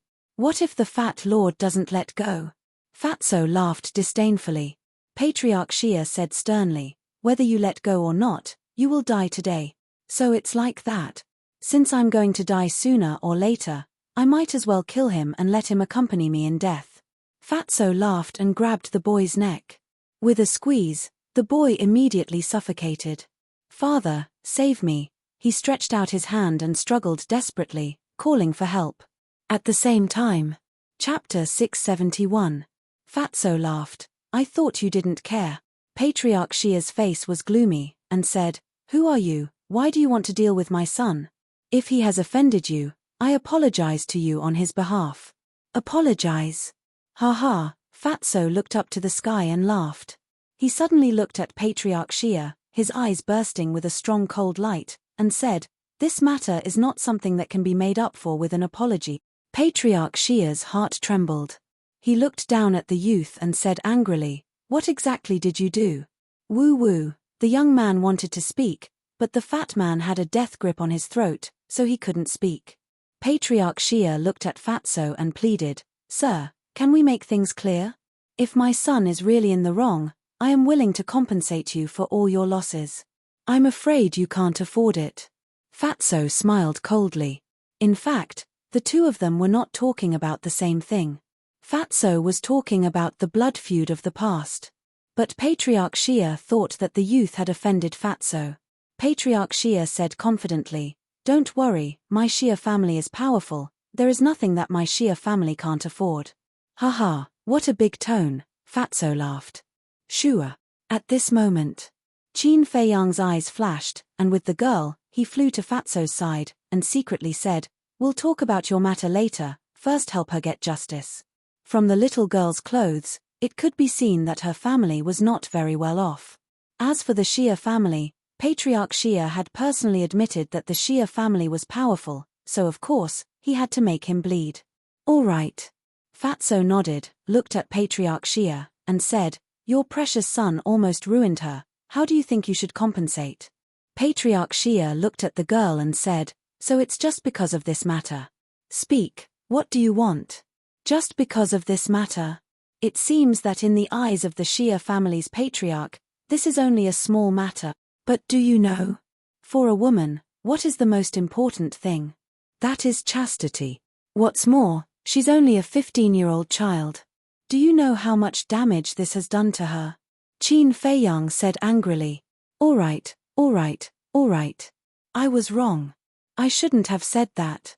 I apologize to you all. Just tell me, what do you want? Although it was an apology, there was no sincerity in it at all. In fact, there was even a hint of mockery in his eyes. Qin Feiyang's eyes flashed with a cold light. Give her 1 billion gold coins and we'll drop the matter. What? 1 billion? The Shia family guards and servants who were gathered in the distance all glared at him. 1 billion gold coins, who knew how many young girls he could buy? Wasn't his appetite a little too big? The girl was also dumbfounded. In her entire life, she had never even seen 1,000 or 2,000, let alone 1 billion. Looking at Patriarch Shia, he was also tongue-tied. He knew that he would be ruthlessly extorted today, but he didn't expect that he would ask for 1 billion right off the bat. Did he think that the Shia family's wealth was free? It was also accumulated little by little. He looked gloomily at Qin Feiyang and said, Your Excellency, I advise you not to push your luck. Qin Feiyang said expressionlessly, 2 billion. Patriarch Shia clenched his hands, almost going crazy. Unexpectedly, it didn't decrease but increased instead. Did he think that there was no one in the Shia family? Qin Feiyang said, If you dare to say another word, it will be 3 billion. Patriarch Shia gritted his teeth and said, Fine, I'll give it to you. But please keep your promise and release my son as soon as you get the gold coins. Qin Feiyang said impatiently, Don't talk nonsense. Go and prepare. Patriarch Shia took a deep breath and shouted, Grand Elder, quickly bring 2 billion gold coins. He really gave it. The guards and servants looked at each other. He has to give it. Yes, the young master is the patriarch's lifeblood. If he doesn't agree, what if they really kill him? Sigh. He lost 2 billion gold coins in one go. This young master really knows how to cause trouble. Who is to blame? It's all because the patriarch usually indulges him too much. As long as he is disciplined a little, he wouldn't have fallen to today's situation. The servants discussed softly. Whoosh. About 100 breaths of time. Accompanied by the sound of breaking through the air, 10 figures rushed over like lightning. Among these 10 people, there were men and women, and they looked rather old. But everyone's eyes were exceptionally spirited, and the aura emitted from their bodies was stronger than Patriarch Shia's. Obviously, they were the 10 elders of the Shia family. The leader was an old man in white, with a ruddy complexion and white hair, full of spirit. However, at this moment, his gaze was somewhat gloomy. Moreover, among these 10 people, his aura was the strongest. He was a 1-star war master. Swish. The old man in white landed in front of Patriarch Shia and looked gloomily at Qin Feiyang and the others. He frowned and said, Patriarch, are you really going to give it to him? Yes. Patriarch Shia nodded and said, But if you want to take it away, it won't be that easy. The old man in white suddenly realized and took out a Chenkuan bag from his bosom. He looked at Qin Feiyang and said, Young man, it's not too late to regret now. Qin Feiyang smiled faintly and said, In my dictionary, there is no such word as regret. Quickly throw it over. Humph. The old man in white snorted and threw the tranquil bag to Qin Feiyang with force. Qin Feiyang stretched out his hand and caught it. He smiled and said, "Thank you." Patriarch Xia said, "Cut the crap, quickly let him go." Qin Feiyang turned a deaf ear and looked down at the young girl. He smiled and said, "Little sister, I'll send you to your grandfather now." "Thank you, big brother." The young girl was very sensible, but her face was full of panic. Because the eyes of Patriarch Xia and the 10 elders made her feel afraid. "Big brother is here, don't be afraid." Qin Feiyang comforted her with a smile and then flew towards the Xia family's gate with the young girl. Shua. But at this time, the great elder took a step forward and stood in front of Qin Feiyang. He gloomily said, "You haven't let him go and you want to leave?" Qin Feiyang lightly said, "My people are also here, what's the hurry? Can I trust you? What if you take her and run away?" The great elder sneered. Qin Feiyang shook his head and said, "But I also don't trust your Xia family. What if I let your young master go and you all besiege us?" The great elder's eyes darkened and said, "I don't want to listen to this nonsense. In short, before I let him go, none of you are allowed to leave." Qin Feiyang sighed and said, "You're making it difficult for me." The great elder sneered and said, "You're also making it difficult for me." "Is that so?" Qin Feiyang pursed his lips and smiled. He looked down at the young girl and said with a smile, "Little sister, close your eyes." The young girl obediently closed her eyes at once. The great elder looked at the young girl and looked at Qin Feiyang. He frowned and said, "What do you want to do?" "What do I want to do?" Qin Feiyang laughed and said, "I didn't want to kill in front of this little girl, but there's no other way. You're too insensible." Finished. Qin Feiyang's eyes instantly became extremely sharp, like pieces of blade. Following closely, he raised his arm and pointed his index finger in the air. Boom! An invisible force gushed out like a torrent. In an instant, it swept across the sky and drowned the great elder. Before the great elder of the Xia family could react, accompanied by a shrill scream, blood splattered across the sky, and not even his bones were left. What? Patriarch Xia's heart trembled. The other 9 elders were also dumbfounded. The people below, even their eyeballs were about to pop out. How powerful was the great elder, but he was actually killed in one move? Was this a dream? However, Qin Feiyang acted as if he had done an extremely ordinary thing. There was not the slightest ripple in his heart. He turned his head and looked at Fatso. He smiled and said, "Do it." Finished. Qin Feiyang took the young girl and flew towards the door without looking back. At the same time, Fatso smiled sinisterly. His big hand suddenly shrank and directly crushed the young boy's neck. Before dying, the young boy let out a painful scream. This scream made Patriarch Xia and the others suddenly come back to their senses. They hurriedly looked over. When they saw the dead young boy, they immediately gritted their teeth and cracked their eyes. "Why did you kill him? Why did you have to be so vicious?" Patriarch Xia's eyes were red as he roared hysterically. "Why?" Fatso muttered to himself. His 5 fingers loosened and the young boy's body chased down. With a thud, it finally fell into the lake, splashing waves. It was also at this moment. Fatso suddenly raised his head, sweeping his gaze across the Xia family and the others, and laughed sinisterly. "This is what you deserve. Today, your Xia family's people will all die." Boom! As the sound of his voice faded, Fatso's body trembled, and the aura of a 2-star war master erupted like a volcano. "So strong. Quickly inform the ancestor." The 9 great clan elders' expressions changed as they shouted at Patriarch Xia. Patriarch Xia's face also turned pale.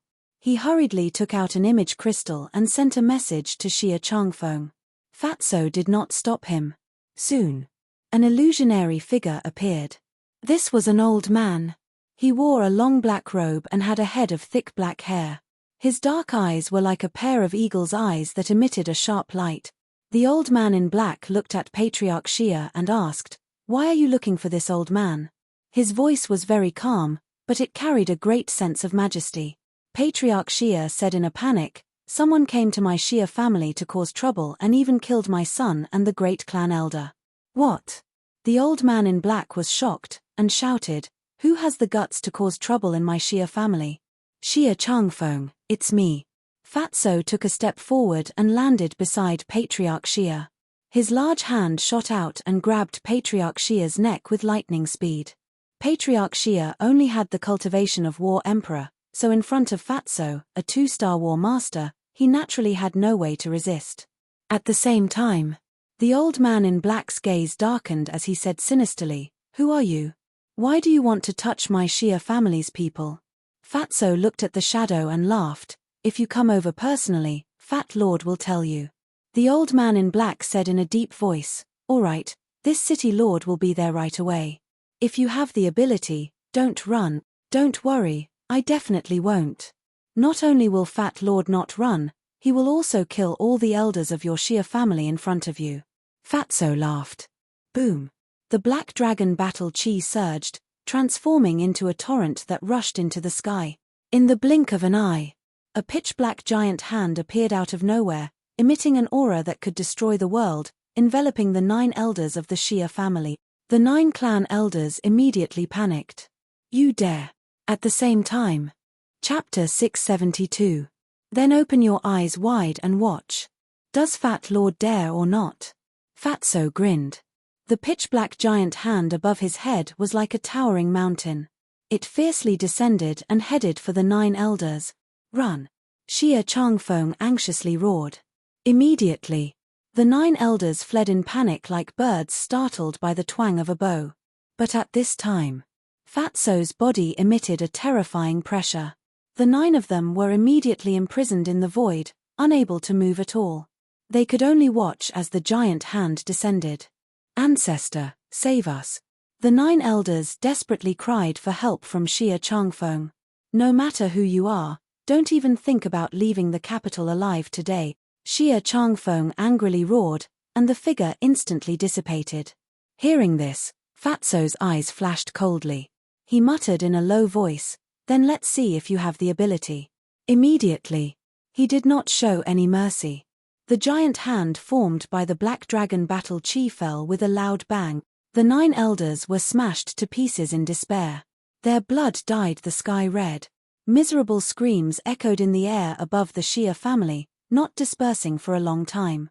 The Xia family head, who was captured by Fatso, was scared out of his wits when he saw this scene.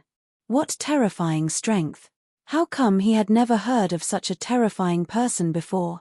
At the lake below, Sichu Hai, who was standing behind Lu Xingchen and the Wolf King, clenched his fists as he looked at the fatty who was slaughtering everyone in the sky. His old face was full of excitement. At first, he was very worried. But who would have thought that Fatso would kill the 9 elders of the Xia family with just a wave of his hand? He never would have thought that Fatso had already grown to such a level. If this continued, he might really be able to destroy the Xia family today.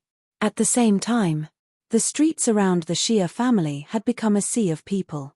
Because the commotion was too great, the entire East City was alarmed. Without exception. Looking at Fatso, who was standing in the air above the Xia family, everyone's face was full of shock. Outside the Xia family's main gate, it was also packed with people, and it was bustling with noise. That old man had already stood up. He raised his head and looked at Qin Feiyang and the girl who were flying towards him. His blood-stained old face was filled with joy. Whoosh! Qin Feiyang landed in front of the gate with the girl. In an instant, the place quieted down. "Grandpa!" The young girl immediately threw herself into the old man's arms and sobbed. "Child, it's okay now. Don't cry." The old man patted the young girl's shoulder and comforted her while looking gratefully at Qin Feiyang. Qin Feiyang walked in front of the old man and handed him the Chenkuan bag. He smiled and said, "Old man, take this Chenkuan bag and leave." "Young man, thank you. However, I absolutely cannot accept this cosmos sack." The old man hurriedly waved his hands. Qin Feiyang stuffed it into the old man's hands and said with a smile, "Take this wealth and live a good life." "This won't do." The old man cried out anxiously. Qin Feiyang smiled faintly and said, "Keep it. You deserve it." The old man hesitated. Suddenly, he took the young girl and knelt on the ground with a plop, saying, "Young man, This old man really has no way to repay today's kindness. Please accept a bow from us grandfather and grandson. Don't. Qin Feiyang hurriedly stepped forward and helped the two of them up, saying, "It's just a small matter. Don't be so polite." Then, he rubbed the young girl's head and said with a smile, "Take good care of Grandpa in the future." "I will." The young girl nodded obediently. Qin Feiyang waved his hand and said with a smile, "Go, big brother, I will remember you for the rest of my life, and that fat brother." The young girl smiled shyly, supported the old man, and turned to walk towards the crowd. The crowd in front also automatically retreated and made a path. But Qin Feiyang suddenly noticed that there were some people in the crowd who looked at the Chenkuan bag in the old man's hand with a hint of greed in their eyes. Immediately, Qin Feiyang frowned. These people were obviously jealous of this wealth. After all, 2 billion gold coins was not a small amount. Many people could not earn it in several lifetimes. And this grandfather and grandson pair, without the strength to truss a chicken, would probably not be able to escape death in the end. Thinking of this, he said with a smile, "Old man, wait."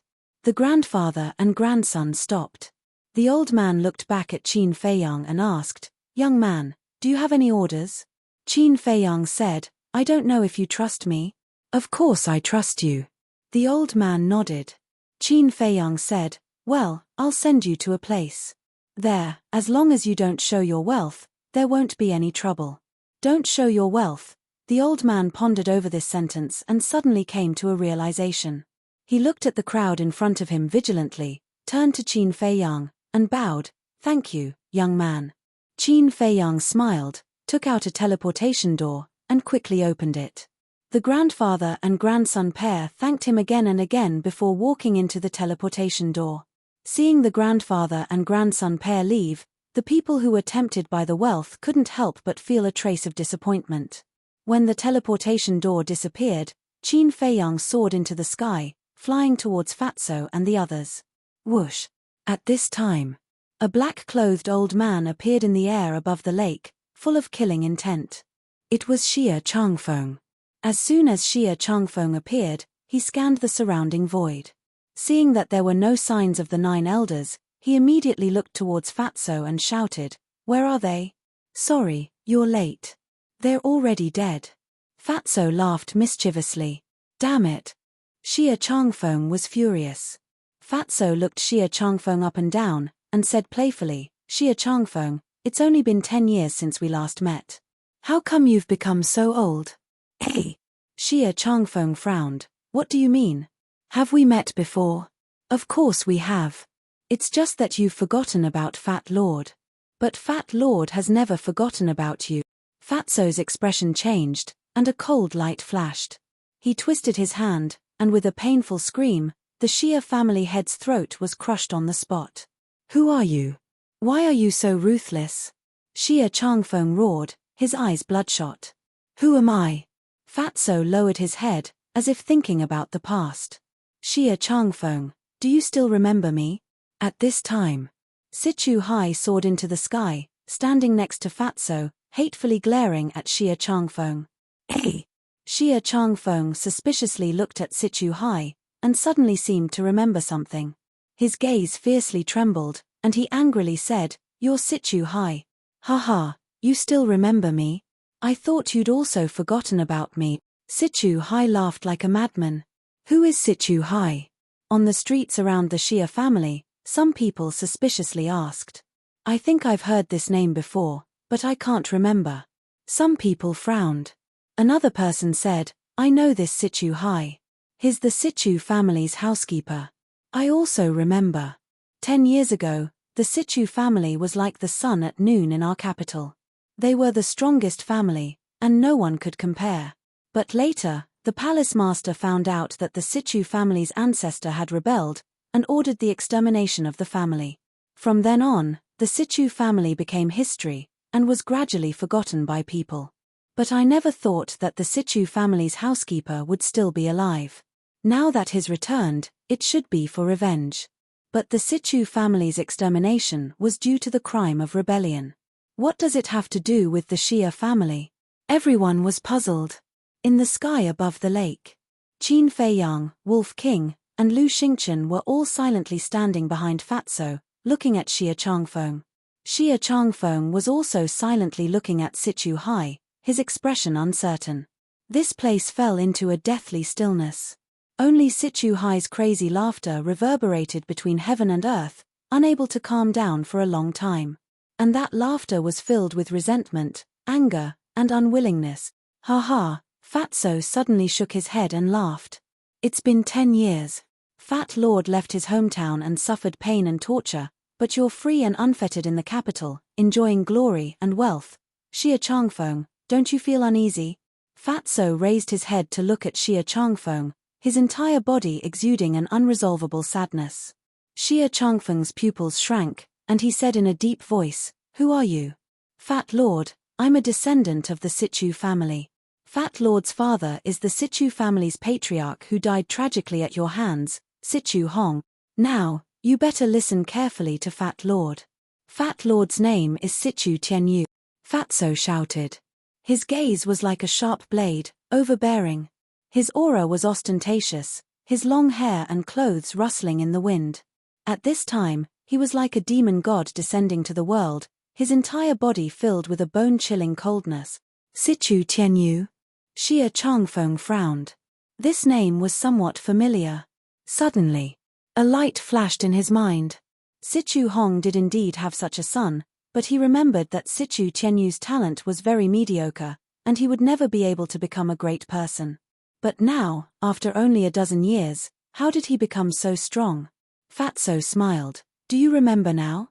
Xia Changfeng shook his head. "No, with your talent, it's impossible to break through to battle master so quickly.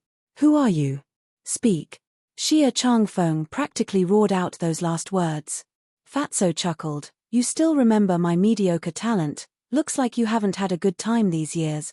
Xia Changfeng's face immediately twisted. He had indeed had a hard time these years. Because he knew that the Sichu family still had some fish that had escaped the net, he was afraid that the Sichu family would come to find him for revenge. Therefore, he had been very careful these past 10 years. At the same time, he had also been tracking down the remaining fish that had escaped the net, and Sichu Hai was his main target. But after so many years, there had been no news at all. This was like a thorn that had been stuck in his heart, making him unable to calm down. Fatso suddenly smiled and asked, "Xia Changfeng, do you regret it now?" Xia Changfeng's 10 fingers tightly clenched together, the killing intent in his eyes undisguised. "Why are you looking at Fat Lord?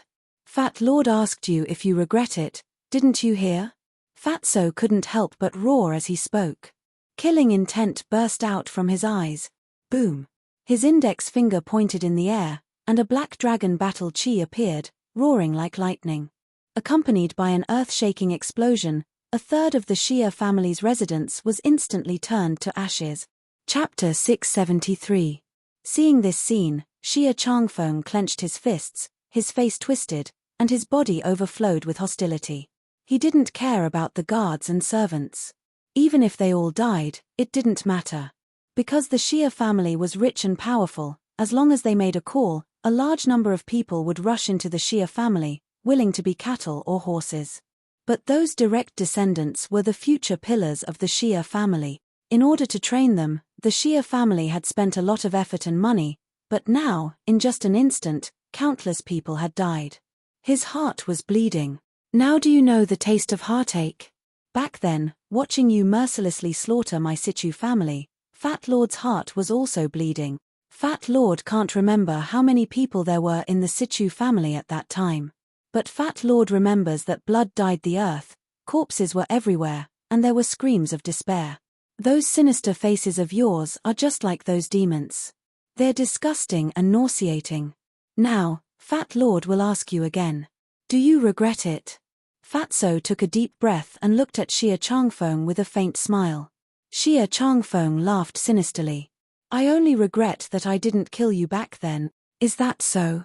"Unfortunately, there's no medicine for regret in this world." Fatso shook his head, a cold light flashing in his eyes. Boom! He stretched out his arm and waved it, causing black dragon battle chi to flood downwards. "You dare! Xia Changfeng's expression changed, and he hurriedly sent out a palm. Battle chi surged, turning into a torrent that rushed towards the black dragon battle chi. Boom! The two streams of battle chi collided like comets, creating a deafening explosion. Both of them took a step back. Two-star battle ancestor? I didn't think that after so many years, your cultivation would only improve a little. You really disappoint, Fat Lord. Fatso shook his head. Little bastard, don't think that just because your cultivation is the same as mine, you have the qualifications to challenge me. Let me tell you, you're still too inexperienced. Xia Changfeng's hair stood on end, and his battle chi surged. Clang! In an instant, a black war blade appeared out of nowhere. It was several dozen zhong in length as it hovered in the air, emitting an exceptional sharpness. Fatso's pupils shrank as he patted his chest and exclaimed, "Is this a battle art? It's so powerful. Fat Lord is so scared." However, there was a hint of mockery in his eyes. What kind of person was Xia Changfeng? Naturally, he could tell that Fatso was toying with him. A trace of ruthlessness immediately appeared on his old face. Little bastard, if you keep hiding, this city lord really won't be able to find you. But you're too stupid. You actually came to me on your own accord. Now, I will send you to the underworld to reunite with your clansmen. He smiled sinisterly and waved his hand. Clang! The black blade trembled in the air, creating a deafening sound. Then, with an astonishing sharpness, it slashed towards Fatso. Fat Lord is stupid. Fatso stared blankly for a moment before he raised his head and laughed. You dare to spout such arrogant words with your meager strength. Boom! As soon as he finished speaking, Fatso activated the dragon transformation art and instantly transformed into a dragon warrior. A terrifying aura spread out in all directions. He took a step forward, causing the void to tremble as he punched the black blade. Clang! The blade disintegrated on the spot. Puff! Xia Changfeng spat out a mouthful of blood as he looked at Fatso in shock. This aura had actually reached the level of a 6-star battle ancestor. Old man, today, Fat Lord will destroy your Xia family and bury you with my Situ family. Fatso roared towards the sky as his dragon claws shot out. Waves of black dragon battle chi blasted into the mansion below like waves of lightning. Rumble. Crack. In just an instant, the entire Xia family was razed to the ground and turned into ruins. Everyone in the Xia family had been reduced to ashes along with the destruction of the Xia family mansion. It's gone, it's all gone, Xia Changfeng muttered to himself as he looked at the ruins below.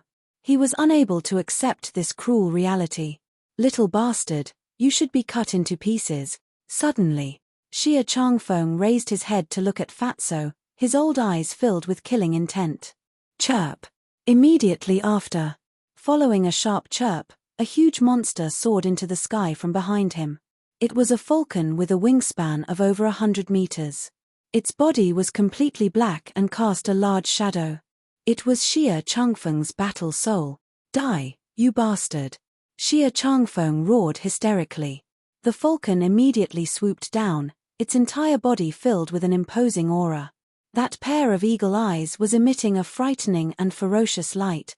Fatso raised his head to look at the falcon, his eyes filled with disdain. Whoosh! He leapt up and stepped on the falcon's head. The falcon let out a mournful cry as it disintegrated. What? Xia Changfeng's eyes widened in anger. His battle soul had been destroyed with a single step. Even if he was strong, he couldn't be this strong. Whoosh! While Xia Changfeng was in a daze, Fatso stepped forward and landed behind him. Then, he whispered in Xia Changfeng's ear, "Old man, it seems like you've exhausted all your abilities. That Fat Lord should send you on your way." Xia Changfeng immediately quivered, his back unable to stop a chill from running. He began to flee without hesitation. Now, he didn't even have the courage to turn around and look at Fatso. His heart was filled with fear. However, just as he took a step forward, a heart-wrenching pain came from his back. Then, he felt a large hand burrowing into his body and grabbing his heart. In that instant, it was as if he had been struck by lightning, his body and mind trembling. He didn't need to think to know that the owner of that hand was Fatso. Don't Child, I was wrong. Please be merciful and spare my life. Xia Changfeng begged, his old face filled with panic. Because if Fatso used even the slightest bit of force, he would die on the spot. Fatso said in bewilderment, back then when you slaughtered my family, they also begged for mercy. Why didn't you show mercy? Back then, I did participate in that matter. But the real masterminds were those two old bastards from the He and Yuan families. At most, I could only be considered an accomplice. If you want revenge, you should go find them. Xia Changfeng panicked. Fatso frowned. Is that so? It's really like that. I can swear to the heavens. Xia Changfeng nodded, anxiously saying. Then touch your conscience and tell me, did my Situ family rebel back then? While speaking, Fatso gave Qin Feiyang a meaningful glance. Qin Feiyang understood and secretly took out an image crystal, quietly activating it. But Xia Changfeng stammered, unable to say a complete sentence for a long time. Fatso said, as long as you tell the truth now, Fat Lord will spare your life. Really? Xia Changfeng was delighted. Fat Lord always keeps his word.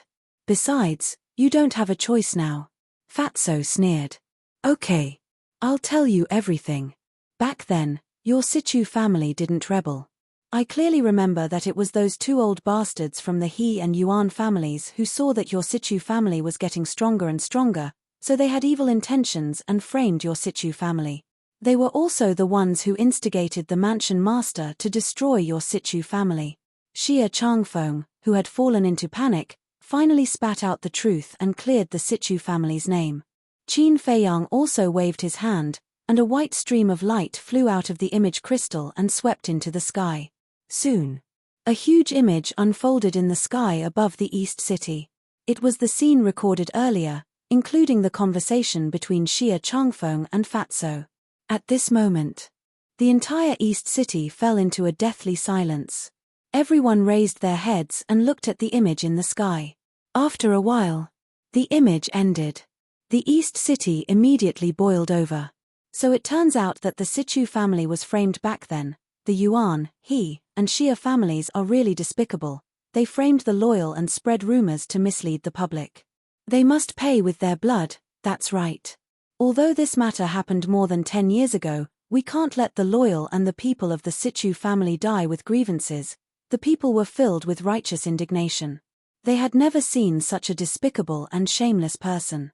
The Situ family could become stronger and stronger because they were capable. What was the meaning of slandering them and framing them behind their backs? Even if they were jealous, they couldn't be so despicable. At the same time, Fatso also closed his eyes, and 2 drops of tears rolled down his cheeks. These were tears of joy. Situ Hai was also muttering to himself, and tears were also streaming down his face. My Situ family has been wronged for more than 10 years, and today, we've finally cleared our name. Patriarch, elders, clansmen. You can rest in peace in the netherworld. Hearing these words, Qin Feiyang, Lu Xingchen, and Wolf King couldn't help but sigh. The greatest pain in life was being wronged. Although the Situ family had been exterminated more than 10 years ago, they still carried the crime of betrayal. One could imagine how many people had cursed them behind their backs all these years. Now that the truth was out, as the only descendant and steward of the Situ family, how could they not be happy and excited? However, Xia Changfeng was extremely anxious at this moment. This was because Fatso still hadn't let go of him. Seeing that Fatso didn't speak for a long time, Xia Changfeng finally couldn't help but take the initiative to ask, Tian, can you let me go now? Swish. Fatso opened his eyes, and 2 rays of cold light shot out. Then, he clenched his 5 fingers and squeezed Xia Changfeng's heart without hesitation. Xia Changfeng immediately let out a painful howl that resounded through the sky. Back then, you slaughtered so many of my Situ family's people, and now you still want to live. Is that even possible? Fatso sneered and pulled back his hand. Xia Changfeng was powerless to chase after him. Little bastard, don't be so proud. Soon, you'll come down to accompany me. He bitterly looked at Fatso, his face twisted as he hysterically screamed. Finally, with a bang, Xia Changfeng fell into the ruins and died on the spot. The people who will accompany you will not be me, but the Yuan family and the He family. Fatso muttered. He glanced at Xia Changfeng's corpse, then looked at Sichu Hai and said, Uncle Hai, go to the Yuan family. En. Sichu Hai nodded heavily and immediately opened a teleportation gate. Chapter 674. Boom. But at this moment, 10 terrifying auras suddenly descended. Qin Feiyang and the others looked over and saw 10 silhouettes appearing out of thin air not far away from them. There were men and women, old and young among the 10 people, and the aura they exuded was also different. But without exception, they were all war masters. Greetings, 10 great commanders. As soon as the 10 people appeared, the crowd on the streets around the Xia family knelt on the ground and kowtowed. 10 great commanders. Qin Feiyang raised his eyebrows. The 10 great commanders glanced at the Xia family below and their faces suddenly darkened. Swish. Then, the 10 of them looked at Qin Feiyang and the others in unison, and their eyes flashed with a shocking light. One of them stood out. This was a burly man, about 1.9 meters tall. His upper body was exposed, and his bronze-colored skin and bulging muscles were filled with a wild aura. Moreover, this person's aura was stronger than the other 9 people. The burly man looked at Qin Feiyang and the others and said in a deep voice, Who are you? Why are you doing such a heartless thing? Without asking for the reason, you just said that Fat Lord is heartless. You are really the same as that old witch. In that case, Fat Lord will show you what it means to be truly heartless. Fatso laughed angrily and did not say another word. He turned around and stepped into the portal. Sichu Hai coldly glanced at the 10 people and also stepped into the portal without looking back. Let me give you a piece of advice. Don't meddle in other people's business. Qin Feiyang smiled faintly and walked in with Lu Xingchen and Wolf King. The 10 great commanders were stunned. In the face of their interrogation, not only did they not tell the truth, but they also turned around and left. And before they left, they even threatened them. This was too arrogant. After one of them came back to his senses, he immediately said angrily, How dare they? They have no respect for the law. Yes, we can't let them go. The others nodded in agreement. However, at this moment, the portal had already dissipated. They did not know where to find Qin Feiyang and the others. The burly man suddenly said, Did you guys notice that the black-clothed old man and the white-clothed young man are somewhat familiar? The black-clothed old man was referring to Sichu Hai. As for the young man in white, he was referring to Qin Feiyang. The other 9 people thought about it seriously. One of the middle-aged women said in surprise, Now that you mention it, it does seem a little familiar. Boom. At this moment, a deafening sound came from the direction of the South City. It was like a sudden clap of thunder, shaking all directions. What happened? The 10 commanders looked over, their eyes filled with bewilderment. At this moment, someone below said, Lord Commander, I vaguely heard that they were going to the Yuan clan. What? Their expressions changed. The Yuan clan was in the South City. Could it be that the sound just now came from the Yuan clan? Let's go and take a look. The burly man shouted. One of the commanders immediately opened a portal. I didn't think that the Sichu clan still had such a monster alive. Yeah, Xia Changfeng didn't even have the strength to fight back in front of him. His strength is truly terrifying. I'm afraid that the continent city is going to change today. The people below began to discuss again. The Sichu clan. Hearing these discussions, the eyes of the 10 commanders trembled. The burly man reached out with his hand, and a supreme force appeared. A middle-aged man on the street below instantly flew up uncontrollably and landed in front of the burly man. The burly man immediately asked, Is the Sichu clan you're talking about the one that was exterminated more than 10 years ago? It's the Sichu clan. The middle-aged man nodded in panic. The Sichu clan still has someone alive. The burly man's expression froze. The other 9 people also looked at each other. Suddenly, one of the white-haired old men shuddered and said in surprise, I remember now. That black-clothed old man was the steward of the Sichu clan, Sichu Hai. Another commander said, I also remember. That's right, it's him. It seems that they've come for revenge. The burly man's gaze sank as he looked at the middle-aged man in front of him and asked, "Who is the monster from the Situ clan you were talking about?" The middle-aged man said, "It's that fatso. He's called Situ Tianyu. He looks to be around 20 years old, but he's even stronger than Xia Changfeng." "What? Stronger than Xia Changfeng in his 20s? The hearts of the 10 commanders shook. The middle-aged woman looked at the burly man and said, "We must hurry and capture them. Otherwise, the continent city will really change. Let's go." The burly man waved his hand and led the 9 people into the teleportation gate. The middle-aged man saw this and hurriedly called out, "Commander, wait." He wanted to tell the 10 commanders that the Situ clan had been wronged, but it was too late. The 10 of them had already entered the teleportation gate and disappeared. Back to Qin Feiyang and the others. As soon as Fatso arrived above the Yuan clan, he waved his hand. Black Dragon Battle Chi roared out and bombarded the Yuan clan. In that instant, the originally glorious and imposing Yuan clan turned into ruins. The people of the Yuan clan were also annihilated along with the destruction of the Yuan clan mansion. But they did not see the Yuan clan's ancestor appear for a long time. Fatso scanned the ruins and frowned. "Uncle Hai, how strong is old dog Yuan now?" Situ Hai said, "As far as I know, he is also a 2-star war master." "So weak." Fatso was slightly startled, then sneered, "Then let's go to the He clan." Situ Hai frowned. "Uncle Hai, you don't know. In my current dragon warrior form, with a casual wave of my hand, I can unleash the strength of a 6-star war master. A mere 2-star war master, I'm afraid he would have already been smashed to pieces." Fatso said disdainfully. "So strong."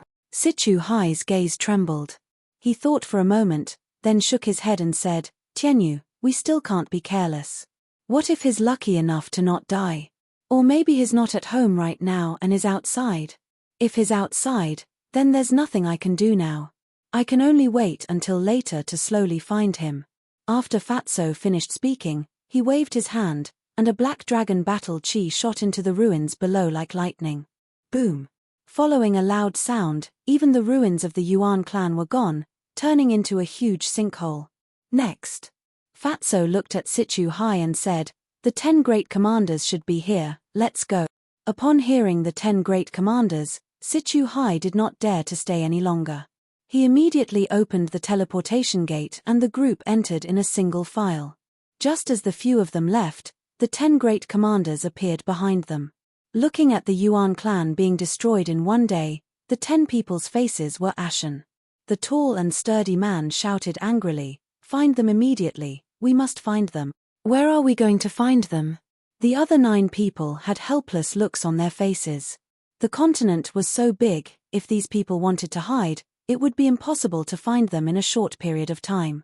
Suddenly, the middle-aged woman said, "I remember that back then, other than the Yuan clan and the Xia clan, the He clan also participated in the destruction of the Situ clan." "Do you think they went to the He clan?" "Yes, it's the He clan." The tall and sturdy man quivered and roared, "Quick, quick, let's go to the He clan in North City." The middle-aged woman waved her hand and opened a teleportation gate. Whoosh! The 10 of them immediately turned into streams of light and rushed into the teleportation gate. In the blink of an eye, they appeared in the sky above the He clan and immediately saw Qin Feiyang and the others standing in the void not far away. Fatso, on the other hand, was currently raising his arm and pointing his index finger at the He clan below, battle chi surging at his fingertips. At the same time, his eyes were filled with a strong cold light. Seeing Fatso's posture, the tall and sturdy man's expression changed abruptly, and he roared, "Stop!" Fatso raised his head and looked at the tall and sturdy man. He grinned and said, "Sorry, you're late." Before his voice died away, the black dragon battle chi surging at his fingertips suddenly shot out, carrying an aura of destruction as it blasted into the mansion below. Boom! A deafening loud noise suddenly resounded in this place. The He clan's mansion also occupied a very large area, and the magnificent hall showed its magnificence and extraordinariness. But in just an instant, all of this was gone. The patriarch of the He clan, the 10 elders, countless disciples, including those servants and guards, All died before they could figure out what was going on. The 10 commanders were dumbfounded. The He clan was destroyed just like that. Whoosh. The next moment, the 10 of them looked at Fatso, their eyes flashing fiercely. However, Fatty didn't pay any attention to them. His eyes were fixed on the ruins below. He was looking for the He clan's patriarch. Who did it? All of a sudden, an angry roar exploded in the ruins below. Then, a red-haired old man with disheveled hair and a dirty face soared into the sky, his entire body covered in blood. But when he saw the 10 commanders, the red-haired old man couldn't help but be stunned. Old dog long time no see. At this time, Fatso sneered. The red-haired old man raised his eyebrows and turned to look at Fatso. He frowned and said, "Who are you?" Fatso said with a smile, "You've seen me when I was young." Seen? The red-haired old man looked up and down at Fatso for a moment and said angrily, "Who the hell are you? Did you do all of this?" "Yes, it was Fat Lord who did it." "As for who Fat Lord is?" Fatso's eyes turned cold. "Listen carefully, Fat Lord is Sichu Hong's son, Sichu Tianyu." "What? Sichu Hong?" The red-haired old man's eyes trembled. "Do you remember now? Fat Lord has already destroyed the Yuan and Xia clans, and I killed Xia Changfeng. Now it's your turn," Fatso said. "You killed Xia Changfeng?" The red-haired old man was surprised. Fatso licked his lips and said with a smile, "Yes, he died very miserably. Fat Lord personally crushed his heart." "Tell me, how do you want to die?" "Sichu Tianyu, don't go too far. Back then, it was because your Sichu clan rebelled that they were exterminated," the burly man shouted angrily. "Shut up," Fatso shouted coldly and suddenly looked at the burly man. His eyes were incomparably crazy. "What do you know? What qualifications do you have to talk nonsense here?" The burly man frowned. Whoosh. Chapter 675. The burly man frowned and looked at the patriarch of the He clan. The patriarch of the He clan felt a little guilty. He pretended to be calm and looked at Fatso. "Everyone in Yunju knows about the Sichu clan's rebellion." "What do you mean by that?" "Old dog, you're still lying." Before Fatso could say anything, Sichu Hai roared. "I didn't do anything wrong. What's there to lie about?" "But you killed everyone in the He clan. How are you going to settle the score?" The He clan's patriarch stared at them with a cold glint in his eyes. Sichu Hai was so angry that smoke was coming out of his head. He framed the Sichu clan and made them suffer for more than 10 years. Now, he was playing the blame game. He was so shameless. "What about me? Let me tell you. If you don't give me a satisfactory explanation, don't even think about leaving."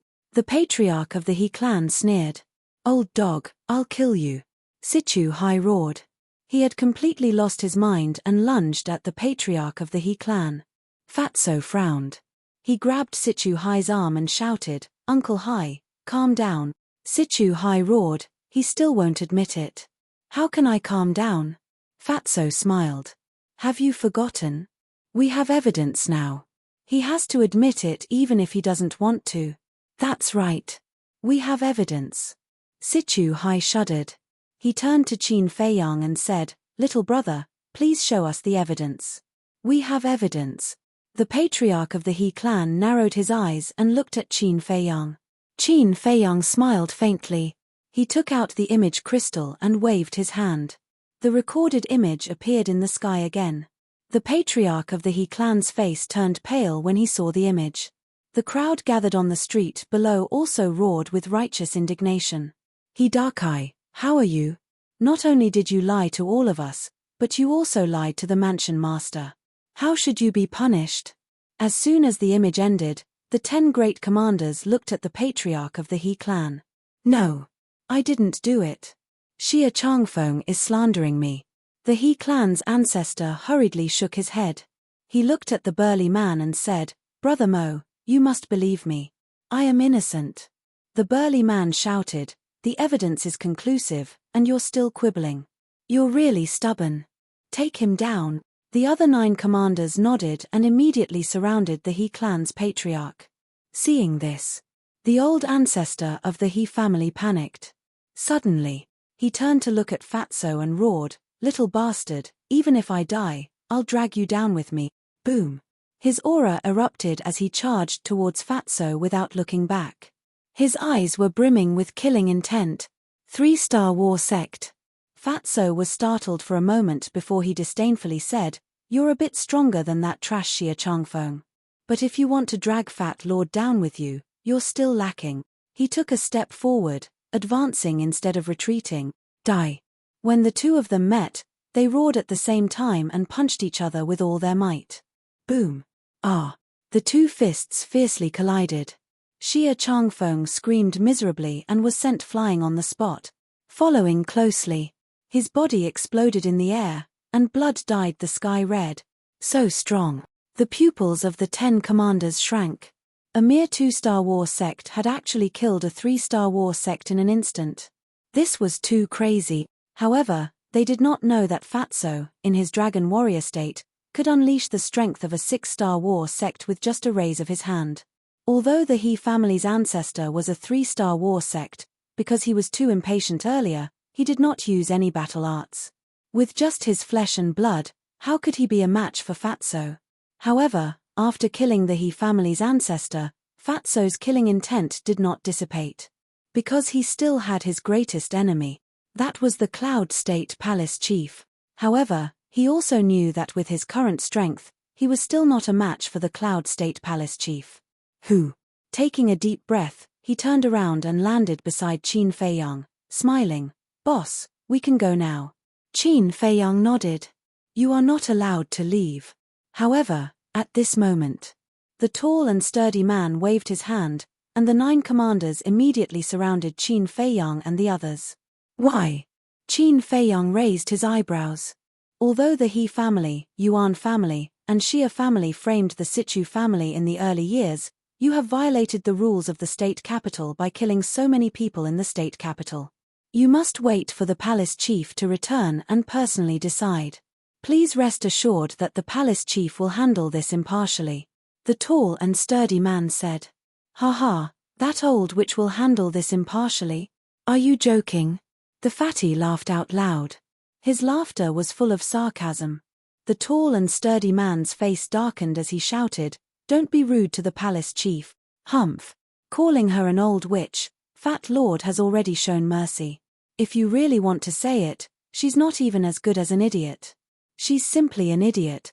Fatso coldly snorted, his words were merciless. Killing intent flashed in the tall and sturdy man's eyes as he waved his hand and said, "Take him down."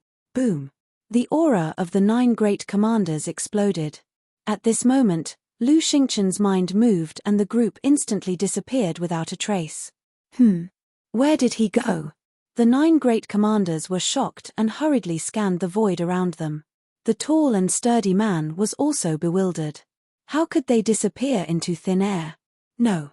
He seemed to have heard of such a situation before. "It's him." All of a sudden, the tall and sturdy man exclaimed as a strong cold light burst out from his eyes. "Who?" The other 9 great commanders looked at him in shock. "Qin Feiyang." The tall and sturdy man said word by word. Yes, it's him. No wonder I found him familiar. I didn't expect him to be so bold as to come to Yun State to cause trouble." The 9 commanders also came to a sudden realization. According to the palace chief, Qin Feiyang's hiding treasure can't be moved. It must still be here. Watch carefully, I'll inform the palace chief immediately.